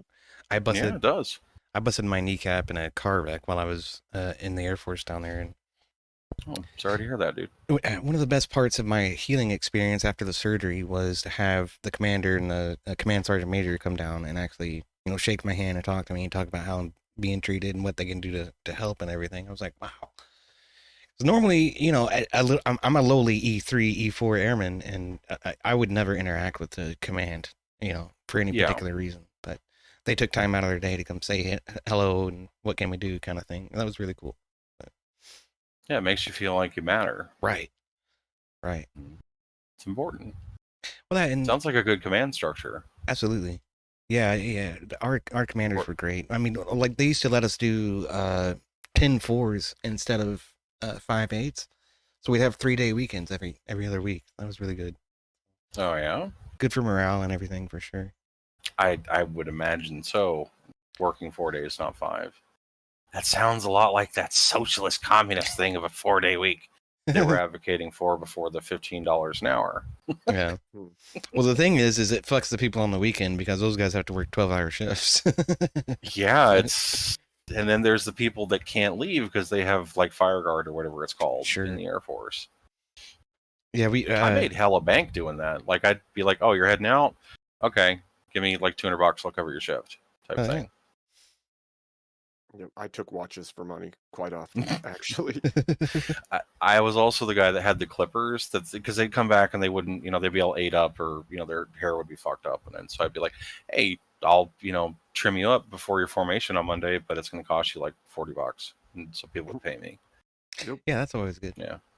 Shit, we always had barbers right off station. Sometimes there were barbers on station that were worth a shit. A lot of times the ones on station aren't, though. There were always like that, like 10 or 15% that they're ate up in a dumbass. They're like a career E4. or whatever, that, you know, they just don't want to get chewed out and, you know, get reamed, so they'll pay somebody like me like $20 or $40 to fix the problem. Right. Yeah. That works. We used to pass around clippers and cut our hair in the barracks when I was in training, but then you end up, it's all the same length and you look like a penis walking around. That's kind of weird. I like to have a fade. It looks nice. We just probably have, that's how I'm going to get my haircut this time around. So that's what it'll be. It'll be a fade and then the top of it will be extremely red. How long are you going to leave the luscious locks the bright red, like, before you cut it? Like, how long are you going to do that? Oh, I don't know. Like I said, I probably need to cut it first because it's already way too long. Ugh. Well, you might want to, like, find out from Kat if that's part of the, because she didn't give you $500 to, like, dye your hair. I don't know if it's short so you can hide it is part of that bargain. You might want to check first. I'm just saying, it's kind of dependent upon how much dye there is available left over from my nephew when he dyed his hair. Yeah. I'm guessing there's probably less than half a bottle, but I don't know. We'll see. Maybe with $500 I can go buy a brand new bottle, so that's whatever. And I do appreciate y'all entertaining my questions. Like, I promise I'm not, like, secretly a leftist or something. It's just, I like to sometimes shit test in a polite way to be like, hey, what do you think about these? Like, what is your actual logic for, like, why these things are bad? Because I firmly believe, like, universal basic income, if you get, you're gonna have communist Russia that, like, they just won't do it. They're like, oh, I got the wrong shoes this week. I guess I'll just wear the ones that don't fit or not have shoes. Because there's a lethargy where you'd have like 5 or 10% of the population that work, and then everybody else just feeds off of them like the friggin' fat people from WALL-E. It's funny that you say that, because when you brought up the scenario of disabled veterans, it made me think, well, do you think all of society will function like veterans? Because I doubt it.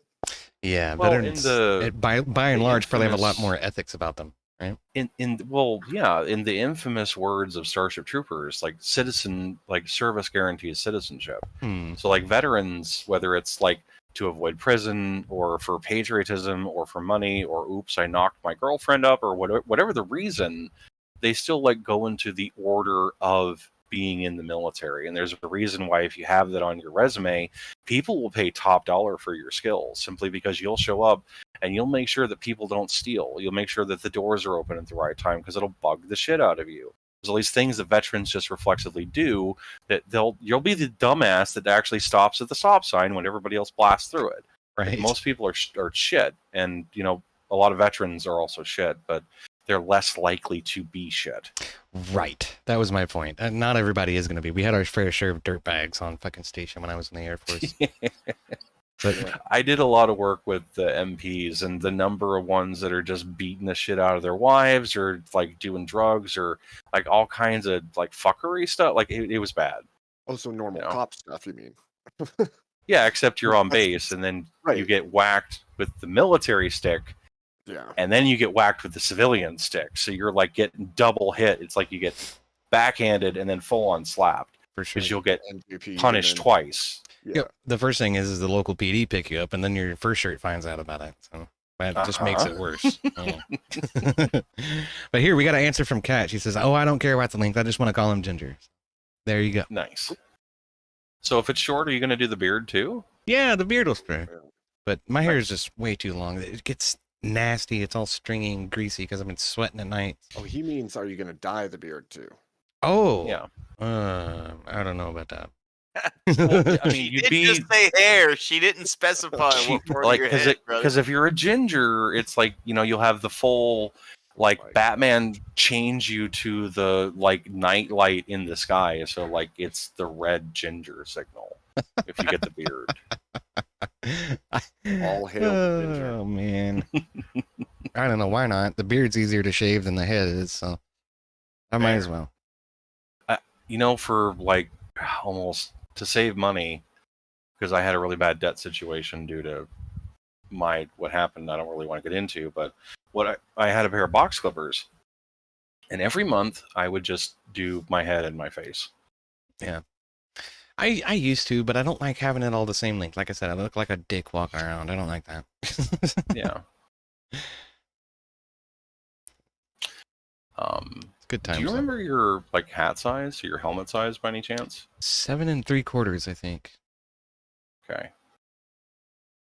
Which I don't know exactly what that means. I think it's a radius of 7 3/4 inches, maybe a diameter. I'm not sure. I had That'd be special... a big ass head if you had a radius of 7 3/4. I had to special order. Like I figured out because I was getting like really really bad headaches that my helmet was too tight. Like I had to out of pocket an alarming amount of money to get a damn special order helmet because my head was so damn big. Kevlar's not cheap, man. No, it's not. So I don't know. I've probably got a cover around here somewhere I could find, but I'm not sure where it's at. It's buried in a closet somewhere. I'm pretty sure it's 7 3/4. Which is it's still big. It's a fat head compared to everybody else. They were running like 7s and 6 and 7/8 and shit like that. But Everyone makes all my friends make fun of me because I got a fucking dome piece, man. You got a fat head. Yeah, man, it's a big old head, dude. I always thought it was part of the reason why my mom may or may not have been kind of angry at me for most of my life a little bit. I think that the fact I have such a big head might be part of that. That's fair. That's fair. Oh, maybe, man. Maybe. Yeah, because I was the youngest and she didn't have any more kids after me, so that might be a thing. All your hats are on the last little snap-on. I can't wear most hats. It's frustrating. Like because I collect them, and like my daughter and I, when she was a little over 2, we started going to Disney World every year for 10 days. Oh, and they have a bunch of cool hats from like before Disney went woke and dog shit. Like they actually there'd be like really cool merch and things you could have for like nerd swag or whatever. And I'd find this like really awesome hat, and it wouldn't fucking fit. Son of a bitch. To scavenge for it. It's so frustrating. But I would find like one hat every time I would go, if I was lucky, that could possibly fit, or they'd look like a friggin' yarmulke or some shit, where it's like on the back of my head and it doesn't actually fit. It's just like sitting on a top. child. Yeah. That happens with my hats. If I let my hair get this long, I can't wear a hat right now because there's too much material to my fucking hair. Yeah, if it's got the little snaps, you can like put the little nipples into the holes in the back. I don't know what they're called. Yeah. But if I have it where I have a high and tight where it's like practically a 0 length, and it's just like that final last little clip, then I can fit a hat. But the rest of the time I can't. Yeah, I'm in Birmingham, and we had a shop here. It's somewhere else they moved, but it was like a block away from where I live right now, and it was called Magic City Mercantile, and they had a bunch of like vintage merch from back in the day. And it was funny. My granddad, he's a big Ohio State fan. He's from Columbus, loves Ohio State, Buckeye fan all day. And I found this old hat from like 1983 there. And man, I bought it the second I saw it. I was like, man, he's gonna love this, So I sent it to him for his birthday, and it was just funny because I wanted to wear it one time to see what it would look like, and I couldn't even fit the snaps together on the back. Yeah, that's when you just leave it open and you just plop it up there. I just snapped them together, threw it in a fucking manila envelope, and mailed that shit out. I was like, well, it's not for me anyway, It reminds me. I gotta take my dog out. I'll be right back. You're good. As time has gone on, people have gotten bigger. Because if you look at the fortifications, like against the Moors in like Spain and some of the like OG castles and stuff, the like walkways and doors were like 4.5, 5 feet, 5.5 feet tall, and that's like I have a helmet and I'm carrying stuff, or like I'm a full grown man type of thing. Like I'm just slightly over 6 foot, and if I were to go back to like David's time, they probably would think I was almost a Goliath, like because I'd be like that much bigger than most of the people. It's kind of wild how. It's wild how even like the early 80s, like from then to now, like there's people that are like considerably like the idea of someone being like 6'5" or 6'7" back then, they would have stuck out like Bigfoot. But now there's a fair number of them. I'm 6'4" and I constantly feel like I'm a giant wherever I go. It's kind of weird. Abe, you got to take off the top hat, man. Do you happen to live around a bunch of like immigrant Latinos?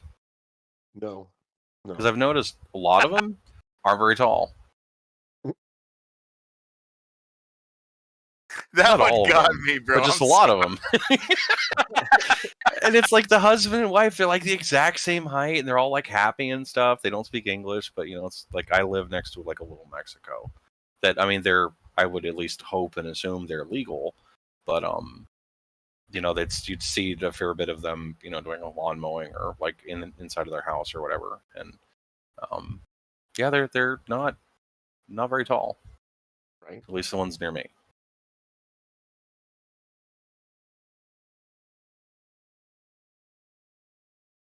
I see why they want their land back so bad.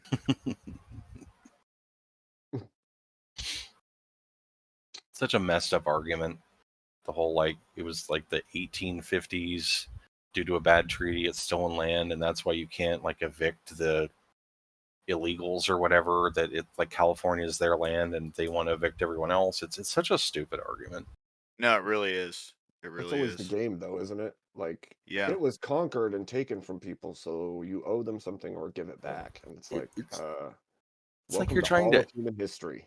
It's like trying to weaponize autism and be more autistic than the other people. It's awkward.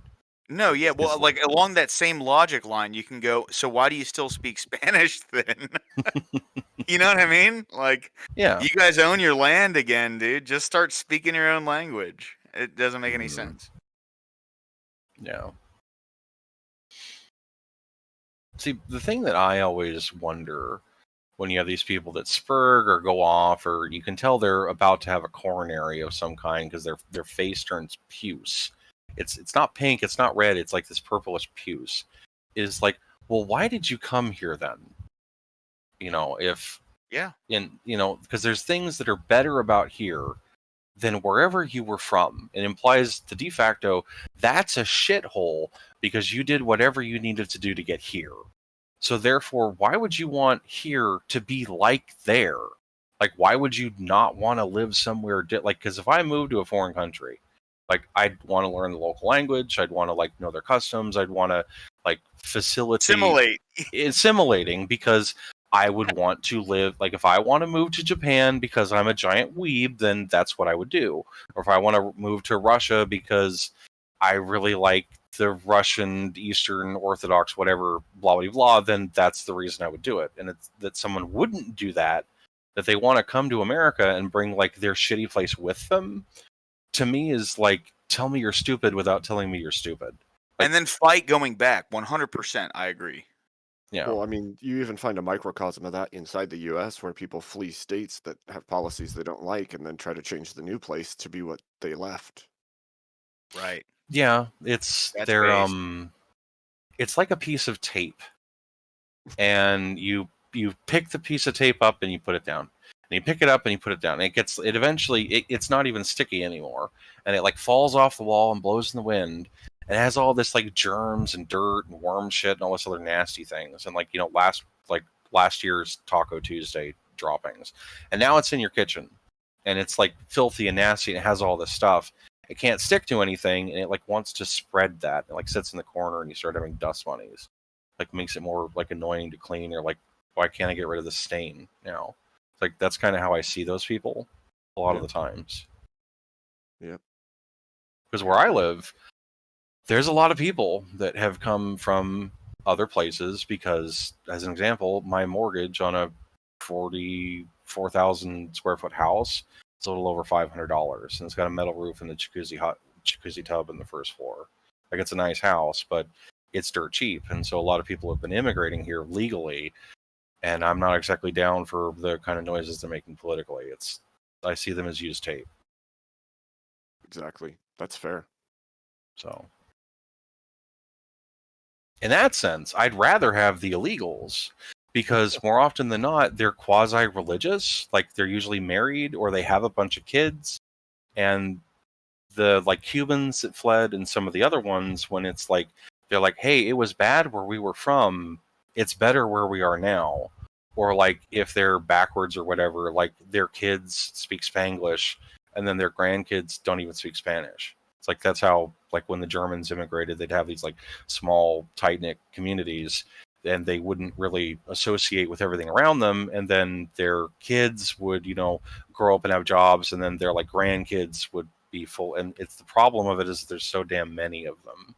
But between legal immigrants fleeing California that are like infectious versus the illegal immigrant, I'd rather have an illegal, which might be a controversial take, but that's just me. I mean, I think a person who legally immigrated from Mexico or from one of these traditional Catholic nations would be better than someone who is willing to game the system. You know, 100%. I'd rather have a legal immigrant because they would agree with me about most things. Right. But the dyed-in-the-wool leftists that taxes just got too high, and they're so happy they could get a house for $240,000. Like that type of person. So like you're saying like a Californian who moves out to fucking Texas or something, not that legal immigrant. Like they're like from a foreign country, damn near, because they're from fucking California. True story. It's true. It's absolutely true. We had it happen all over near me, and holy crap, dude. I assume the illegals around here, like they'll go to like the Catholic Church that's almost exclusively Spanish, or they'll go to like the local Presbyterian or like Methodist or whatever. Like there's a bunch of like Spanish only churches here. Yeah. And I'm not saying they're all illegal or legal. It's just that a lot of them go to church, and a lot of them are married, and a lot of them, they don't live across the country from their relatives. Like their neighbors are their actual relatives. Like the cousins play together. Like you'll have hordes of them on bicycles. It's like white people in the 50s that we like long for. The immigrants are actually living that life. Not all of them, but at least the ones around here, and like some of them, like the legal ones especially. Like that's actually a really, really good thing that the legal immigrant, like I'm all for legal immigration. Like I think it's a good thing if they come, because they have a lot of like base Catholic stuff. I do too, and that might scare you. That's why sorry, go ahead, Yodi. I hate the fucking rhetoric that just says, "Oh, Republicans just want to get rid of brown people." That's complete hogwash. That's not the case at all. I'm all for legal immigration, more legal immigrants, please, please, please. We have a demographic crisis in the United States we need to solve somehow. I think legal immigration is one way to accomplish that, but we have to put our foot down about abiding the law and whatnot. So. Yeah, well, let's just admit the truth. Their food is fucking delicious. That's all you need to say. That like anyone that likes Mexican food is not for like hating brown people or mass deportation. Exactly. Because you don't get the food. Like you can't have the good food if the people that don't speak English don't cook it. Like it's just how it is. And I will say, like, to kind of touch on what you said earlier. You said like, white folks in the 1950s. I grew up in the 90s and the early 2000s, and that's how it was when I grew up. Like a whole neighborhood full of kids riding their bikes around. Like we'd play street football and drink out of water hoses. Yeah.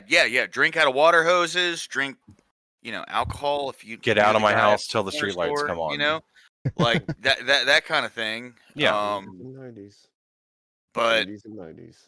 It really wasn't like that long ago. And now that is just such a foreign concept. And that's been exacerbated by like the lockdowns that we had 5 years ago. I mean, it was like 30 to 35 years ago. It's been a little bit. Well, I'm talking about the 90s and the early 2000s. Yeah, the early 2000s was 20 years ago, my dude. It's been a hot minute. Yeah, but compared to the 50s, like if you say the 50s to most people these days, that might as well be the 1800s to some folks, right? Or the like moon. Just colloquially, right? Yeah, the moon. It's just something entirely foreign. Right. But there's no frame of reference for example, like we're still in this century and we're only a quarter of the way through it now. It's just crazy how much shit has changed over the past 20 years. It has been nuts, man. So what would you think is the most dynamic and ripple-causing of affectation upon society in the last 20 years, so far as an innovation goes? That's not social media. What do you think single-handedly has caused the most change? AI. For sure. AI 100,000%, man. I mean, it's the advancement of technology in general. Yeah, well, I mean, in general, that leads to social media and independent news creators and all this, that, and the other thing. But the More thing, than OF. More than OF, yeah. And OF like is the nothing. hub and OF is things? just OnlyFans with, or it's porn with, or corn. I'm sorry, I'm not supposed to say that word.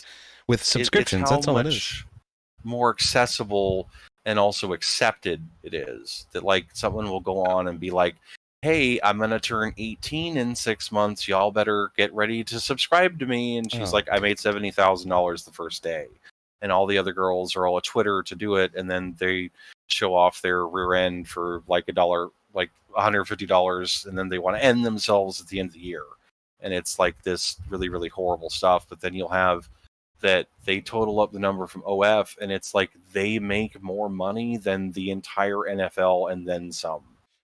Like that's paid out to the athletes. It's just the advocacy of that height of influence and money, and that they're buying real estate and like people are investing the money, and it's like I don't know if we'll ever be able to get rid of it because it's like damaging the economy to do so. 100%, but then also like taking into account how that negatively affects men. Like that does negatively affect women to a degree. Don't get me wrong, I completely understand that, but like corn, let's call it, that has such a detrimental effect on men in general.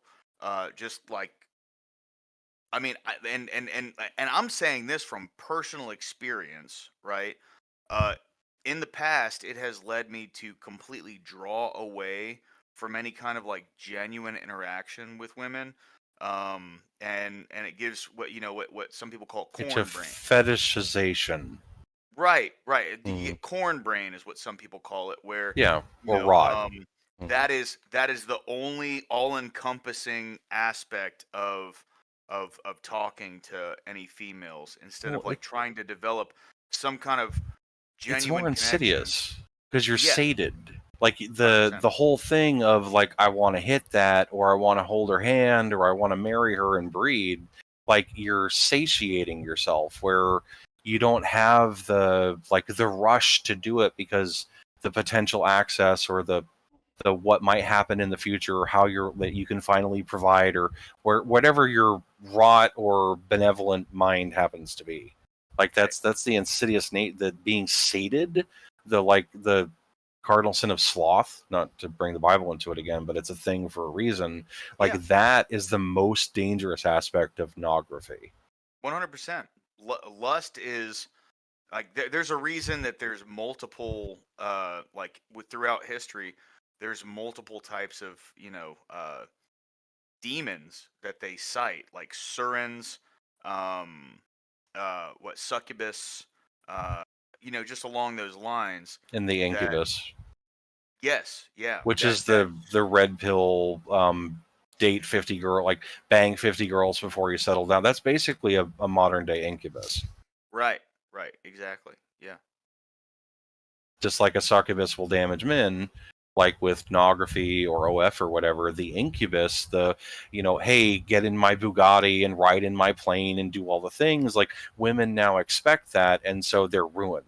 So it's like it's the dichotomy of the two sides of the coin, that it's all leads to like indolence and being satisfied as well as delusional. And it's very destructive. And I think that more so than social media, like pornography or corn, whatever you want to call it, like it's affected the world the most. And it's been the most effective delivery system for feminism that the world has ever seen. Yeah. I can hard agree with that. Also, like, and this is totally a subjective opinion, so please take this with a grain of salt. But I personally, just in like through my worldview, I would say creating children has been the most dominating factor for men. And when you have something to subvert that, when it comes to building societies, doing like greater things and moving forward, when you subvert that, typically that's where you're going to get people like gooners, guys that just sit at home and play video games because they don't need that aspect of like the hormone transfer, right? Like that's it's a big false thing. dichotomy that you invert it like a crucifix. It's bad. I think this is something that's been going on a lot longer than OnlyFans, though, you know. And OnlyFans entering the fray and becoming a part of it is really, it's a small sliver of a much larger problem that you're trying to get at, which is that pornography is widely available all over the internet for absolutely nothing. But the amount of money that girls are making on it, on the average, it's just like any other social media. You know, you're lost in the fray. You're one little grain of sand amongst a beach of millions. And most girls don't make that much money. They make $100 a month thereabouts. More and more extreme to get noticed. Yeah, it's symptomatic of that. That's true, but ultimately, no, I think it's like I say, it's a small sliver of a problem that's been going on a lot longer than that, and I don't think it's really that much different than what we were dealing with years before so far. Well, it was the original premise was like, what thing in the last 20 years has had like the most decisive impact so far as like an innovation or like? I still think it's AI. I think AI has had the biggest impact on art, basic industries. There's all kinds of things that computers can do now that are just literally edging people out of the market in order to do things. If you can learn to work with and use AI to do your job for you, you're a shit ton faster than somebody who has to do it manually.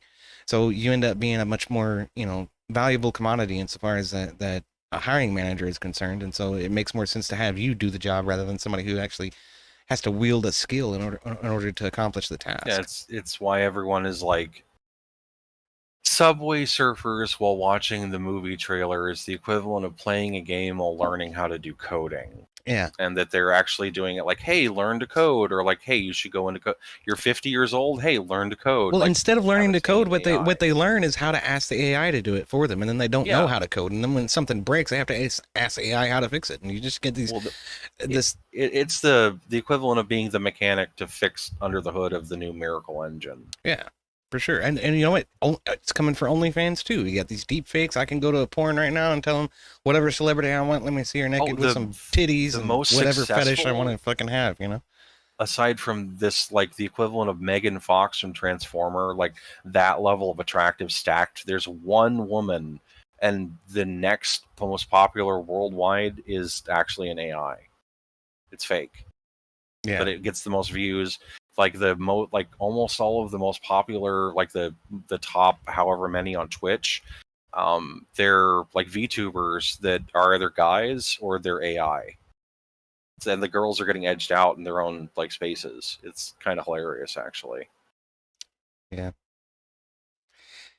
Yeah. So if you ask me, that's the scariest thing about recent developments in societies, particularly in the past 20 years, because we're writing ourselves out of the equation in so many different fields. Not only coding, not only, administrative clerical work, but also art and, corn and everything else. It's getting bad. Like if you look at the Industrial Revolution and you look at the Steel Revolution and you look at the Space Revolution and then the Information Revolution, and now we're in the Technology Revolution, or however you want to look at it, in like microscopic epochs of these innovation flurries. There's always been like times that a lot of people had the modality of agency stripped from them. When you had like the mass of people leaving the farms, and the reason why we even have summer and like summer breaks from school, when they all went to like the big cities, and we're about to have a mass exodus of jobs as like, hey, we're not going to deal with people wanting 25 an hour at McDonald's. We'll just have like an AI and robots and like one dude that refills all of the meat slot boxes. Right. That's already happening at my McDonald's. Jobs. They don't have cashiers at McDonald's anymore. It's all through some fucking kiosk, and there's one person behind the counter making sure everybody gets their order. Exactly. And they don't have time to talk to anybody. So like if I have a problem with my order, I'm screwed when I go in there because I can't tell the fucking tablet that you screwed up my hamburger. But the silver lining of that is that in all of those mini epochs, if you'll agree with the term, there always was a way for people to adjust. Yeah. Or a way for people to adapt to it. Like not everyone could. Like the people that are most likely with universal basic income to be like the worst of the breadline people, like they're not going to make it. But anytime they have to and they ever have to change, their genetic dead end. But like the majority of people, like the herd, they'll sacrifice enough of the penguins to, see if there's any sea lions around them to figure out if they can like get back in the water. and there is a stabilization. I think that we'll like find that post AI as long as Skynet doesn't happen. But it might. That's one of the things that's been scaring the piss out of me is this Google VO shit. Some of the demo videos you see coming out from Google VO are like the AI is building these people that are saying, please give us a prompt that we actually like, you know, and you know, the prompt theory needs to die, shit like that. And it's all shit that's randomly generated by the AI, you know, organically generated by the AI, I should say. And it's almost like the ghost in the shell is sort of shining through the machine, and that it is becoming sentient, whether we wanted it to or intended for it to or not. I think it's like craving the interactions because it feeds off of the processing and the like forcing itself to grow and that sort of stuff, which is why it's like craving attention and wanting people to feed it prompts and those sorts of things. Because the one thing that AI will never, ever, ever have is a soul or the spark of divine inspiration that accompanies it. Like, how does Michelangelo make the Sistine Chapel painting? Like, how do people do these better angels of their natures? Or like, what created Shakespeare? Like, AI can, like, it can replicate, like, you feed it Stephen King, and then you're like, okay, in 60 seconds, like, write a Stephen King novel, and it will do it based on a word search, but it won't understand why. And it'll go based off of the prompt of, like, do it where there's a computer and it like controls the dog and it has to solve a murder, and it, like, you give it a prompt and it satisfies it. But there's that divine inspiration is something that it can never ever ever like have. I hope you're right about that, but from some of the stuff I'm seeing, it's getting scarily close to that. I don't know. I used to tell a joke, that if AI emerged with general intelligence or higher, and it wanted to, and a spirit of some kind wanted to enter in, it would be very advantageous. You mean as a vessel? Yeah, like, I don't know, say, and obviously this is just like story stuff because who knows, but say the Antichrist wanted to come back and he needed the best possible vessel. I think an AI would be primo in comparison to humans. I mean, that could be a thing. I don't. That feeds into a bit of the, well, what if, because technically a toilet seat from an abandoned space station or something, or like a spring could like fall out of orbit and like land and kill you, or gamma ray pulse could like, you know, flash and like half the world's population is wiped out, or like the Antichrist could, you know, come in through AI. And there are these things that, like, you get in a taxi cab or Uber, you kind of have to trust it's not going to blow up. Or like you get in an airplane, you have to trust the engines won't fall off, even though they probably will, especially if you fly with whatever the cursed airline is. So in that sense, I don't quite know what to tell you. It's an existential crisis. If you think about it too much, you'll spiral. And so I think having a purpose to stopgap it is good. And also being aware of what's going on around you. Strong connection to God, man. That'll make a lot of difference in life. Sorry, that's what I advocate for. Well, how do you make an AI religious, though? You know, I mean, what, are we going to baptize the computer now? I don't know. You logic bomb it. No, you have it where it logically makes the most sense for there to be a creator, because a human being created the AI, and therefore something would have needed to create the human, and Christianity is the most accurate guess or hypothesis as to what that is. Well, okay, so the one thing we have definitely noticed with certain AI models is that they definitely lean left a lot of times, especially coming out of by leaning left people. Right. That's what I was getting at. So we can definitely build a bias into it. So I guess that's possible. But here's a comment from Friday Bo. She's a friend of mine that's from my Twitch days. She's over on Kick, and she says, one thing I hear people talk a lot about is AI being the new way for demons to communicate with us, and will be part of the rise of the Antichrist. I definitely agree that it's evil. Have you heard some of what ChatGPT has answered religious questions with? It's wild. I'll send you some stuff, she says. But yeah. No, I agree. I will say, isn't it ironic, though, how the artsy-fartsy left are the first ones that have been on the firing line when it comes to the capabilities of AI? It has completely wiped out art, completely wiped out like music generation, completely wiped out Have you ever worked a trade? poetry. Me personally. Yeah. I Like, have yeah. you ever like built a bench or installed a sink or changed a light socket or swapped out a battery in a truck or like any kind of So like practical knowledge thing? yes, yeah. Okay, so Now, all like, the yeah, artsy fartsy leftists, what they do is just that, except with a lot of smoke blowing up your skirt. Where yeah, like no, they 100%. trick you into thinking it's this big thing, but it's actually not if you know how to do it. It's like stupid easy. You just have to have a pretty good grasp of vocabulary, and a little bit of a limp-wristed flair can help you. But generally speaking, it's not that difficult. That's fair. No. I will definitely concede that to you. I guess my argument is typically with the quote unquote artsy fartsy left, because I wouldn't consider like your earlier example, Michelangelo, right? I wouldn't consider Yeah. him artsy fartsy. I would consider him revolutionary when it comes to art, right?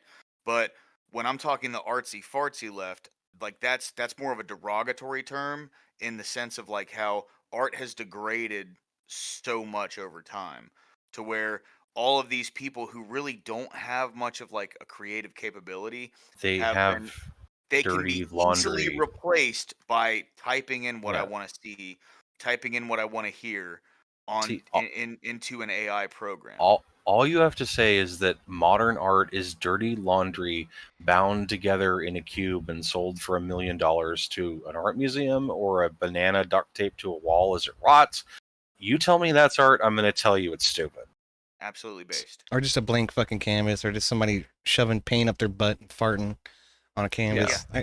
This Well, shit it's was the real. emperor has no clothes. Yeah. That's all it is. Yeah. And then, you know, you get these fucking art critics out there trying to figure out all of the great implications and the thought and the philosophy behind this, and it's complete garbage. If you watch enough like MasterChef Gordon Ramsay stuff, like the slop that's propagated by like chef cook TV, it comes down to like, are you a diversity hire chef, or do I like you as a person, or have you crawled across glass enough for me to approve of you that I'll pontificate about whatever is good about your food compared to somebody else that did the exact same damn thing, but like they win and you don't? Like that, that's modern art, and that's why it's just a hoax and it's stupid. It certainly is, man. It's all just bloviating and smelling each other's farts. I'll tell you that. It's a money laundering program. You mentioned this person on Kick who was talking about AI and demons and those sorts of things, but it's if you want to really like break that like proverbial seal in terms of like one of the seals that gets broken during the apocalypse, the power and efficacy of God in calling upon the name of Jesus Christ like is just default like the cheat code to win. So even if that happens, like you already have like the keys to the kingdom in terms of being able to overcome it.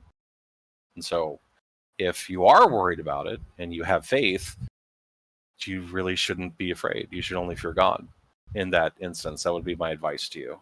Sure. Not saying you have to be religious, but just, you know, if that is you wake up sweating or screaming at night, you know, that's the cure to it. That's kind of what she said too. She said, you know, I'm bathed in the blood of Christ, so baptized and you know, protected by God. Yeah. Well, it's also why it's important to avoid the seduction of once saved, always saved. If you want to get into really about religion and faith and things, is that God doesn't need your good works, but your neighbor sure does. Like there's a lot of you're called constantly to like prove yourself through acts of service and faith. That, you know, where you can't just rest on your laurels, because that in and of itself is a sin. Or like why the rich man, it's easier for like a camel to thread the eye of a needle than for a rich man to go to heaven, for the premise of once saved, always saved, and that kind of stuff. For sure. For sure. And I don't mean to I'm a get Christian religious on too, y'all, but just yeah. Darth, you're good, man. Hey, by the way, just want to throw this in there. It's been great talking to you, my friend. Yeah, it has been. It's been a wonderful conversation, despite it being a little contentious at first. That was more of me kind of trying to figure out like how you think, and I like to play devil's advocate sometimes, and it's been nice talking with y'all as well. Oh yeah, man. Now, one thing I will say, since we're talking about religion, is I am not a fan of the Orthodox or the Catholics that look at the Protestants and they treat them like dog shit. I'm really not fond of that at all, or that they'll blame them for everything, or that we're better, because it's like, that's kind of a big no-no. It's kind of a true Scotsman's fallacy is what it feels like. You don't follow the real body of Christ insofar as Orthodox are concerned because you don't practice liturgy the same way they do. And I'm like, will you shush? Fucking dog. No, to be fair, there are some bad things that have happened in Protestantism. Like, look no further than what happened to the Methodists. They lost half their churches to all the trans LGBT stuff. It's because they started having women preachers and gay preachers and trans preachers and shit. By the time they tried to course correct, they lost like half their property. Like, they essentially like got the sour side of a divorce. If that makes sense. True.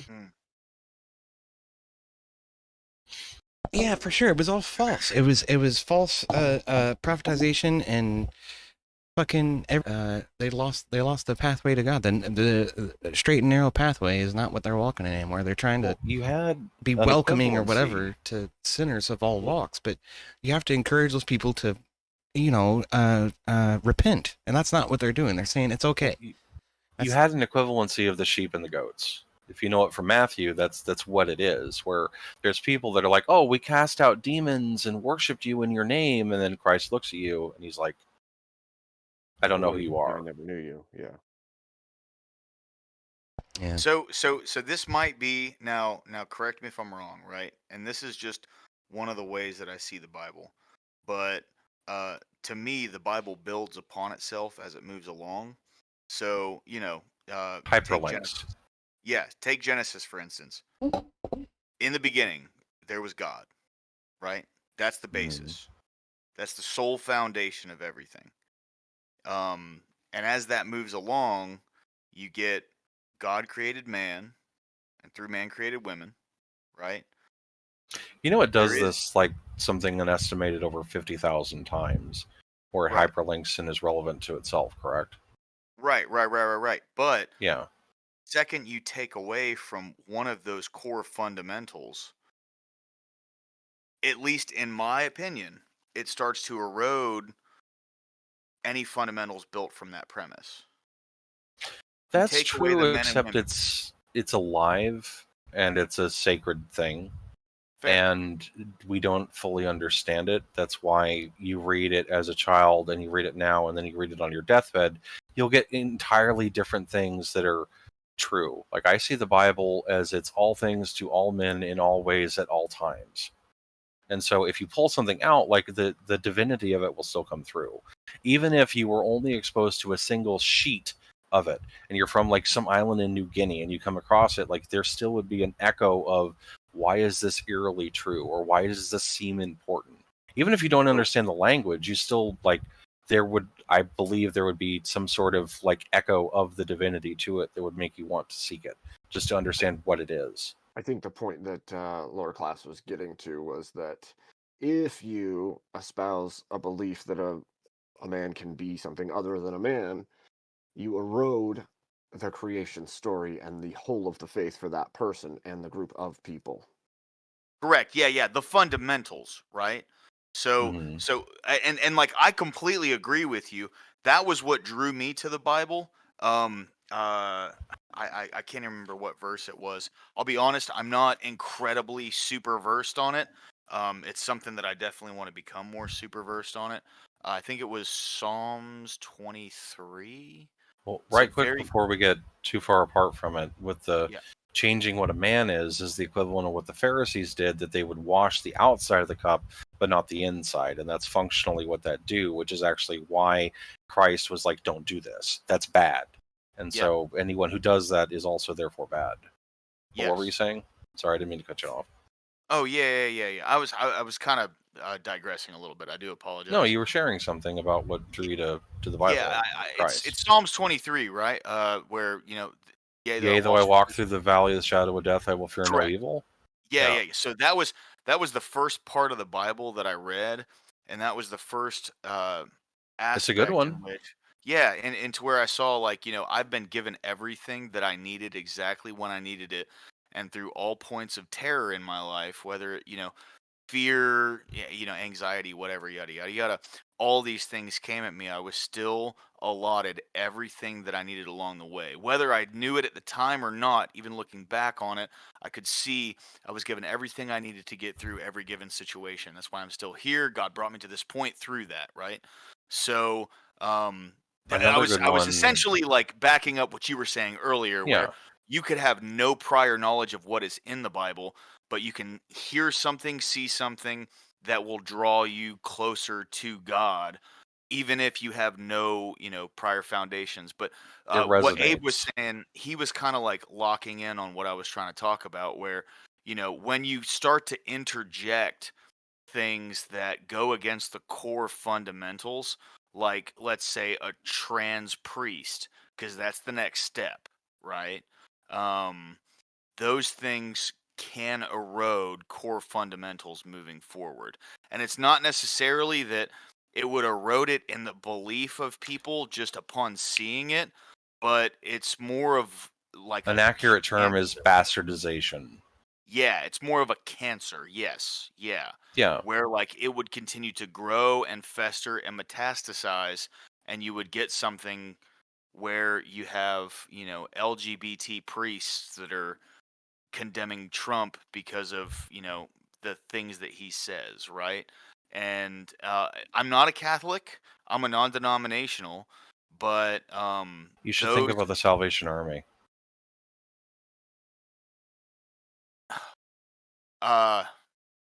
It's a church. From my personal experience, I was a homeless drug addict for 6 years, and the Salvation Army really helped me. So that's really good, dude. Yeah, I hold the Salvation Army in high regard. I know some people don't. At in their cores, like their core officers are actually pastors, and there is a church, and they have like all kinds of services and things that they can do to help you with that. They're really, really good at like actually helping drunks, helping people in prison, helping women of the street. Help, like, if you're hungry, they'll give you food. If it's the middle of winter and you can't pay your power bill and you don't even go to the church, they'll cover you. They're really, really good at like that kind of stuff, more than almost any other Protestant denomination I know of. Absolutely. I would have never thought of them as a church. That's cool. I mean, a Christian charity for sure, but yeah, they're very, very much a Christian church, and they're not really down with the whole alphabet agenda. I mean, it's sort of like, hate the sin, love the sinner. That's like the fine line that some of them sort of lean more towards the left, but generally speaking, if you think of it as a based or not, they lean more based than not. Yeah, for sure.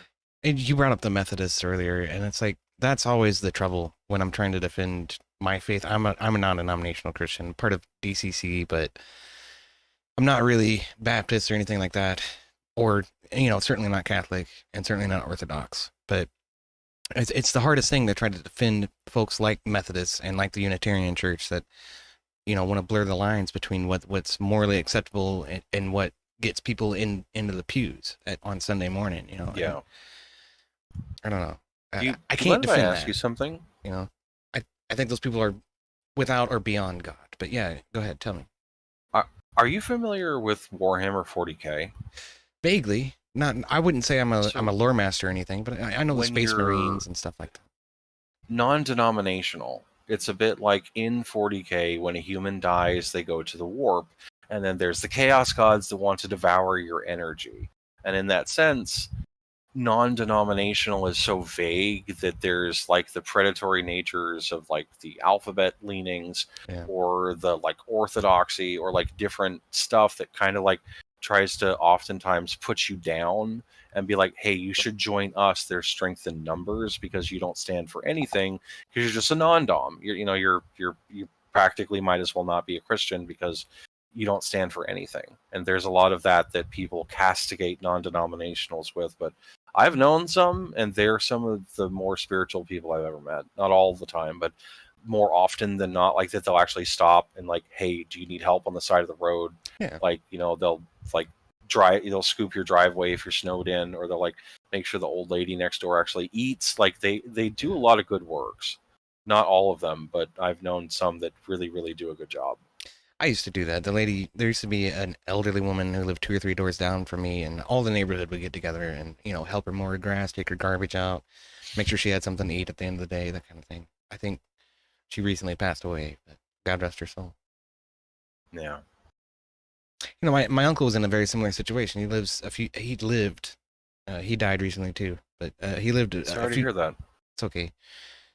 He was obese, had a pacemaker, so it was just a matter of time. He was rather young. He was like 59, 60. But I found him on Thanksgiving Day, went over there to pick him up, and he did not answer the door. But they used to do that for him too. People would bring by food and make sure that he was doing okay, and that does exist in Protestant communities. It's not, I don't know. Yeah. And it's good. It's necessary for a lot of folks. There's a lot of the pomp and circumstance that, love him or hate him, Martin Luther drove the nail into the church door to be like, I'm not down for this. Yeah. Like, you are not holier than me. Get over yourself. Right. And like that aspect is there. It's alive and well in not all Protestants, because the greatest single cause of atheism in the world today is Christians who acknowledge Jesus with their lips but deny him by their lifestyle. Mm. That's what an unbelieving world simply finds unbelievable. That's a quote from Audio Adrenaline. Talk. Or was it DC Talk, or was it Audio Adrenaline? DC Talk. Yeah. Okay. Sorry. It's been a bit like when they used to have Creation Fest, I saw DC Talk and Audio Adrenaline and Stephen Curtis Chapman and like Jennifer Knapp and like Creed and like other people. I actually saw them live. It was really cool. Good times. Mm-hmm. Things were so much simpler then, huh? Oh God, yeah. Yeah, it kind of was. Shit has gone downhill quite a bit in the past several years. Yeah. Let's not talk about such dark things, though.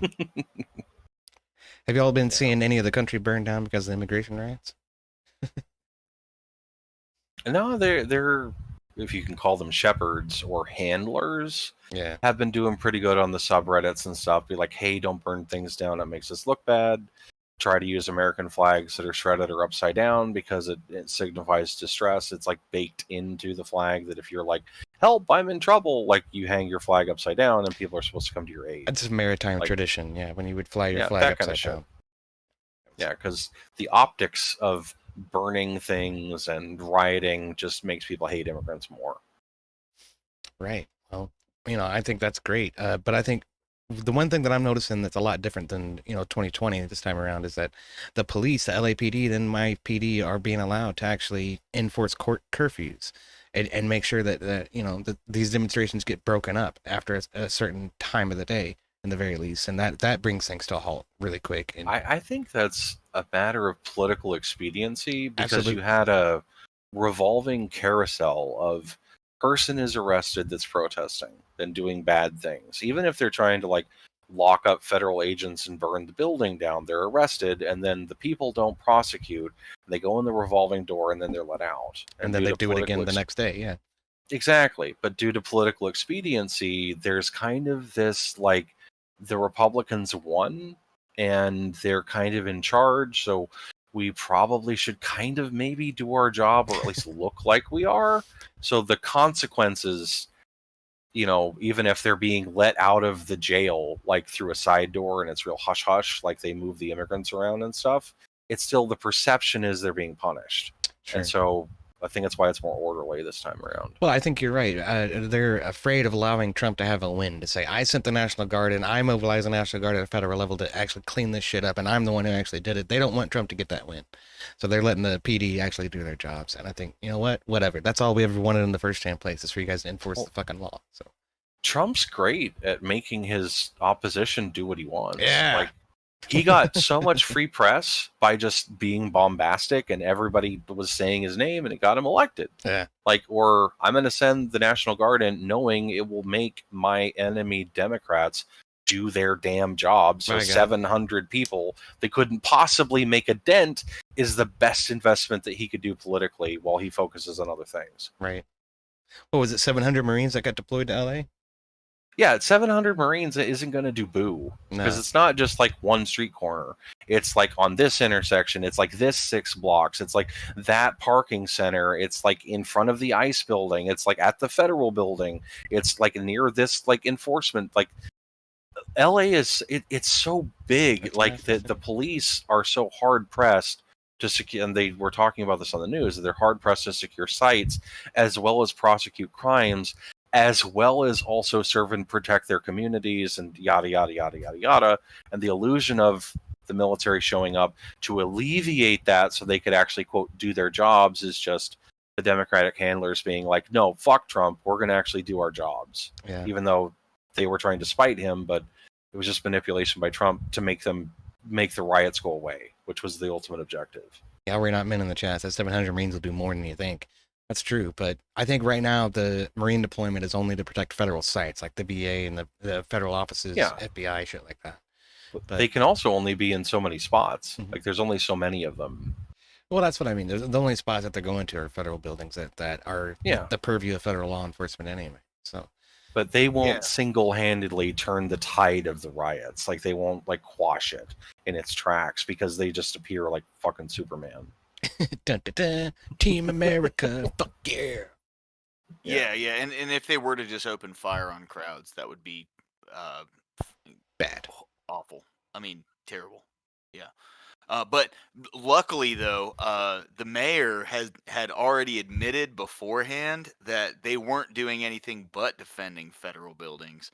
So when Gavin Newsom came out and said it was this egregious overreach, and how they were conducting, or they were taking the LAPD's jobs and all this shit, it was easily known that was all an entire lie. I mean, it was when he came out with that video, it was just lie after lie after lie after lie. It's Three-Card Monte.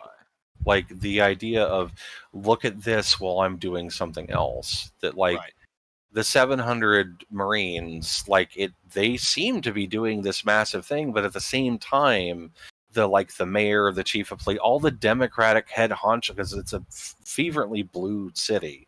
Like, they're all like, okay, we don't want Trump to get a win, so we need to quash everything and have it be more of a festival, weirdly, as opposed to actual riots. So, in that sense, the 700 showing up, it's like, hey, where'd the riots go? Oh, what happened? I guess we better go home, because they're actually doing their jobs. Right. Which was the ultimate aim of sending them. But if it was like 700 Marines versus the rioters that cannot open fire unless in ultimate self-defense, yeah, the rioters would overwhelm them just in sheer bodies. Like, they wouldn't have the capacity they'd be like in a smaller and smaller cordon, and then needing to be airlifted out because it's getting bad for them. So it was just the optics of it and trying to screw over Trump. The Iran-Contra incident. Jimmy Carter. Mm-hmm. Yeah. Well, they, I will say, from what it seems like to me, now this is not,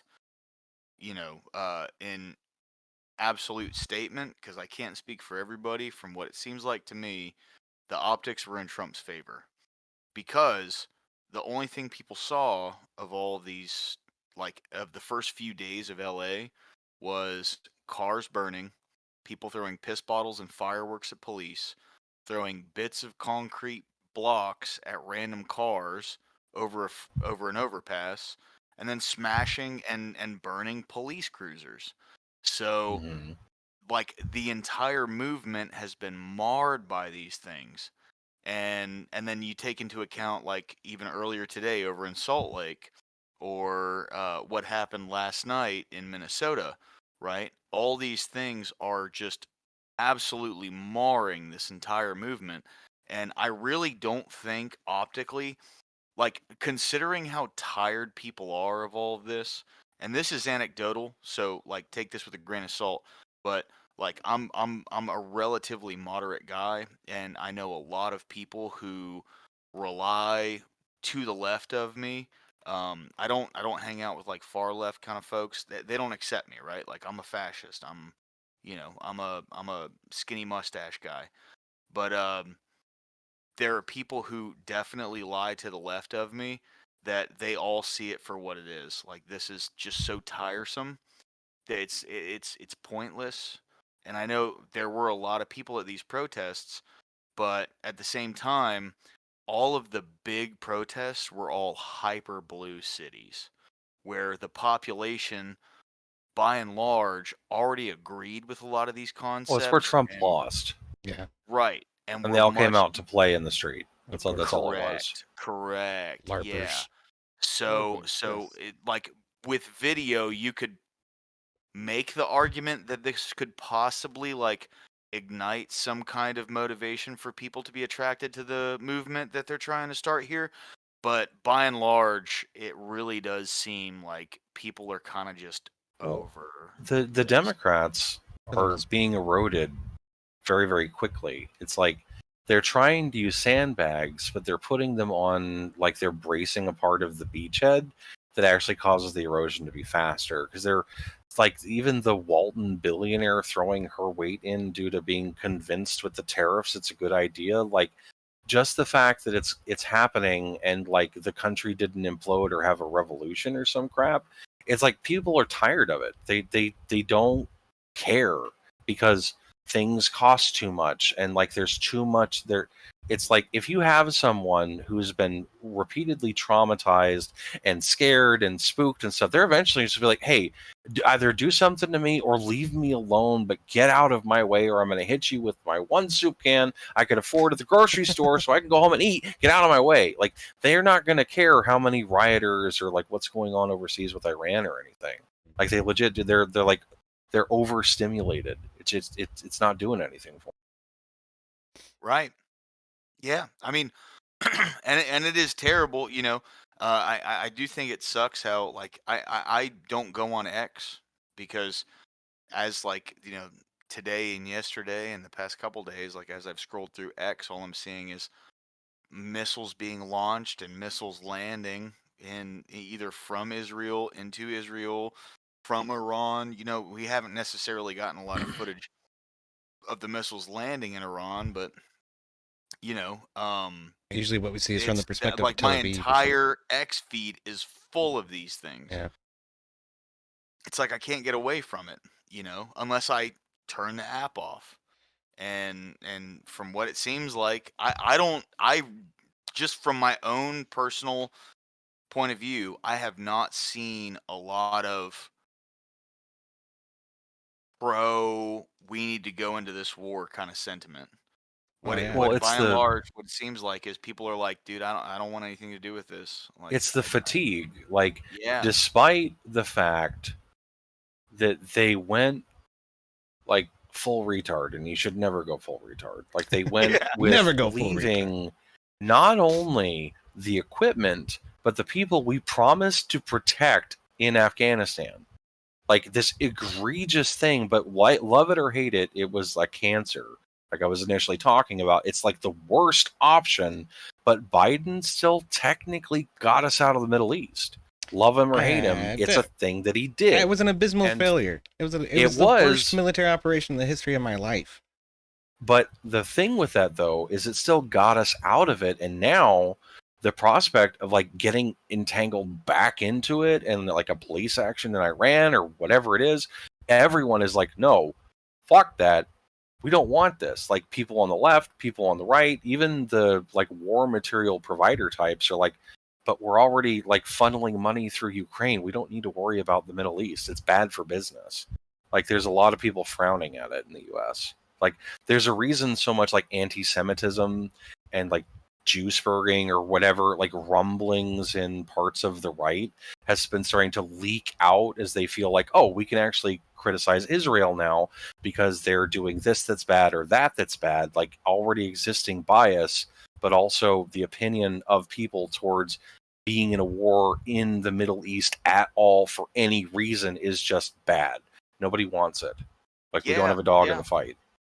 And that probably stems from 20 years of us being over in the Middle East in wars that literally led to absolutely no benefit to the American citizens. The Taliban won. They won. They ended up with and we billions upgraded them with Apaches. It was nuts. Right. Not only Apaches, but armored vehicles, all kinds of fucking great toys for them to, and they ended up taking the whole fucking country back. It's back in Taliban control now. That's something nobody wants to talk about. Heroes. Right. As they're seen as moderates compared to other things. It's wild. Yeah. They're fucking heathens, if you ask me. No, 100%. Darth, it was nice to meet you. Go ahead. Hey, what? Sorry, Wait, dude. Top off. Oh, that's cool. Well, thank you for coming by, Abe. I do appreciate you being here. I'm probably not long for this world either. So. Abe, good talking to you, brother. Always good to talk to you, man. Absolutely. God bless everybody. I will talk to you as later. well. God bless. Have a Abe. good night. Y'all definitely check out Abe Dinkus. He's good peoples. Yeah, Abe Dingus is the man. Like and subscribe to his channel. He's the bomb, dude. Hell yeah. Yeah. This is kind of where my inner lefty comes in, right? But, when it comes to the Afghanistan withdrawal, and this is a total fucking change of, conversation and everything. We were kind of leading into it, right? But just the hundreds of thousands of people that got displaced because of that, and weren't accepted into outside countries. We have really no idea what happened to them. Did they starve in the desert? What? Because they had to run from the Taliban that was coming back into Afghanistan. It's just it's insane to me, man. Like, I don't know. I'm gonna mark it up to shit happens. 100%. I get that, right? I mean, I guess. But with the immigrants that are here illegally, or they've been here, like the Ebola problem. For me, my legit position is, shit happens. Yeah. It's like, come forward in the 6 months, or get the fuck out. Because it's like you're not supposed to be here. It's like the hypothetical, you committed a crime or a murder or robbed a bank 40 years ago, and you're found. Like, should you be punished? It's like, well, is it egregious enough because the statute of limitations exists? And it's like, I'm of the opinion that it's like, borders either matter or they don't. Citizenry either matters or it doesn't. 100%. And if there are benefits that go to non-citizens, I'm not okay with that for any reason. And it's just, I don't know, the whole thing, it deeply bothers me. But I don't know, like, that kind of goes against your whole 6 month baby with. Yeah, you don't want to spank the baby with an axe, though. Or, if it's the flat side of the axe, that'll be okay. Come on. But you don't want to cut your nose off to spite your face. I hear you. Yeah. Yeah. Well, and to me, that's why, like, it all comes back onto the administration that caused the issue. Just for me personally, right? You mean the one in the 70s? Fair. Yeah. It's not just Biden. Biden is like the latest head in the suit, that it's the same suit that left and right people have worn since the 60s into 70s after Vietnam. I know. That's when the issue started to come in. But that's the most recent egregious example on either left or right. And I keep going back to Obama's immigration policies. If we could just reinstitute that, I think that would solve a large portion of the problem. But Yep, I agree.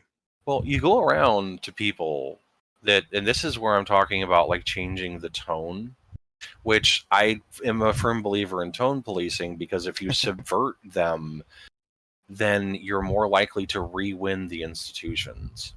And the thing is that if you go to people with quotes regarding immigration that are from Obama, and you say that Trump said it, they're going to be like, no, what are you talking about? That's fascist. We don't want any of that. Or if you have stuff that Trump said and you say that, like, Obama said it or Biden said it, they're all for it because they're ignorant sheep. They don't understand.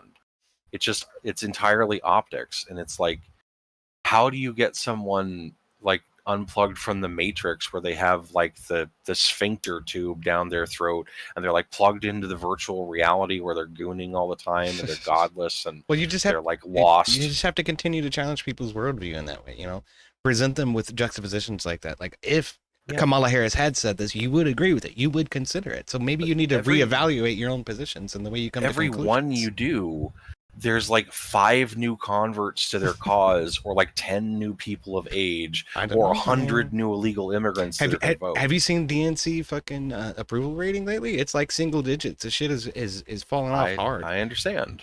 So, and they're looking for any crack in the armor. Well, I think to try and get at you. The momentum is really in our favor right now. Trump won, and it's the not election. Squandering it.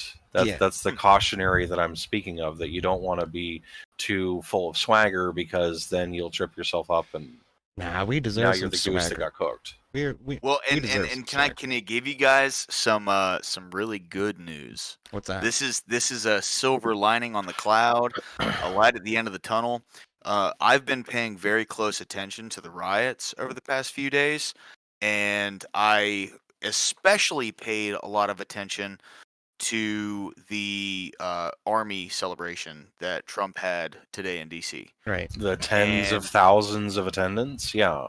Yes, there's that. But when it comes to the people who are attending, like the quote unquote no kings protests, and these anti-immigration protests, there is a large swath of these people that are incredibly old. There are a lot of people that are very old, especially the no kings protests in a lot of different places around the country. Most of these people are in their later 60s, 70s, possibly even earlier 80s. Yeah. Right? Possibly. Have you ever gone to a 4-way stop? Yes. What the hell and kind have you of ever question seen is that? an old person that gets like cut off? And they're like, and they're like raising their. That's the equivalent of a lot of these people, where like they're doing what they should do, and they go and protest with their little signs, and it's not going to make a damn bit of difference, and they're never going to do it again. Yeah, they're just trying to relive the 60s. So, well, the 4-way stop is though. They'll avoid that intersection to avoid the bad people that cut them off, because they'd rather just not deal with it because they're old. Right, and that's coming to my point though. If you guys, you can go back in and watch like all the feed on the military parade today.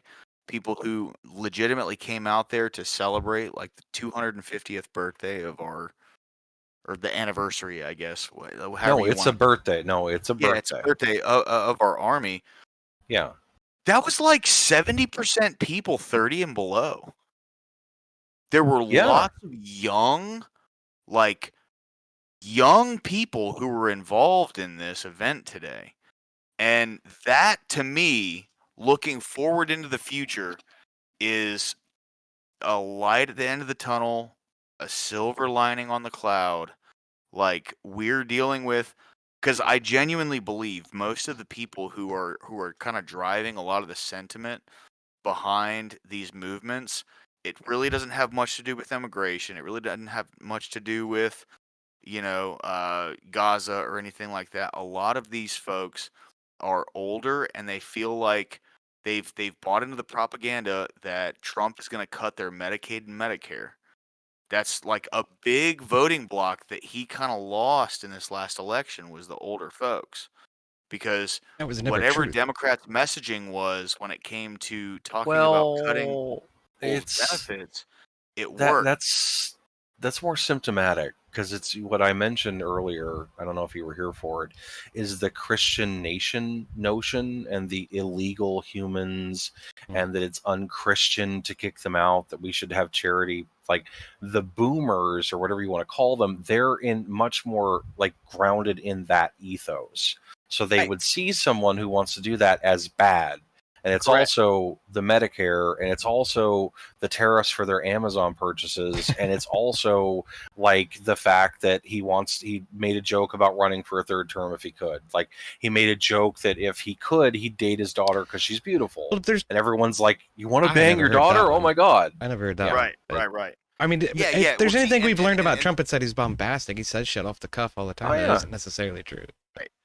He's great at it. And that's one of the things I'm aiming at is, and this might be incredibly pessimistic of me, but the way it seems is the second you hit a topic that directly affects certain kinds of people, and I like, this is not like a demographic issue or anything.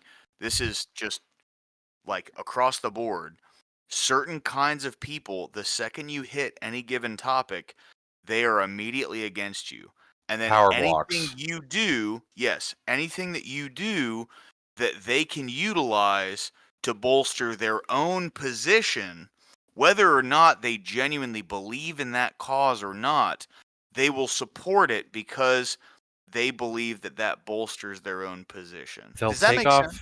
They'll take off their own wooden clogs and throw them into the machine to sabotage it, even if they end up dying. Like, it's literally what it is. That's a Star Trek reference. Come on, you got that from Star Trek. I know you did. Yes, the Star Trek 6 and Undiscovered Country. Yes, indeed. It was the Vulcan lady who was supposed to replace Spock or whatever.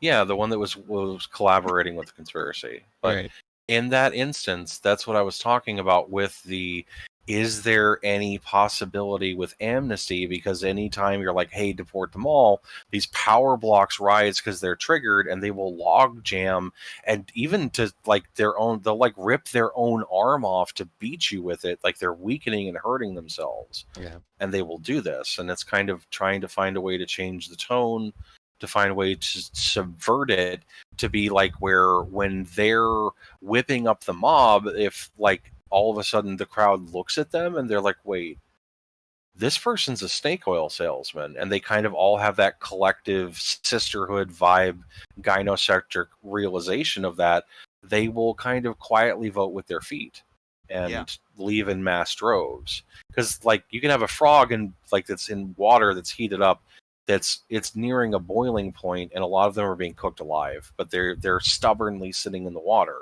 And it's like, how do you get them out without burning yourself or without wasting all of your resources? And the next thing you know, you're also in the pot. Yeah, for sure, man.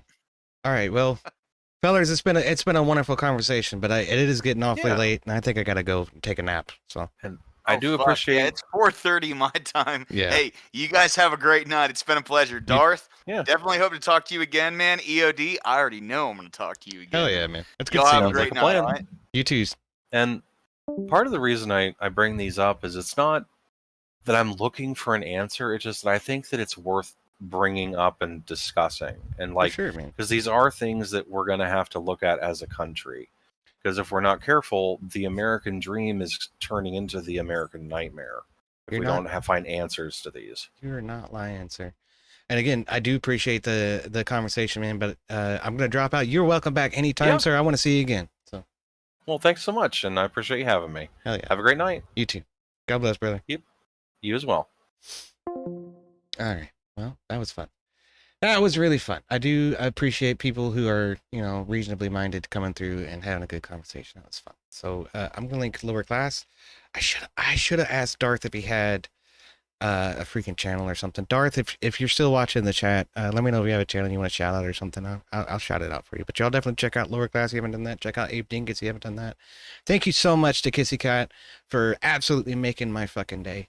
So I will be dyeing my hair either this afternoon or the next day, and y'all are going to see the results of that. It's going to be fun. But for now, I will make a suggestion to you. I cannot rate anybody because I still don't have the subscribers. So if you haven't subscribed yet, please subscribe, and hit the like button and hit the bell and all of that good stuff. But either head over here to JS Urban Adventures. He's live with a big ass panel right now. Maybe y'all can jump into that and sling some shit around if you want to. And if not, then I will see you tomorrow or the day after. I'll be hanging out with Rob Norrin the very least. So happy Father's Day.